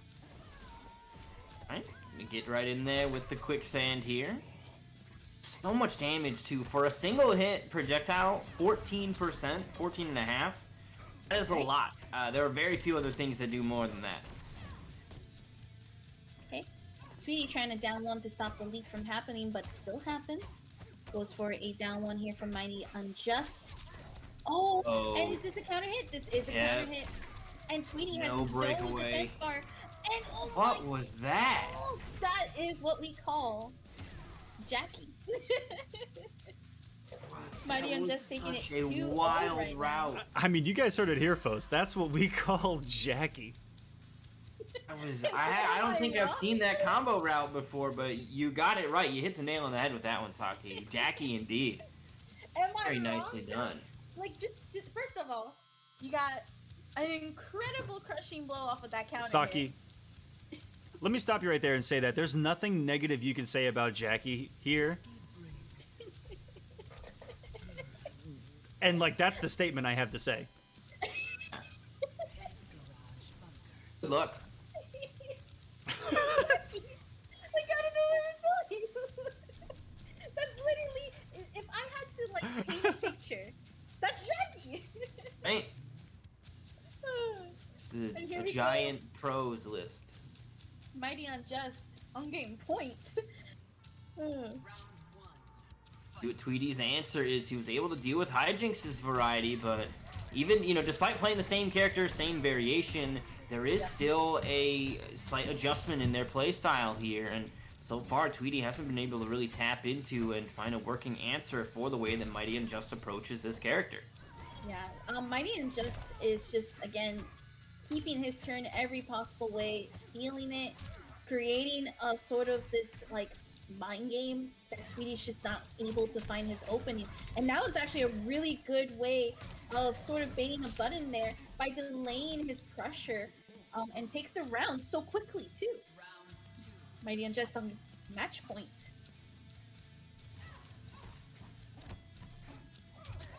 Okay, nice jump. Goes for the jump in. Tweety not having the defense bars to actually break away here. Is gonna hold all of that 35%. Oh my goodness. Rolls away. And I should Oh, say, he's this gonna get time- caught trying to open things up. There's the fire on the ground as well. That should be enough. The grease kick. Gonna do a duck. Okay, we're good. Hope we didn't get any on you. Whoa. That was not what I expected this to be. An awful lot closer, given what I know about Tweety and the matchup of late. Holy shit, did the Mighty Unjust come out. I mean... And the thing is, Tweety was playing it right in so many ways, but just couldn't finish it off. And Mighty Unjust was seemingly very prepared for how to deal with gears. It's really rare to see someone come out at a different level than Tweety in a match here in MK11 competitively, but I feel like Mighty Unjust just did exactly that. There was something... I mean, 3-0 convincing in winners finals. Oh, yeah. Mighty Unjust is putting a statement on all of North America East right now, just like he has been in the Open Series, in the pro competition. More so in the Open Series. I don't know how he won 30 plus tournaments in the Open Series, but like life in Jurassic insane. Park, Mighty Unjust found a way. Yes. Mhm. Yes, he did. And that will be knocking Tweety down all the way to Losers Finals, where he'll be waiting for the winner of Honeybee versus Full Auto. Which should be our Yeah. next match here. So we're going to let's be get into hopping it. into likely the Scream Queen versus the Chitin Queen. So Devora versus Sindel. Okay, I do have to ask this of you, Dream Eater. Do you prefer Devora or would you prefer Sindel? Oh, Devora. Like in terms of like who should like come back or like what are we talking? Preference of what? Okay, who should come back? Devora. Devora is awesome. Ooh. Devora's That's the cool. wrong answer. I don't want him anymore. I'm No. done. I'm done I'm here. pro Devora. I'm pro Devora. I mean, like Sindel is prettier, but I don't come to Mortal Kombat for like pretty. She's Come not just down. prettier. She's literally the queen of Adinia and literally like the baddest bee in the planet. How Yeah, else is gonna but she's dead.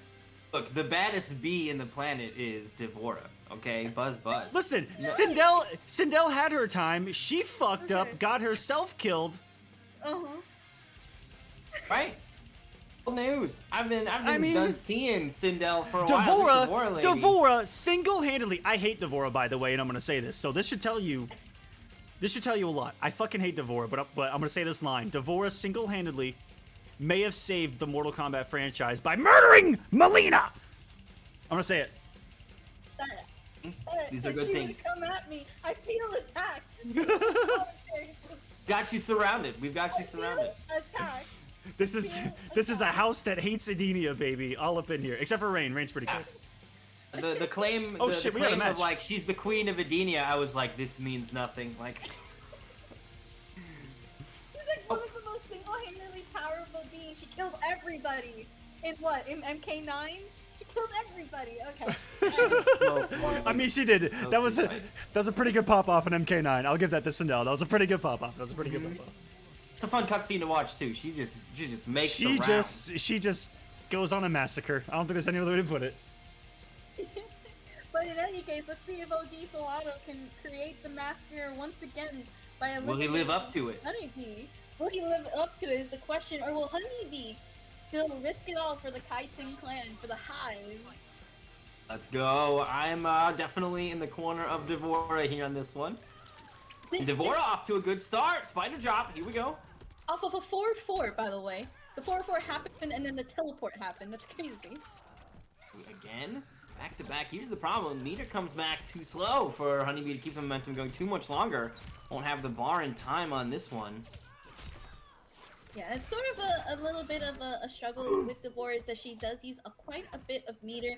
But Honeybee, again, no stranger to this character and to the tools that this character has. OD Filato is going to be throwing Honeybee into the corner. Oh, that caught? Wow, the explosion on that barrage is quite big, actually. Yeah, it's a pretty nice, decent-sized hitbox for sure. And again, especially with the hitbox, oh my god. Stabby, stab, stab. Alright, full auto. This won't kill, but it'll definitely keep the health even here. Okay. Oh, wow. Okay, get a attack, though. Starscream instead of the overhead, and that's going to do it for round one. Full auto, securing that first victory here. We'll see if he can keep the pace, or if Honeybee's got an answer as we move down to round two, Saki. Very nice flawless block there from Full Auto. Is going to go ahead and respond with a 1-1 into a hair flip, or hair squeeze rather. A nice back block to there. back. Yep. Man, you know, I gotta say, Honeybee has been having good success with the stray teleports, but here Full Auto seems like he's seen that too, right? And he's like, nah, not against me. Okay, there goes the screen crushing blow. Goes for the unbreakable damage. Goes for the Oh, scream man. and another scream too. That's the really interesting thing about Sindel's scream when you try to hit come from off of it. The hit advantage is really good. That you don't leave a lot of room for your opponent to guess if you're going to go for the 4-4 or 4-2 or 4-4 or even for a low. So Full Auto doing a really good job. And you mentioned too about how the random teleports weren't really working. You're talking to one of the most high risk takers in MK11. Full Auto knows exactly what the risk is. Absolutely, and he was definitely prepared for it. Had the big damage ready to churn out as well. And I think too, also, you know, that Scream KB, not only does it lead to huge damage in like the plus frames, but it's all unbreakable, right? It doesn't launch either, so all of that was literally a thing where you just had to hold it, and Honeybee not able to, I think, guess right or whatever it may be, and just continues to fall under the pressure. So Full Auto takes game number 1 with Sindel. Yep. See what Honeybee's answer is here in game 2. Full Auto's looking really strong though right now. Absolutely, and definitely some adjustments need to be made by Honeybee. For one, has to be more about hit confirming the teleports than actually trying to catch Full Auto off of them. But catches one right now. Speaking of which, the bugs breaking the system there. I think another thing here to perhaps note here is if Full Auto wins, he'll face off against Tweety in losers finals, and they've already fought. So it'd be interesting to see if perhaps, you know, Full Auto is going to hit a rhythm and just come up with an answer. Honeybee and Tweety, however, have not fought, so that'll be a brand new encounter here. So it's going to be very interesting to see nonetheless. Nice, beautiful use of the hair flip in the neutral. That's another one for the tally. Ooh, and this actually will definitely probably seal the deal for Full Auto, and it's actually what? Okay. That was a little. I was a little worried. So sketchy. If this was Tony Hawk, sketch just popped up on the bottom of the screen for that one. Not get landed clean. Alright, nice hit confirm here from Honeybee. Gonna go and force the breakaway on Full Auto. Yeah, basically Honeybee can literally just keep jumping with those with that jump one. It is that good of a button, and a beautiful flawless block up too. And just look at this pressure. I think Honeybee's trying to go for a full flawless. Can he get it? Oh, he can! Oh my god. Wow. Flawless blocked it, so it will not end up being like a flawless, but I mean, really? in some ways, it's got to count for something, right? We all saw that was every read imaginable. He was in his head. Every single read, every pressure. I'm a little bit mad that the flawless block actually counts against the flawless. For me, that is a full And flawless. you still take a little damage from it, right? Flawless block doesn't mean you take 0 damage. I mean, And be cool if the game was programmed with that kind of nuance to it, but me. alas, as soon as you get tickled even a little bit, they take it away from you. Even if you heal it back with Kotal. Oh, that's true. But it's the same thing with Scarlet too, right? And I hate it. I hate it, guys. Every time. I absolutely hate it. When you heal the full and you don't get the flawless. Like, come on, You what is so happening? hard to get back all that health. I don't feel sorry for you, Total player. I buffed it out. It's still perfect. What are you talking about? Oh my lord. Alright, tied up set here in our losers semifinals. Winner, of course, goes on to face off against Tweety.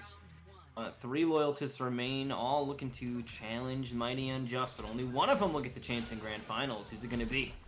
Yeah. Definitely Honeybee making the adjustments and trying to fully cement his game plan here against Full Auto. Sneaky Little Low has been catching so many players tonight. I feel like it doesn't catch them over and over again, and you see Full Auto immediately blocking the follow-up one, but I've seen quite a bit more success here than I would think you would, right? But he's gonna get a lot of hits on it. Yeah, I think it's a... No! Oh no. Oh no. Oh no! Oh. Oh, no. Oh, no, guys. Dun. Oh, Tragedy strikes. no. It was only Honeybee that backed out. Only Honeybee? Uh-oh, I think that... Well, I don't know. It's what the Kolosseum rules are, but... If you get DQ'd, you get bodied. You quite literally get bodied. It is 2-1 Full Auto right now. Okay, yeah, that was what I would figure. wow. If you're the only one that DC'd, then that is tragic, but It's tragic.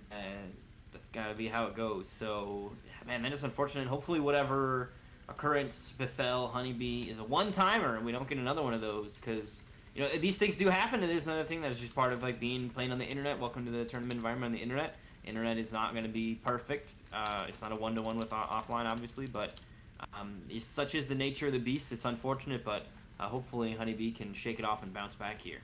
Absolutely. You know, again, as you mentioned, Dream Meter, just the unfortunate circumstances, right? From the pandemic to moving everything offline, online, while we wait for offlines to come back. Things happen. Again, that's why the rules are in place so that we can take care of them, and we just go from there. So we'll go ahead and re-invite Honeybee nonetheless, hopefully it's not something too crazy that we can't get him back. Like if your power goes out or, if somebody knocked out your internet for a longer period of time, then we probably will unfortunately not be able to get Honeybee back, but hopefully it was just like a quick hiccup and we can get him back in here rather quickly. Have we heard from Honeybee, Dan? No. He is back in. Right? Okay, cool. hey, and there we go.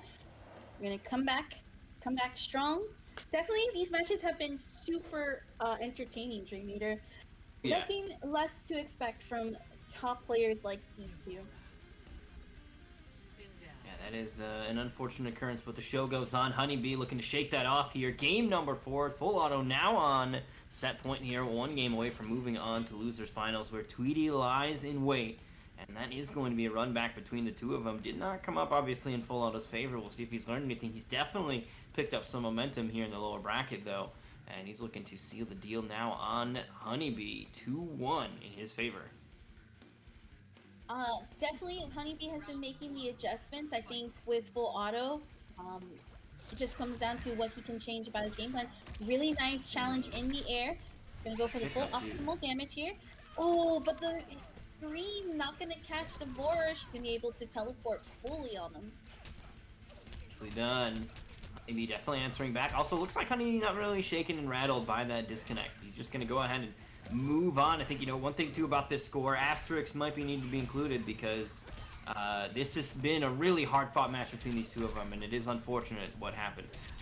Yeah, nice cancel there from Full Auto. Beautiful mix-ups here with that low. That's really crucial when you're playing as Sindel, just trying to somehow implement it and catch your opponent off guard. Positioning is crucial. Even if you do lose the round, you still got the corner at least.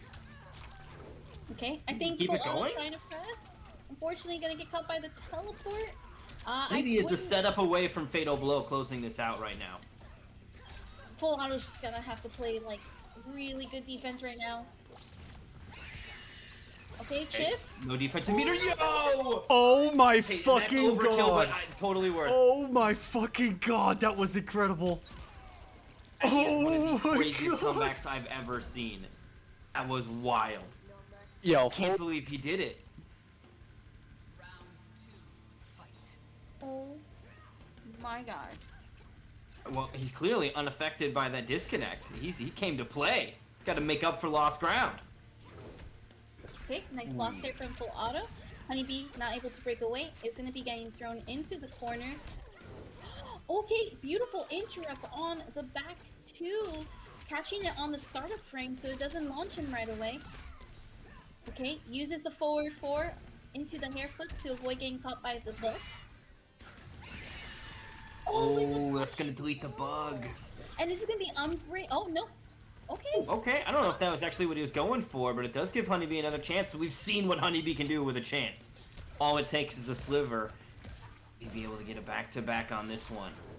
It's the opening. This is the beginning. I don't know if I had agreed with that decision because it's definitely costing full. Oh my god. Okay. You just gotta hit him with something. Even with the stepsister bug as like the coverage, it's not a real threat when a poke ends the round. So you can afford to get the trade, if you will, when it's not gonna really happen. Alright, gets the stabby stab. Maybe definitely proving the threat of those setups, so if he gets those setups started with more health on the board, could prove devastating. Okay, nice use of the mix-up on the back 3-string. Tries to use the low a little bit too close to actually catch Honeybee there. Oh, big uppercut there from Full Auto. That'll close it out. I gotta say, despite the score on this one, a bit of a tragedy for Honeybee with the disconnect, and still one of the coolest comebacks I've ever seen. So big props to Honeybee. He's gonna go home with 4th place here tonight, but great representation of his character, loving the character loyalty from these players and showing that dedication to a character can yield results for sure. So congratulations to Honeybee. 4th place is not bad. but Full Auto is going to be moving on here. Full Auto will be meeting Tweety once again. The very same person who knocked him into the lower side of the bracket. He's going to get his redemption arc happening. That was a 3-0 as well. So, Tweety really was in control on that one. But Full Auto looking incredibly solid right now. Yeah, 3-1, 3-1. Oh, I'm looking at the Smash GG bracket, so... Let's see. It's okay, G-Meter. I don't do well with numbers either. That's why I try not to talk too much about them. I don't either. If it makes you guys feel better, I don't. Probably a wise choice. I don't do well with I numbers just either. said lost, and then nobody would have worried about it. Absolutely. So that means that. Give me a second. That sets up Full Auto going up against Tweety in the losers finals. If you guys are following along on the Smash GG, ignore it. I was really slow, but now it's updated. So you guys take a look at it. We got Tweety going up against Full Auto in losers finals. Full Auto's still in the room, and I think that we have waited long enough, and I don't want to keep you guys waiting. So I'm just gonna get Tweety in here, and we'll get right in this freaking match. We're gonna breeze through this son of a bitch. And while I got you here and we're waiting on Tweety, I want to talk to you guys about a couple of things. There's a lot of events going on in North America. I don't have a graphic for all of them, but there's a lot of offlines coming back. There's onlines every single day within this community. Two wonderful commentators to my right on your guys' screen run events in North America. So many others do as well. We're absolutely blessed here. That's why I saved North America for last, and that's what Global was all about, was to give shine to everyone else, but we still wanted to do a couple here at home as well. That's why we did West and did East, and thank you for joining us here. A lot of events going on, a lot of offlines. We got Viz's offline coming up this weekend that you definitely should watch. 100% should watch. We've got NEC coming up, CEO, bunch of offlines. I'll be at a Dallas, Texas offline, I think next weekend. I keep forgetting the date because I'm really bad about them, but it's on my calendar somewhere. Saki, is it next weekend? Do you actually know that off the top of your head? I believe. Listen, I'm like the calendar when it comes to all the MK events. I think it is actually next weekend. And you have a business event this weekend, and yeah. And there's a bunch of others. I mean, I've got Injustice Television, Outworld Television that happens Monday through Thursday, every single week. A bunch of others. We got Mortal Kombat New Jersey coming up as well. I think that's on the 31st, right? Yeah, of July. The Champions of the Realms finale already happened, guys, and there's more ECT community throwdowns coming up, and I'll be tweeting out when those happen. Real quick before this match starts, I do want to shout out our founder shirt at Kolosseum.gg/store. You can check out all of our merchandise. We've got a beautiful global shirt that we just added before this show. We've got this shirt as well that we just added before the show. We got Melt. It's a beautiful cooldown of our Game 5 skull there. And of course, the founder shirt that is going to be unavailable after tonight's broadcast. You can only get it during this broadcast and throughout global. Kolosseum.gg/store guide. Become a founder of the Kolosseum today. And here we go, going straight into the match. Beautiful transition there. The timing. It honestly lined up pretty well. I'm not gonna lie to you. Beautiful. Thank you. Real quick, Valiant Shade in chat is gonna be co-hosting an event. Dream Eater, you'll like this a little bit. On Xbox, they are doing Monday, Wednesday, and Saturday an Xbox-only exhibition series beginning August 21st, 7 o'clock Eastern, and you can find that at twitch.tv/SilverRingValiance. Hosted by Silver Sandbag and Valiant Shade, so check that out as well. Oh yeah, those are two people I'm very familiar with. Big shout outs to them. They are really, really, really awesome individuals. Really helpful over on the Xbox side as well, helping out with the brackets and making sure everything runs smooth. So really excited to see them putting some events on as well. I already have played in some of their events even already. Yep, Oh, here we go. Temporal advantage Yep. to the corner, right? Oh, breakaway, but still in the corner. That's tough. Yeah, this is a little bit of what we were seeing earlier this evening, where the pressure that Tweety is just executing right now against Full Auto is really strong right now. Not letting Full Auto even take a risk, and with that, that's going to be a clean match there. with Tweety's going up 1-0. That was quick. Like, that health bar too from Tweety looked very, very intact.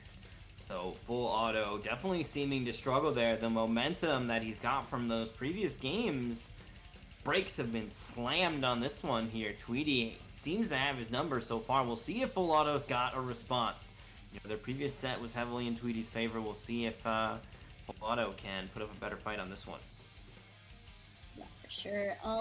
I didn't really get a chance to take a look at the loadout that full auto is running, but I'm pretty sure it's Spring Queen, which is basically just using the Banshee. But as you saw there, it becomes sort of useless if you can't really get out of the corner and you can't get out of the pressure, right? So yeah, the ability to float and stay in the air is somewhat helpful, but it's not enough of a utility when, like you said, you can't get out of the corner and stuff. Like, right? Like some of the bigger things you'd want, and out of some of the other air mobility, you're just not getting. Sure, I think full auto's kind of taking a minute to just sort of think his game plan, because it's obvious that, you know, with Tweety, he can't really execute what he was doing with all of the other opponents he's faced in tonight's bracket.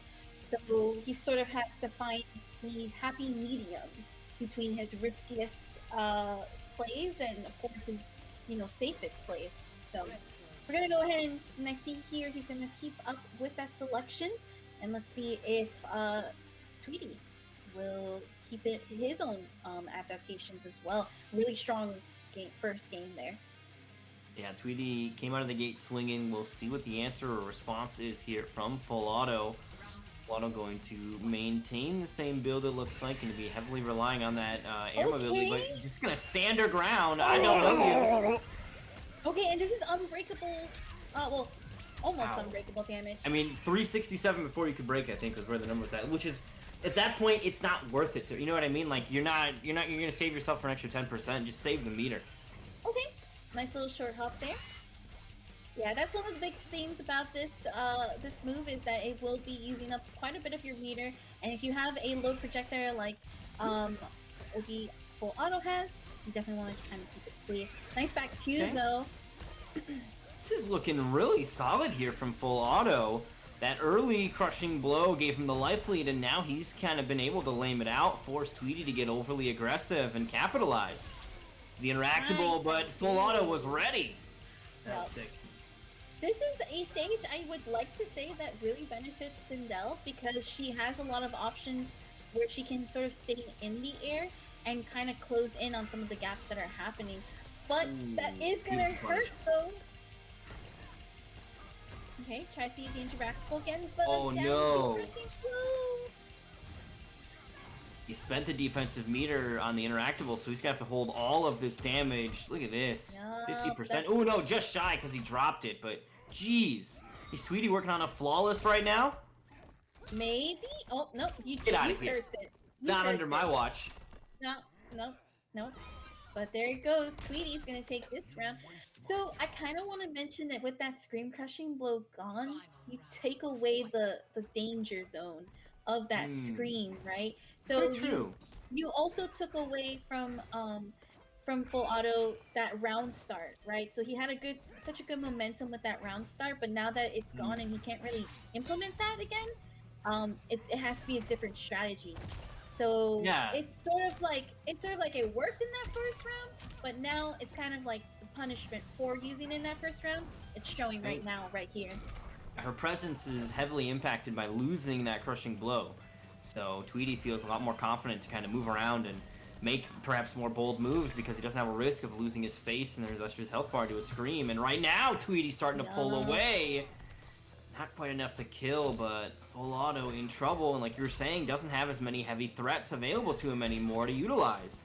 Yeah, he doesn't have his throw crushing blows loaded either. And there you go, the gauntlet's gonna seal the deal right there. Again, once that scream crushing blow leaves the building, the threat of Sindel becomes significantly less. And again, when you use it at such an early round as that round start, you're gonna have that momentum, but you're gonna feel it towards the end.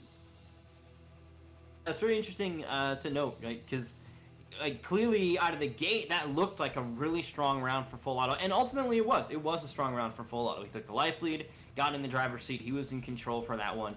but like you're saying, that threat, once it dissipates, she's no longer anywhere near as scary. And we've seen even like earlier against like I think Pulse, for example, Yep. we saw the crushing blow come in really late, and basically that whole time you're on edge of like, gotta look out for the screen, KB, and when you don't have to worry about that, it really allows you to feel much more freedom in trying to get in there, and Full Auto wasn't able to stop him. So it'll be interesting to see if he goes for that again. That scream at the start is an interesting play, but it feels like it's a deliberate play, you know what I mean?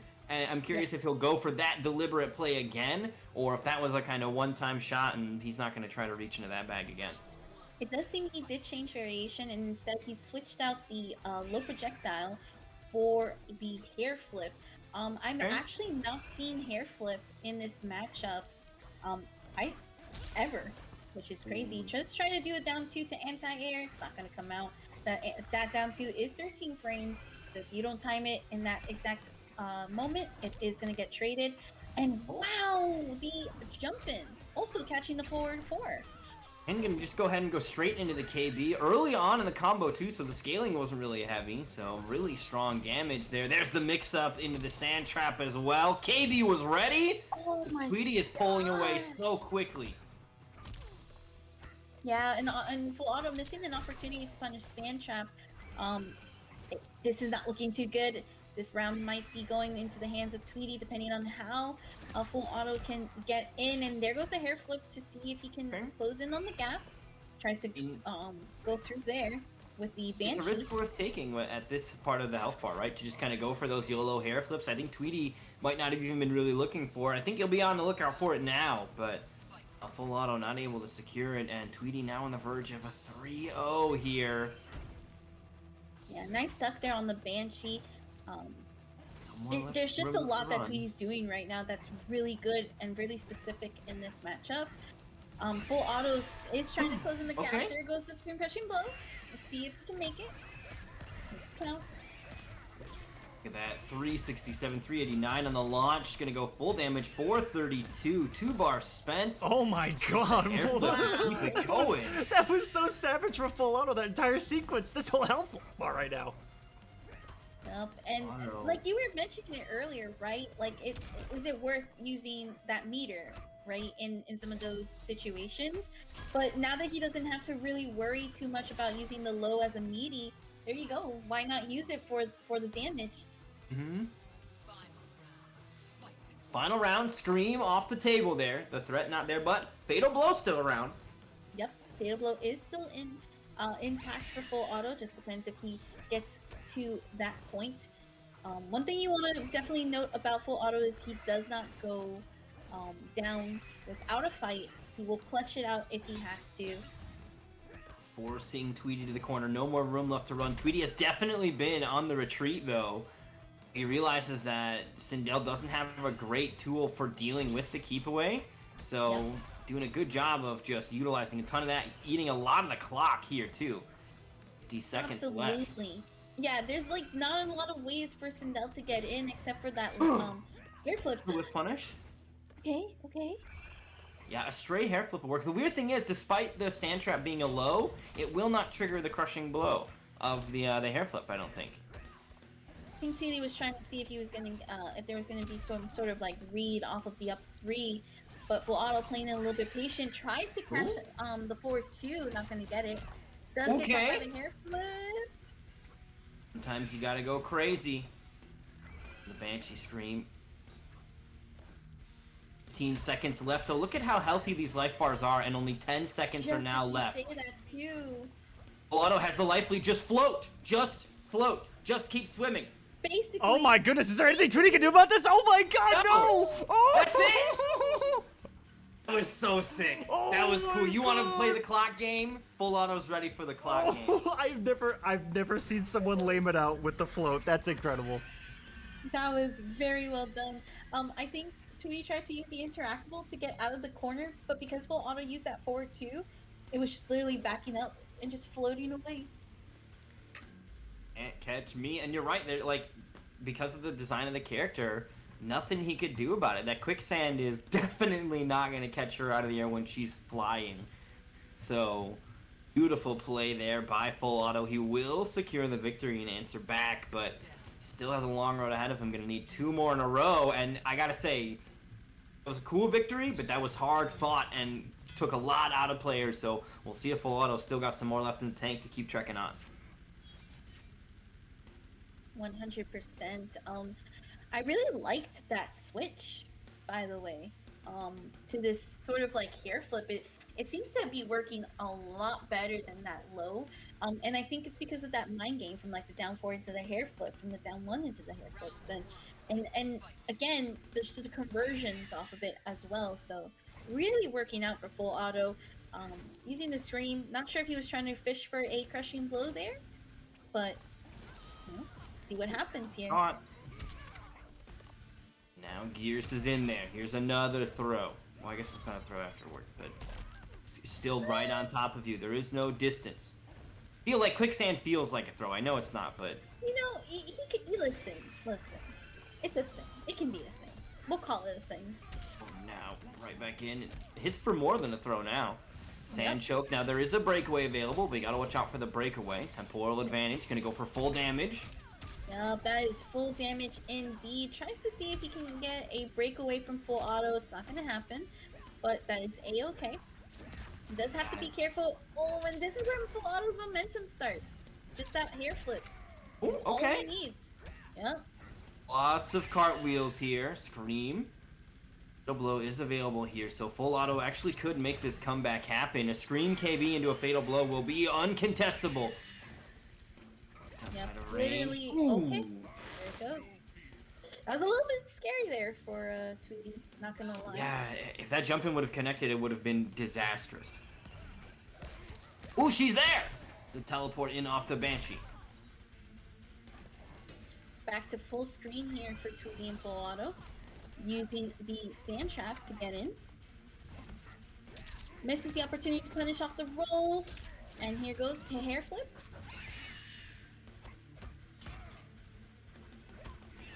Jump in. Double jump in here. Good patience, though, from Tweety. Very good. Very good patience indeed. Just purely playing the defense. There's definitely not that pressure you would see from Jackie happening right now. So it's working out. Tries to go for the low. Full Auto wants to go crazy. Let him go crazy. He has to be careful. I love the pose of that elbow in the air. Yo, fuck your fatal blow. You're dead now. Wow! And Tweety is taking it. Winning against Full Auto 3-1, stubbing the fatal blow, and heading back to fight Unjust in Grand Finals. He'll have another run back here, but man, what a beautiful run Full Auto had. Gonna be a game over for him here tonight, though. Full Auto is gonna go home. 3rd place in the Kolosseum NA East. Not bad. Not bad considering the, just how deadly this region is. And look at those who are making it out above him, right? Tweety and Mighty Unjust, very talented players here. And it is going to be Tweety making his way into Grand Finals for the run back versus the Mighty Unjust. Yeah, this was that was a little bit of a heart shake, I want to say for sure, especially with the match that Full Auto won. And I think it definitely was just like, it was such a well-timed meeting, you could say, right? On trying to stop Full Auto's fatal blow in that last round and solidifying it. I'm really excited to see how Tweety's going to come back from this in terms of how he's going to approach Mighty Unjust. Because again, remember, we saw Mighty Unjust push Tweety down to the lower side with a 3-0 with that Jackie. And we've really seen Tweety probably, I think, at his best tonight, where he has just been so dominant. And I think with some of the little bit of patience that he has had, and he has a little bit of momentum, this can probably push him to make a bracket reset happen. Yeah, this is a really interesting moment. We saw them fight earlier, but Tweety, we definitely saw like signs of life from Tweety. Despite, the scoreboard saying 3-0, Tweety was definitely doing some of the stuff that you need to do in those matchups, right? He had the right ideas that you need to bring to the table when we're talking about dealing with Jackie. So we'll see if Tweety can do it. Here's the deal, though. He's doing it from the loser side of the bracket now, so He's got answers for it.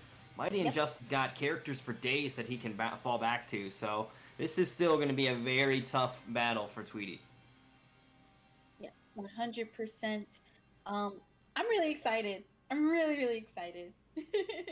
It's going to be nuts. I mean, looking at this run back, what is Tweety going to do differently because of how dominant, and I'm going to use that word, dominant, Winners Finals was for the Mighty Unjust.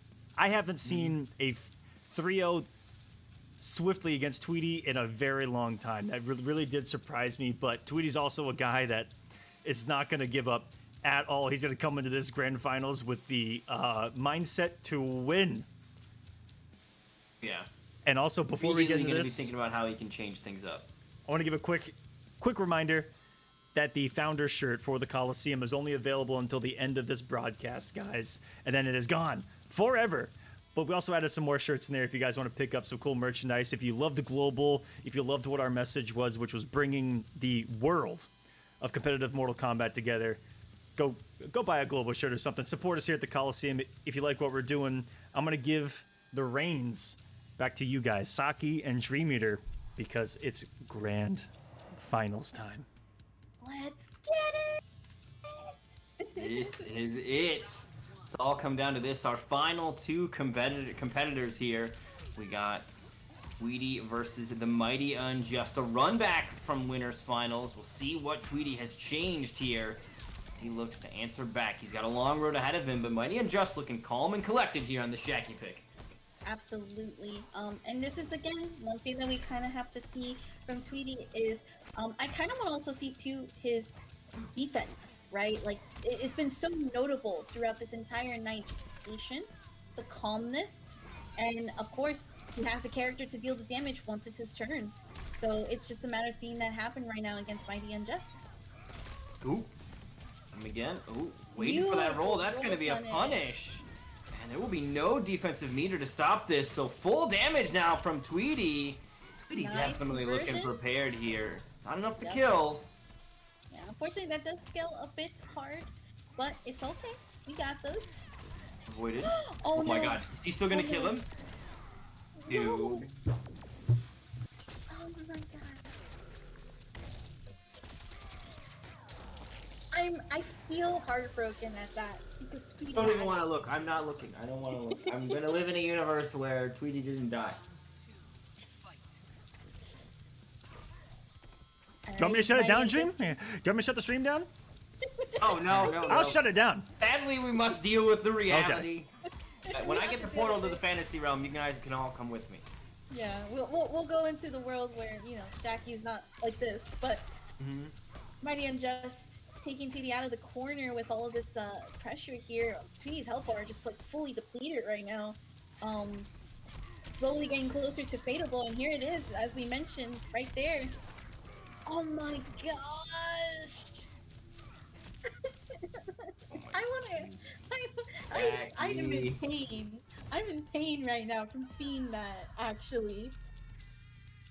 And for those of you who don't know why that crushing blow happened, right? Because usually you're supposed to get the dash punch from max range.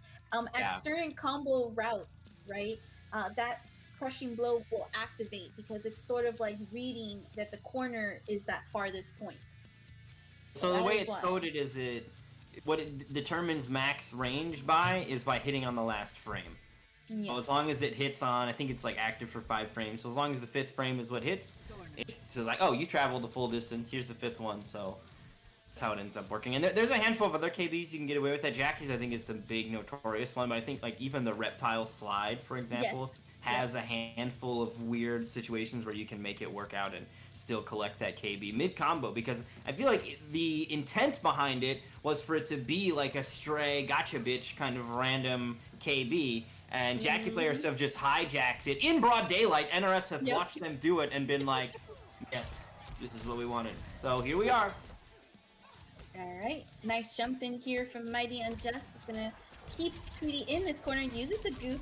And this is already looking very tough for Tweety. Has to come out of this corner. It's going to take some of the leftover damage from the dot. Oop. Okay. There we go. Back to the corner there with the backbreaker. And man, Gears is such a cool character too. I really enjoy the design on Gears. Animations and everything, they feel like it feels like they took some time and care into this character. He is super cool. Okay, beautiful Ooh. flawless block there from Tweety. Have the meter for the kill, but he'll just go ahead and secure it with a throw. Throws him out of the corner. You see the escape failed pop up there. Unjust, expecting that his opponent would want to keep him cornered, but Tweety just one step ahead, so he will take the round if he can keep this momentum here. Yep, absolutely. Right. All right. There's a breakaway. Unjust will get the plus frames here. Beautiful shimmy, just gonna keep it going. Nicely done here. Unjust just backing away, lets him whiff. Yeah, better to just back away. Doesn't have to go for the full whip punish, especially with the health he has. He doesn't want to risk it, and that's the one thing we see from Mighty Unjust is he's not wanting to risk it. He's not overcommitting when he doesn't really need to, right? If he's got the health lead, I'm just gonna hang back and I'll let you get away with these weird little things here and there that I maybe could be aggressive and deal with, but there's no need to be overly aggressive. Look at this big damage though from Tweety. He's now a hit into Fatal Blow away from killing here. Speaking of, really good choice to throw. He's gonna go for another throw again. Yeah, better to just do it, right? Bet you won't. Oh, he didn't. Oh, he jumped over it though. No. Unjust was waiting for it. And you know, that short hop kick of Gearus's, it only hits one place, a centimeter in front of him and on the ground. That's it. Oh. And I've seen so many times, even in the winners finals, Mighty Unjust was able to simply hold up, and he went through a couple of short hops of Tweety's and burned him for it because he loves doing that on someone's wake up. Why not just take to the skies? Might as well, right? Has the character for it, can do it. Okay, backs up just a little bit, tries to go for the mix-up on the overhead. Secret overhead there coming out with the elbow drop. Plasma underneath. Ooh, quicksand doesn't quite connect there for Tweety. But Tweety does have a bit of a life lead here. Not going to be tough to maintain it though. Jackie's just so quick to get her turn and start the pressure going. Okay, and then go ahead and start a little bit of pressure. One thing I'm kind of noticing here with Unjust is he's trying to be a little bit more conscious of the meter. I kind of been watching it, and it's just been slowly depleting where it's not coming back fast enough to start the mind game, and Tweety's taking full advantage of it right there. Nicely done. So Tweety answering back. This will be his first victory versus Mighty Unjust here tonight. I fought earlier in winners finals. It did not go Tweety's way, but Tweety now finding an answer here to this Jackie play. We'll see if he can maintain this though. You know, Mighty Unjust, very talented player, going to be quick to adapt. The other thing too is Mighty Unjust has other characters in the arsenal, but he's also got a lot of games to work with here. You know, Tweety needs to not only win this set and reset the bracket, but then win another one on top of it. So Mighty Unjust has plenty of time to formulate a plan to put an end to Tweety's run. And just to mention, for anybody who's new to either the Kolosseum or to tournaments themselves,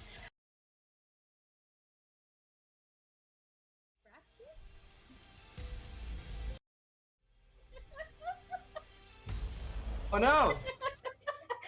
Buttons are everywhere. What was going on there? What was going on there? Hold on a second. Hold on a second. Hold on a second. What was going on there? What was going on there? Kraken got a hold of the control panel. So just a real quick, if you guys are new, if what we mean by Mighty Unjust having plenty of games, it just means that everybody has 2 lives when they enter the bracket, and right now Tweety has used up all of his lives where he only has 1 left, and it's this run right here. But Mighty Unjust hasn't dropped the game, so he still has a life left and has to win first to 3. Oh man, you're gonna lose a lot of life right here though. 469. Beautiful opening here, and defensive meter's gone, so Tweety is gonna get to continue the relentless damage here. Look at this sequence, 469 plus. What is this number here? 390. Math geniuses, tell me what it is. I have no idea. My abacus is too far away. Oh my god! Did it hit confirm? Oh my goodness! It's like 857. You still did 859, whatever. Sorry, I posed the question and then my brain was like, you can't just leave it out there. I think it's 859. It might be dumb. Costing Mighty Unjust there, with Tweety getting the upper hand on that first round. Oh my god, the damage just keeps on coming from Tweety. Another 400 plus. Oh no, not quite. 390 again. Why didn't that? Okay, never mind. I don't care. Over at Jackie players. Alright, Mighty and just trying to gain some momentum here and try to do his own full offbeat damage. But that's gonna cut it right there with Tweety taking the full 35? I couldn't see the numbers too well there. 351. Goes for the throw? That's my guess. Oh, plant the Jackie tree! Please, do not water that. We do not need it to grow into more Jackies, but still cool to see. Wow. You guys heard it here, folks. Dream Eater. Plant the Jackie tree, then let it die. Yes, the harshest of fates. Oh. Oh my goodness, we're seeing some adjustments here. Yes, we are. We are. And this is what I was kind of like alluding to when it came to Tweety. Is I'm pretty sure that knockdown to the lower side of the bracket kind of shook him up just a little bit, where he's really hungry to win this bracket right now, right? And we saw him play super strong on that lower side when he was fighting against Full Auto, and he's doing an amazing job right now in the adaptations since from we first saw him fighting against Unjust to now, where it's a completely different ballgame than what we saw before. Tweety definitely is coming up with some working answers here, and now the question comes over to Mighty Unjust. What are you going to do about Tweety? Because Tweety seems to have found a rhythm that is working out for him here. At the back. Let's go. And here we go. We're going to get it right now. Backing away. Plasma's out. Of course, when you block that plasma, it doesn't become a deadly hazard, so it's actually better to block those instead of avoid them. Hey, nice blocks there from Tweety. That's the one good thing that they did about Jackie is that dash what? Right, the one nerf that she got was dash punch is no longer safe. Imagine that was part of the kit too. Jeez. It was for the longest time, Dream Eater. It was So for the longest time. You just had to hold that. You had to hope you could read it and duck it. Alright, this damage here from the Mighty Unjust is going to try to see if he can make up for the deficit at the moment. He does have Fatal Blow, so it technically is one hit confirm, and as we speak, there it is. Oh my god, now he's dead. Yeah. Jackie Briggs, huge damage, still able to be churned out by this character. I don't think he's going to break 50, but it's going to be close. 480 here from the Mighty Unjust. A lot of meters spent, Fatal Blow spent, but I mean, absolutely worth it in the end when you get the round. Yep, and Mighty Unjust going for the grab off of round start.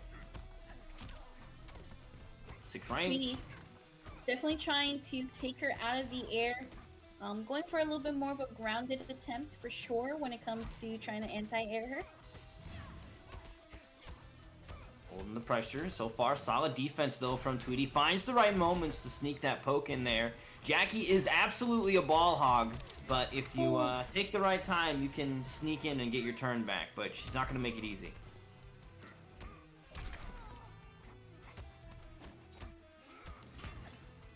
Maya just trying to get out of this corner right now. Gonna get flawless blocked up too there by Tweety. Is that a counter? That is a counter.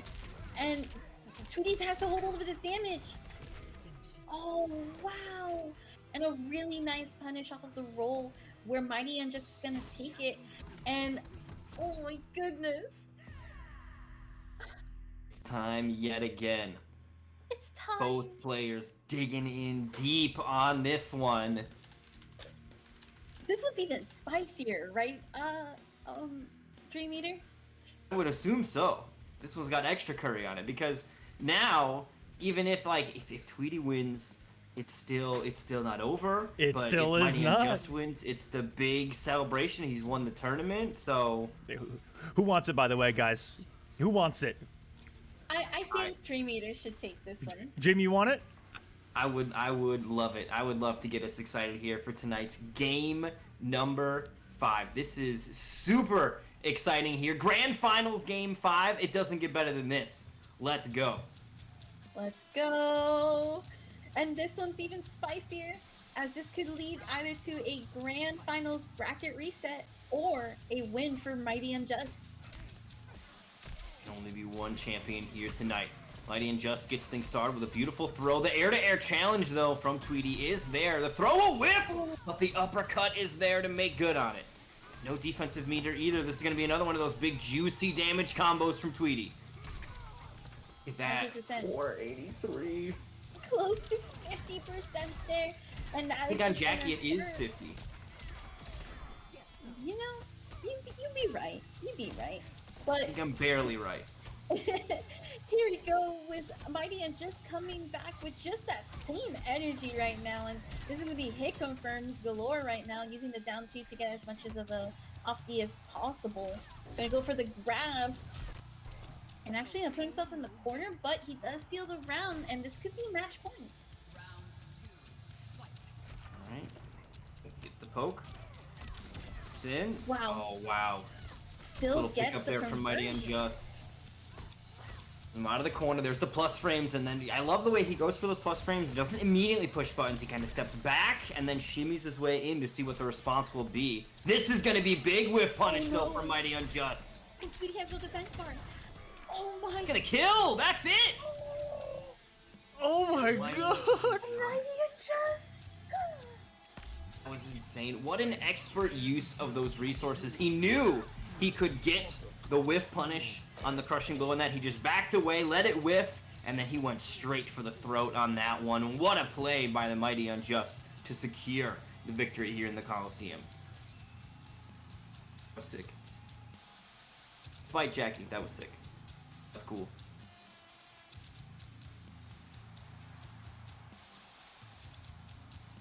Absolutely incredible. In a game 5, wouldn't have it any other way. Here on the Kolosseum, ladies and gentlemen, there is your champion, the Mighty Unjust, just adding to the collection of tournaments here in 2021 and 2020, where he has been on a tear here, in particular in North America East. You know, I thought it was going to be close, but he really did come to play tonight. That was domination through the winner's side. Tweety made some adjustments, but Mighty Unjust, just a different monster at the end of the day. And look at, I mean, to be sent to a game 5 and then for Unjust to just be as convincing as he was on the winner's side, like just something to click and really take it out of Tweety right there. Yeah, a couple of unfortunate things happened for Tweety that Mighty Unjust capitalized on, but damn, what a set we had right there, and what a region of Mortal Kombat. Absolutely. It was a lot of fun. You know, was super thrilled to be a part of this and be able to see that. And, you know, Mortal Kombat, when it's played at this level, is one of the most entertaining things I've ever seen. And these players absolutely did not, as usual, they did not disappoint. So, was a really, really cool opportunity to get a front row seat to the action here tonight with you guys. Absolutely, and what a really fitting way for a really amazing competitor to take away one of the most strongest and toughest regions out there. And again, such an honor to be able to not only commentate some of the other countries featured in the Kolosseum Global, but also to be able to commentate the very home region that I'm from. And you know what, Saki? That's exactly what I was thinking here. You know what? We had her internationally. Let's bring her home with us here at the end of Global, and Dream Eater coming on as well. Thank you guys so much. This is your finalized bracket for NA East here. It's going to be the Mighty Unjust getting the victory. Second place going to CGL's Tweety. Third place, Odie Full Auto with the huge victory over Honeybee. And got the victory over Aztec prior. Honeybee getting 4th on the night. 5th, El Kukui and Aztec. 7th, Big Daddy G and Emperor Javier. Javier was playing really good all night long, too. This was your top 8 of North America East, ladies and gentlemen. The final tournament of the Kolosseum Global. Let's get a round of applause for all the competitors, not just for NA East here, but all of the regions across the world. Over 400 players globally. North America was not the largest region of this event. Let that sink in for a bit. It was not the largest region. Everyone else came to play. Africa showed up, both regions. All of Latin American regions really showed up. Damn, a lot of people play Mortal Kombat down there, and they love it. One of us in the chat. What's up, S. Ryu Pain? Just oh, sure, Pain is a incredible. big player in the Nightmare series too. Incredibly talented. Yes. Incredibly talented. So thank you so much to everyone that entered, every region of Global, all the commentators we had on, and there were so many from the beginning. We had Waz on with us for Oceania. Saki was here for Pacific. We had Tekken Master on for Middle East, which was so cool. I don't know how I pulled that off. I'm pretty Hollywood. We had for Latin America South, we had Dijon, also known as Top 7 Games, and Toto from down there. Toto, he'll kill me if I get this wrong. I want to say that he's Argentinian. I'm pretty sure that he's Argentinian, which is incredible. We also had Buyu from Brazil on.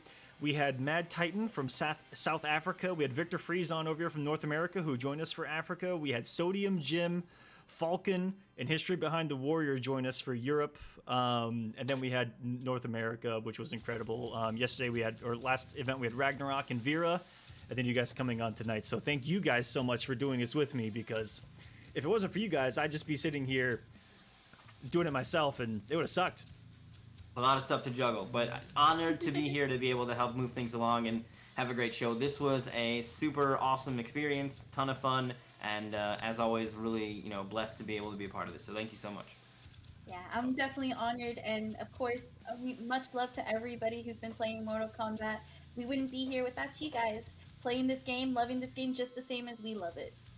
Absolutely. Before we get out of here, yes, Filato, I'll be in touch after this. Before we get out of here, a couple of things. I'm going to give you guys the floor to do some final shout-outs for you guys as well. And then everyone that's probably like, I'm getting the fuck out of here, I do have a little bit of something to show you right afterwards, so don't go anywhere. But I'm going to give it to Saki right now. Saki, shout out whatever you want to shout out. Let us know what you've got going on. Talk to him. All right, so my name's Saki. You guys can follow me at Saki Sakura TV, just like you see it down there. It's pretty much the same on all of the social media platforms, from Twitch, TikTok, YouTube, to Twitter and Instagram. I also run Queen of the Hill series for all of the women of the FGC. So if you're interested and you have someone who wants to compete and who wants to also commentate, definitely hit me up, and you can check out at the QOTHS over on Twitter. There you go. Thank you so much, Saki. Dream it, all yours now. And I am Dream Eater. I primarily run a lot of stuff over on the Xbox side of things, so that's really like my main kind of shtick. So if you are an Xbox player, I promise you are not forgotten. As long as you have a Ethernet cable, you Wi-Fi players can get fucked. But if you have an Ethernet cable and an Xbox, we've got a place for you. We are kind of taking a break from MK11, but if you play any NRS games, Injustice 2, MKX, also looking forward to putting some stuff together for those as well. So definitely come through. There's an @ underneath my face or whatever, so you can find me and more updates on that information if you're interested in that. So Xbox players, we got you covered. There you go. Thank you so much, Dream Eater, for doing everything over there on Xbox for a long time. Saki, thank you so much for coming on. I am going to have you guys disappear for a moment. I'm going to talk to the people, and I'm going to show off what we've got coming up next. So I do appreciate it, guys. I'm going to mute you on Discord. Thank you so much. It's been an absolute pleasure. Good night. Yeah. And then what I'm going to do is I'm going to take this. Wait for it. You know, fuck it. I'll do it on the fly here. Guys, I meant to full screen myself. Hold on a second. Saki and Dream, you guys are good. I'm gonna full screen myself. There we go. Let's see. I'm doing this on the fly.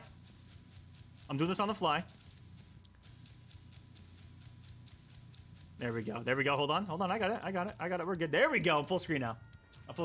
We got it. It took a second, but I got it. What's going on, everyone? It's just me and you guys now. It's just me and you beautiful Mortal Kombat players. We should have had this ready. What, full screen? It was only a button QR. People like it when we mess up because it means we're human. Now, there's a lot I can say. Mostly thank you to everyone involved for the Kolosseum Global. This is the end of this series. It's been an absolute pleasure. Every single region, this was something I've wanted to do for a very, very long time. Long overdue. When we were doing Combat Cup back in the day, when we were doing War of the Gods, all these other regions were telling us to go fuck ourselves because we didn't do anything for them, and they were accurate. I mean, hey, that's the truth. And so I finally wanted to do something for everyone. You know, it wasn't a lot. Every region only got one event, but it was still an absolute blast. And boy, did I learn a lot. Learned a lot about new players, new regions, new commentators, new talent across the board. Incredible. So from the bottom of my heart, thank you, not just to all the players and talent and people from the community that got involved in the actual event itself, but also on the back end. You know, the entire crew, so many of them, down to the artwork, the music, the production, everything in chat. It was incredible. Thank you guys so much. We got Valiant in chat running prediction points. We had Ricky Rao in production for most of the global series. It was incredible. QR, the co-founder of the Kolosseum, making the entire production what it is, looking and sounding great. We got Flashy running the YouTube. We had TQT record some of the in-game footage. We had so many community members giving something towards this broadcast. Voiceover work from multiple players as well. It was awesome. Kolosseum Global was a celebration of Global Mortal Kombat. Now, to end this broadcast, I'm just going to go right into it. This is not going to be a super clean way of doing it. I'm just going to give it to you guys straight, and then we're going to end this fucking show. So this is what we've been working on here at the Kolosseum, coming soon.